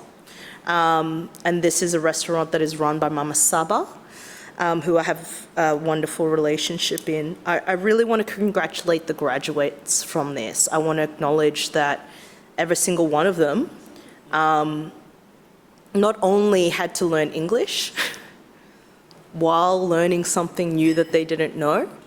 They are from many different cultures, and so had to communicate in that way. And sometimes when they failed, they would keep coming back, and they now have a Certificate 1 in hospitality, and I wish them the best in the future. Mama Saba does an amazing job. I think every graduate held her for 5 minutes and cried. So it's a very connected community, but I just want to acknowledge the work of those graduates. Language is a huge barrier for people in confidence and delivering skills that they can contribute to their life. And so it was wonderful that these graduates from diverse backgrounds could, and as always, I'm happy to support Muse. And lastly, and I did have enough time, I just wanted to wish everyone a happy Lunar New Year. I, for one, welcome the fire horse. We can talk about why that is later. But also I want to acknowledge the start of Ramadan. And we'll be going to many, Eid. We'll be going to many ceremonies and iftars during this period. And I look forward to connecting with all those communities. Thank you, Chair. Thank you. Further speakers, Councillor Gibney. Thank you, Chair. I rise today to finish my acknowledgements of thanks for the Aussie Day Brekkie and share with the Chamber about an upcoming event that my team will be hosting. Last week, I thanked all our sponsors and community groups that contributed so heavily to this iconic Bayside event, which was our Aussie Day Brekkie. But there was a few that I didn't have time to thank, so I would just like to put those on the record today. I'd like to do a big shout out to Sean Robertson and the team from the State Emergency Service Eastern Group for assisting with setup and assistance throughout the day, and pack up too. They are always so helpful. A huge congratulations to Bill Simpson, who was named the 2026 Australia Day Award winner by Scope Wynnum. Bill's long-standing service through the Rotary Club of Wynnum Manly and the Rotary Wheelchair Challenge is appreciated, and Bill has made a genuine and lasting impact on our community. Supported by his wife Geraldine, Bill is a very worthy recipient. Chair, this demonstrates what can be achieved when council works collaboratively with community groups and local businesses. It delivers social connections, supports volunteering and provides a meaningful and family-friendly event for the Bayside community. Finally, for that event, I'd like to also thank my ward team, Tony, Lisa, Izzy and Abby, for their tireless efforts, and a big thank you to Tony's family, Bruce, Sienna and Lachlan, for helping up with the pack-up in the heat. Obviously, I would usually have my husband helping me, but he's unable to at the moment, so I have a lot of really great people in our community that have come to help. Finally, to Xavier and Tom, two lovely event volunteers who, alongside the SES and the Wynnum Scout Group, joined our team in the heat, and we thank them. I also just want to acknowledge one more time the ongoing support of Wynnum Commerce Inc. as our partner for the partner organisation of this community event.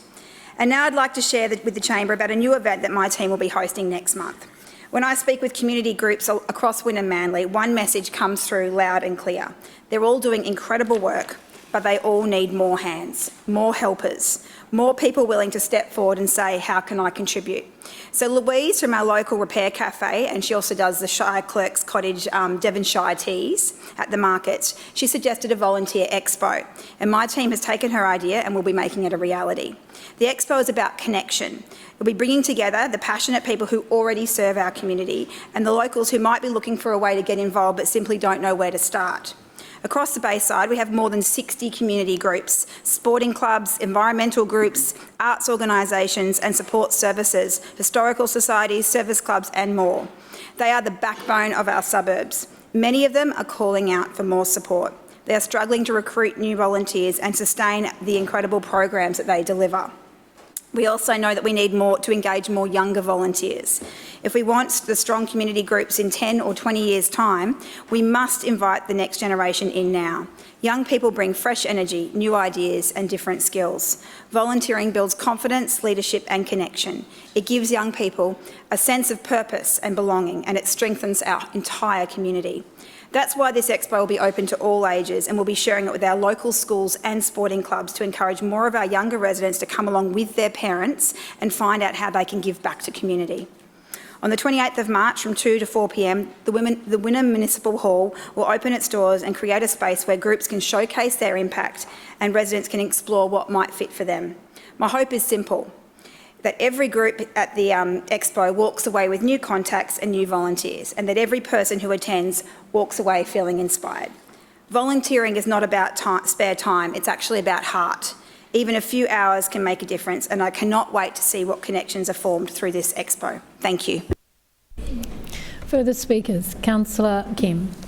Thank you, Chair. I wanted to start by congratulating the Brisbane Lunar New Year Bris Asia Festival that kicked off yesterday, last week in Willawong, which is in just right in the border between myself and also Councillor Griffith's wards.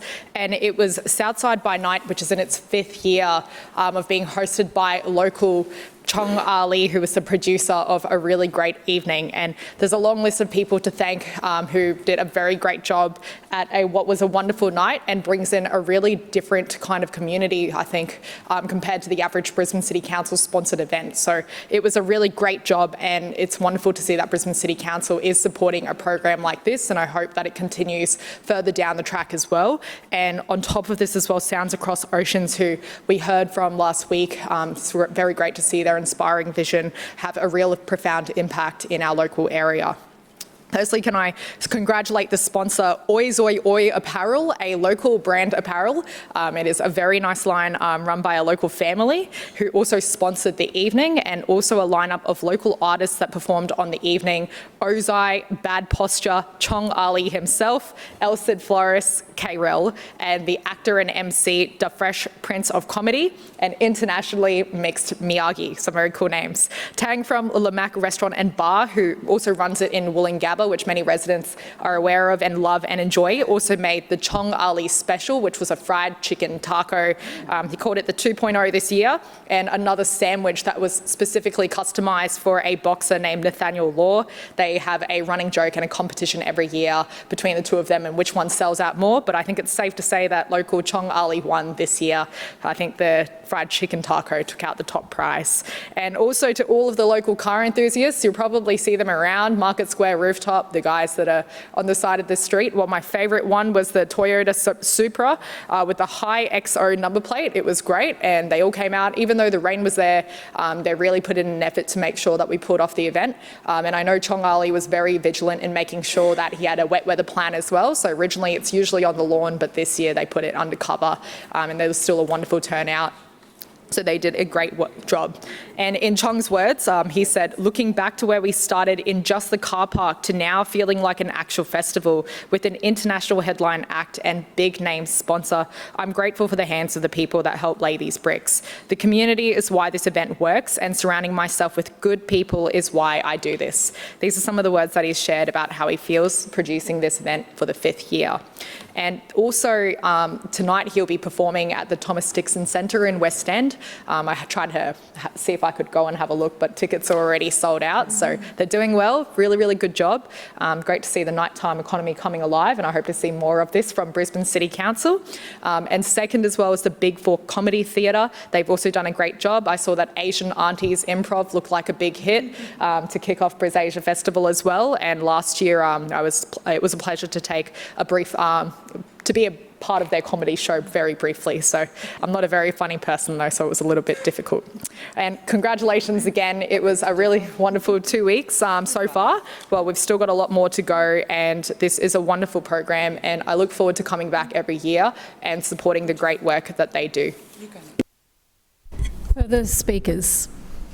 Councillor Griffiths. Thank you, Madam Chair. It seems to be just our side tonight. So I just want to speak about 3 local issues, but before I speak about those, I'd just like to welcome back Councillor Murphy. I'm glad you have a good prognosis through, Madam Chair, and I do agree that it's a big issue, and lots of guys shouldn't be scared about it. It's just a blood test. You do over 50, and I think it's a really smart thing to do as a way of prevention. I want to talk about 3 local parks issues. So the first one is a bit of a disappointment for me. That is Cracknell Gully Park. It's on the border of Maruka and Tarragini, and also very close to the border with Councillor Adams. We've had this park listed for some time. We received money under capital, and that money was to redo the playground. I had asked officers and had been told by officers that I could take it out for consultation in relation to the elements of that playground. I particularly have a local bush care group. I have some young people there and residents there who have very definite ideas about nature play. I was very disappointed to learn just a few weeks ago that the consultation wouldn't work because council have already put it out to tender. They've chosen the tender and it will go on next week. And I really think that defeats the purpose of even trying to attempt to communicate with the community. I think it shows that our systems in council are failing. And I think for me, it just shows the current role we have with our outcome managers is under too much pressure. We used to have a whole team of people that worked with us to ensure delivery of these projects. Now we have one person 1 day a week. And while those people work very hard, the current system is not working, it's failing our residents and not delivering good outcomes. So please, up there, please think about reviewing this because it is not working. My second issue, I want to talk about some progress, some happier news. Last week I had a meeting with Councillor Davis and she followed up with information in relation to Stable Swamp Creek, and as people know, over years I've been talking about this issue at Rocklea. And Councillor Davis was able to secure $400,000 from the LNP government in George Street, so good on you. I wasn't able to do that under a Labor government, despite trying. So we are able to see some progress along Stable Swamp Creek with some replanting and removal of weed species down there. So I want to acknowledge you for the good work you did, Councillor Davis, and thank you for that, and the news branch for that progress. And if we need to do more work, I look forward to working with you as well. So thank you, Councillor Davis. And finally, I just want to put a plea in. I often pull up and have chats to council officers and the residents out there. And The council officer this officer who's worked in council far longer than I've been in council, said to me, we've lost so many local workers. So in our parks area, understand we've lost 50 local staff, and that's 25 trucks on the road. And that is what I've seen over this 23 years. That's what that officer was saying to me. They're struggling. They're finding it hard to do their work. They're finding it hard to deliver a good service. And what I'd say to the Lord Mayor and to the LNP is please restore these people. I don't want to see more executives restored. I'm always glad to see them go. But what we need to see is more people on the front line delivering services. It's just not happening. We're struggling with frontline staff. They're struggling to do their job. They're not interested in the politics. They just want to do a good job for Brisbane. And I'd like to see those 50 staff restored so we can actually get another 25 trucks, which virtually means one truck per ward. I know the inner city has multiple trucks. I think I counted 5 trucks that are driving through the inner city today. But imagine if we all had one extra truck per ward actually delivering services in our city. Wouldn't that be a fantastic thing? So that's what I would call to the administration. Thank you, Madam Chair. Are there any further speakers? Councillor Adams. Thank you, Madam Chair. And I rise on 2 issues, one on a sombre note and one on a much happier note. The first one being the unfortunate anniversary that's coming up this weekend, which is 4 years since the Russian Federation's full-scale invasion of Ukraine. And it is very disappointing to see 4 years on that it is still continuing. And it is something that we are not forgetting, and definitely not forgetting in the Holland Park ward. We have the Ukrainian community standing strong in the former Bowls Club in Goldsworthy Street there at Holland Park, and they are holding a peaceful candlelight vigil on Sunday night, which I am very happy to be going to represent Lord Mayor and the team there as well. It is about commemorating those that have lost their lives. It is definitely about condemning the ongoing violence and aggression that we are seeing against Ukraine. And it's also about showing our solidarity with the Ukrainian people in the illegal invasion that we see over there as well. As far as the Ukrainian people are concerned, this is something that is still very, very close to their heart, obviously, the Ukrainians here in Queensland, and something that they live with every day, even if we seem sometimes to be moving on to other issues. So they are taking this opportunity also at this time to show their gratitude for the support of Brisbane and Queensland and Australia that they've seen as this has continued over 4 years. I know that the community in Holland Park has done an amazing job, particularly right at the start of the crisis 4 years ago, in placing refugees that came to Queensland in particular. Within the first 6 months, there was over 500 that came into Brisbane, and not all settled in Brisbane. They did go right around Queensland. I know they worked very closely in particular with Paul Scarr, Senator Paul Scarr at the time, to make sure that they found somewhere for those families to set up here in Queensland. So I'm very proud to be going there on Sunday night, but I ask everybody to have a thought over the weekend that it is 4 years and it is ongoing, and we can't forget that fight as well. But on a happier note, one thing that the whole world is celebrating at the moment is the Olympic Games, where it doesn't seem to matter what country you're from, and of course we've got our independent athletes as well, if they're from that country that I aforementioned invasion.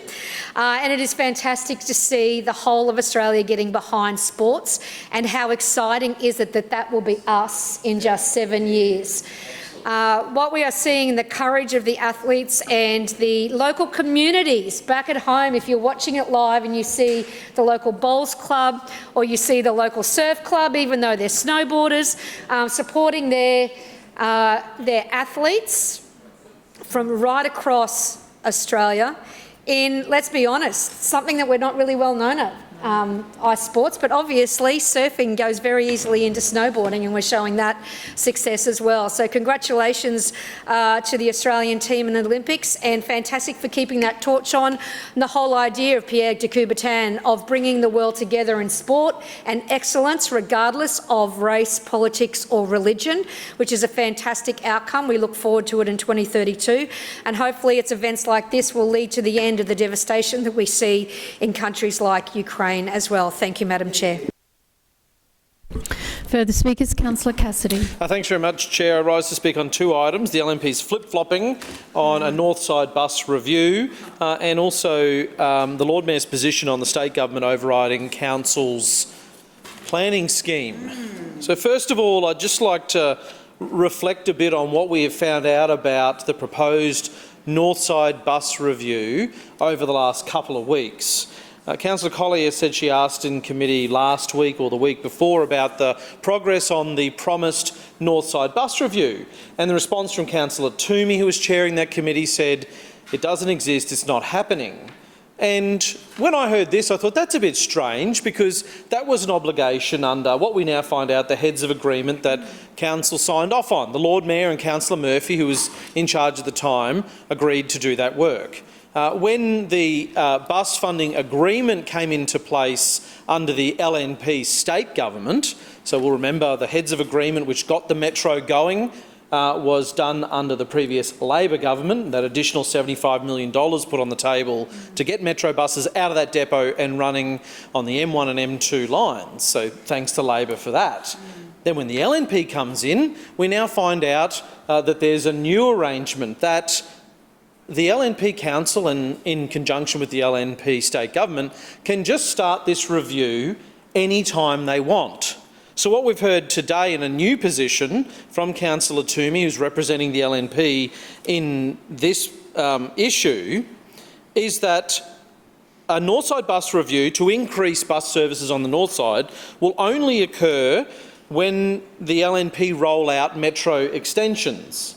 Now, we know that metro extensions can't roll out until there's a business case, which won't be for 2.5 years, with, as we found out in the last couple of weeks, a cooling off period as well beyond that.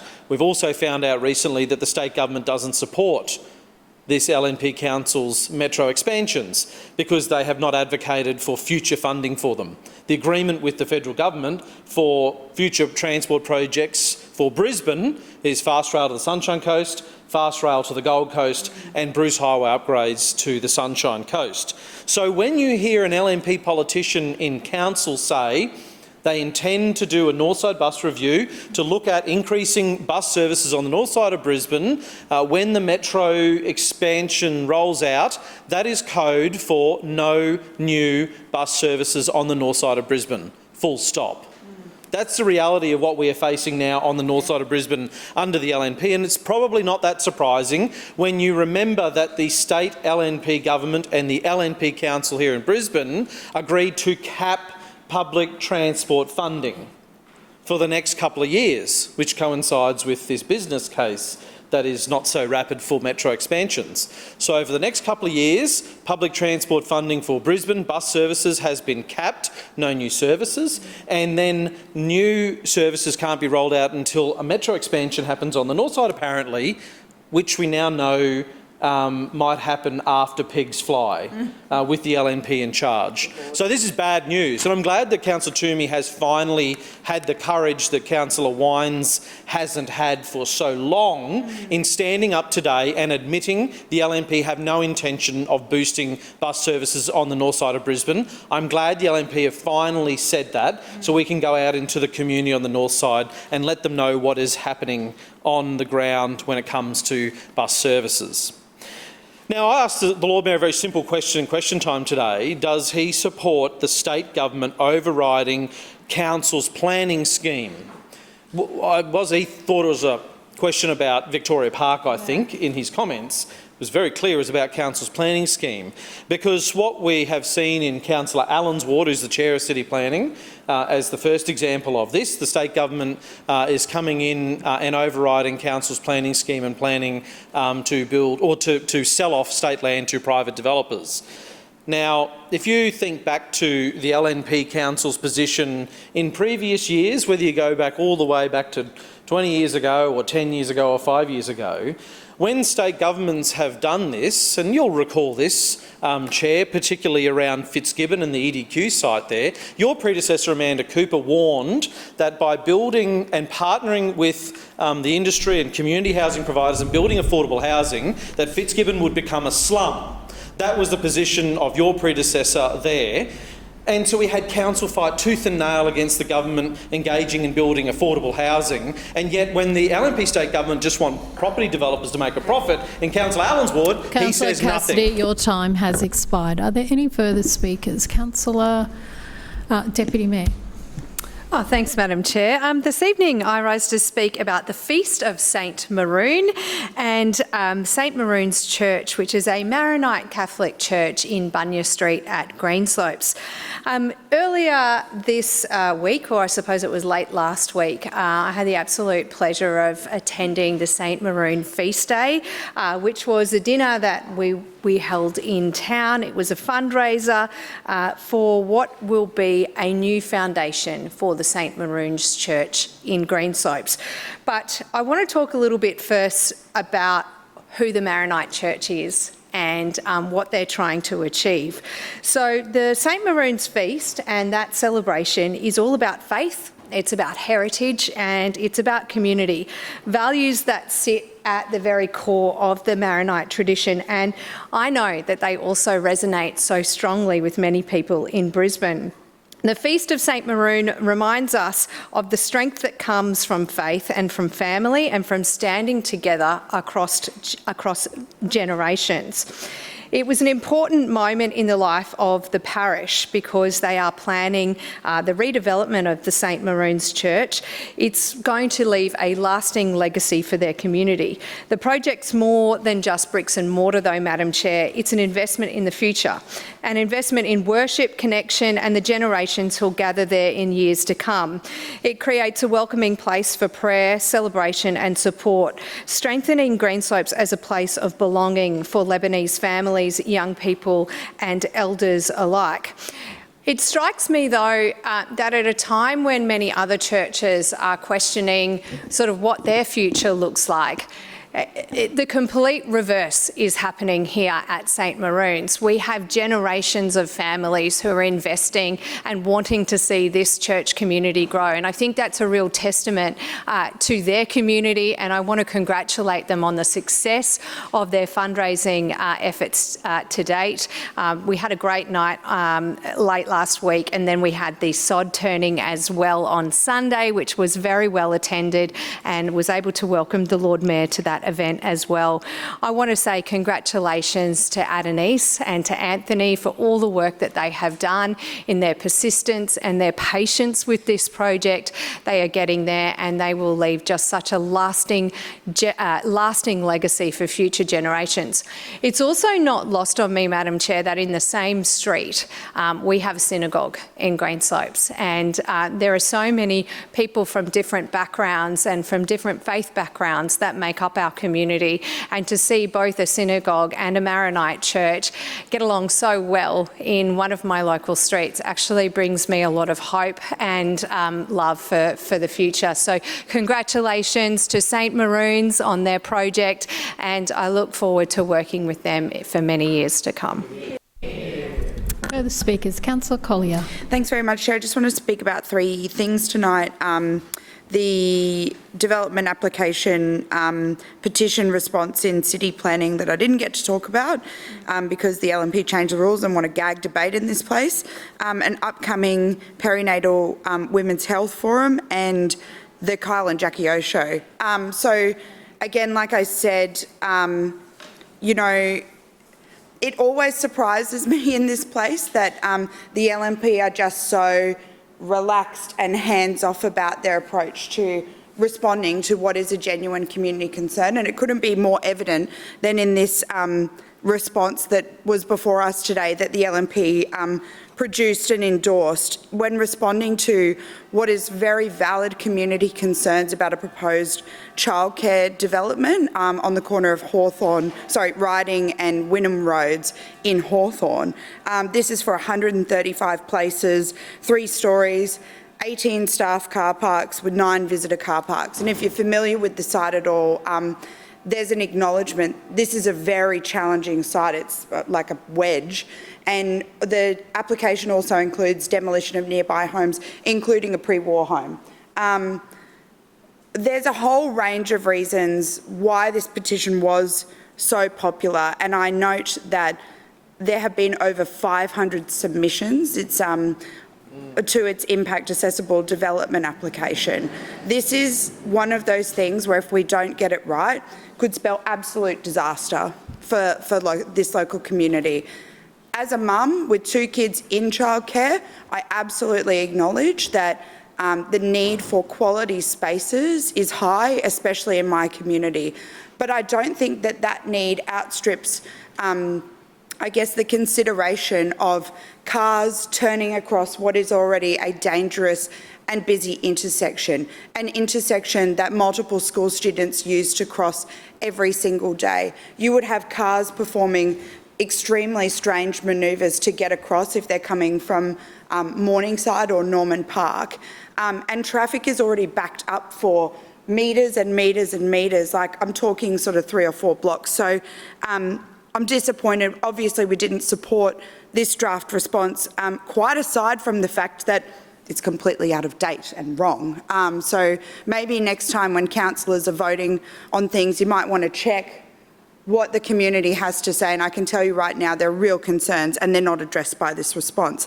On the upcoming Perinatal Health Forum, Di Farmer, Renee Coffey and I are so proud to represent our community together at every level of government, and over the last few months, Di has been working on a series of women's health forums. I just wanted to give it another plug because we have been able to arrange some really incredible guest speakers to come and speak to those who are either planning a pregnancy, currently pregnant, or with children under 1, which is known as the perinatal period. Really pleased to let everyone know that we have Dr. Lyndall White AM joining us. She is an esteemed psychiatrist and former GP, well, I guess dual qualified GP as well, joining us to talk about perinatal mental health, which is a topic that is so incredibly important to talk about. We'll also be joined by Robin Sinclair of Midwives of Morningside, an incredible advocate for mums and women, Dr. Rachel Wiper from Morningside Family Practice, and Eleni Zelenu from Tree of Life Nutrition, because we all know nutrition has such an important impact, not only, you know, when you're recovering from childbirth, but also if you're managing conditions like endometriosis or PCOS as well. So excited. That's February 28th at the Morningside Panthers. Thanks to them for supporting this great initiative. Just very briefly, this morning in City Governance and Finance Committee, we were asked to vote on a proposed response coming to Council next week. The underline here is the LNP have locked in their position that they are happy to spend public money funding advertisements on Kyle and Jackie O's show because apparently it reaches a whole bunch of people. I think that we could be spending council money on many other things, but more importantly, why are we not supporting local content? We have amazing local radio stations. We could be putting council money into supporting these incredible people who are up-and-comers, local content, quite aside from everything else I've said about the Kyle and Jackie O show. Surely you would think we could spend our money locally. It is a shame. Further speakers, Councillor Parry. Thank you very much, Madam Chair, and I rise to speak briefly about the latest production of the Grau Theatre. So February's been a big month for the arts. I know that many people have been very excited to see a famous love story that ends in tragedy. And it wasn't Wuthering Heights, ladies and gentlemen. It was golf, marriage and other murderous matters by Brisbane playwright Deborah Chalmers, held at the Grau Theatre, the beautiful Windsor School of Arts in my ward of Windsor. And because I'm a councillor and because my friends are very lucky, we didn't go and see the premiere of Wuthering Heights with Jacob Elordi and Margot Robbie at Westfield Chermside.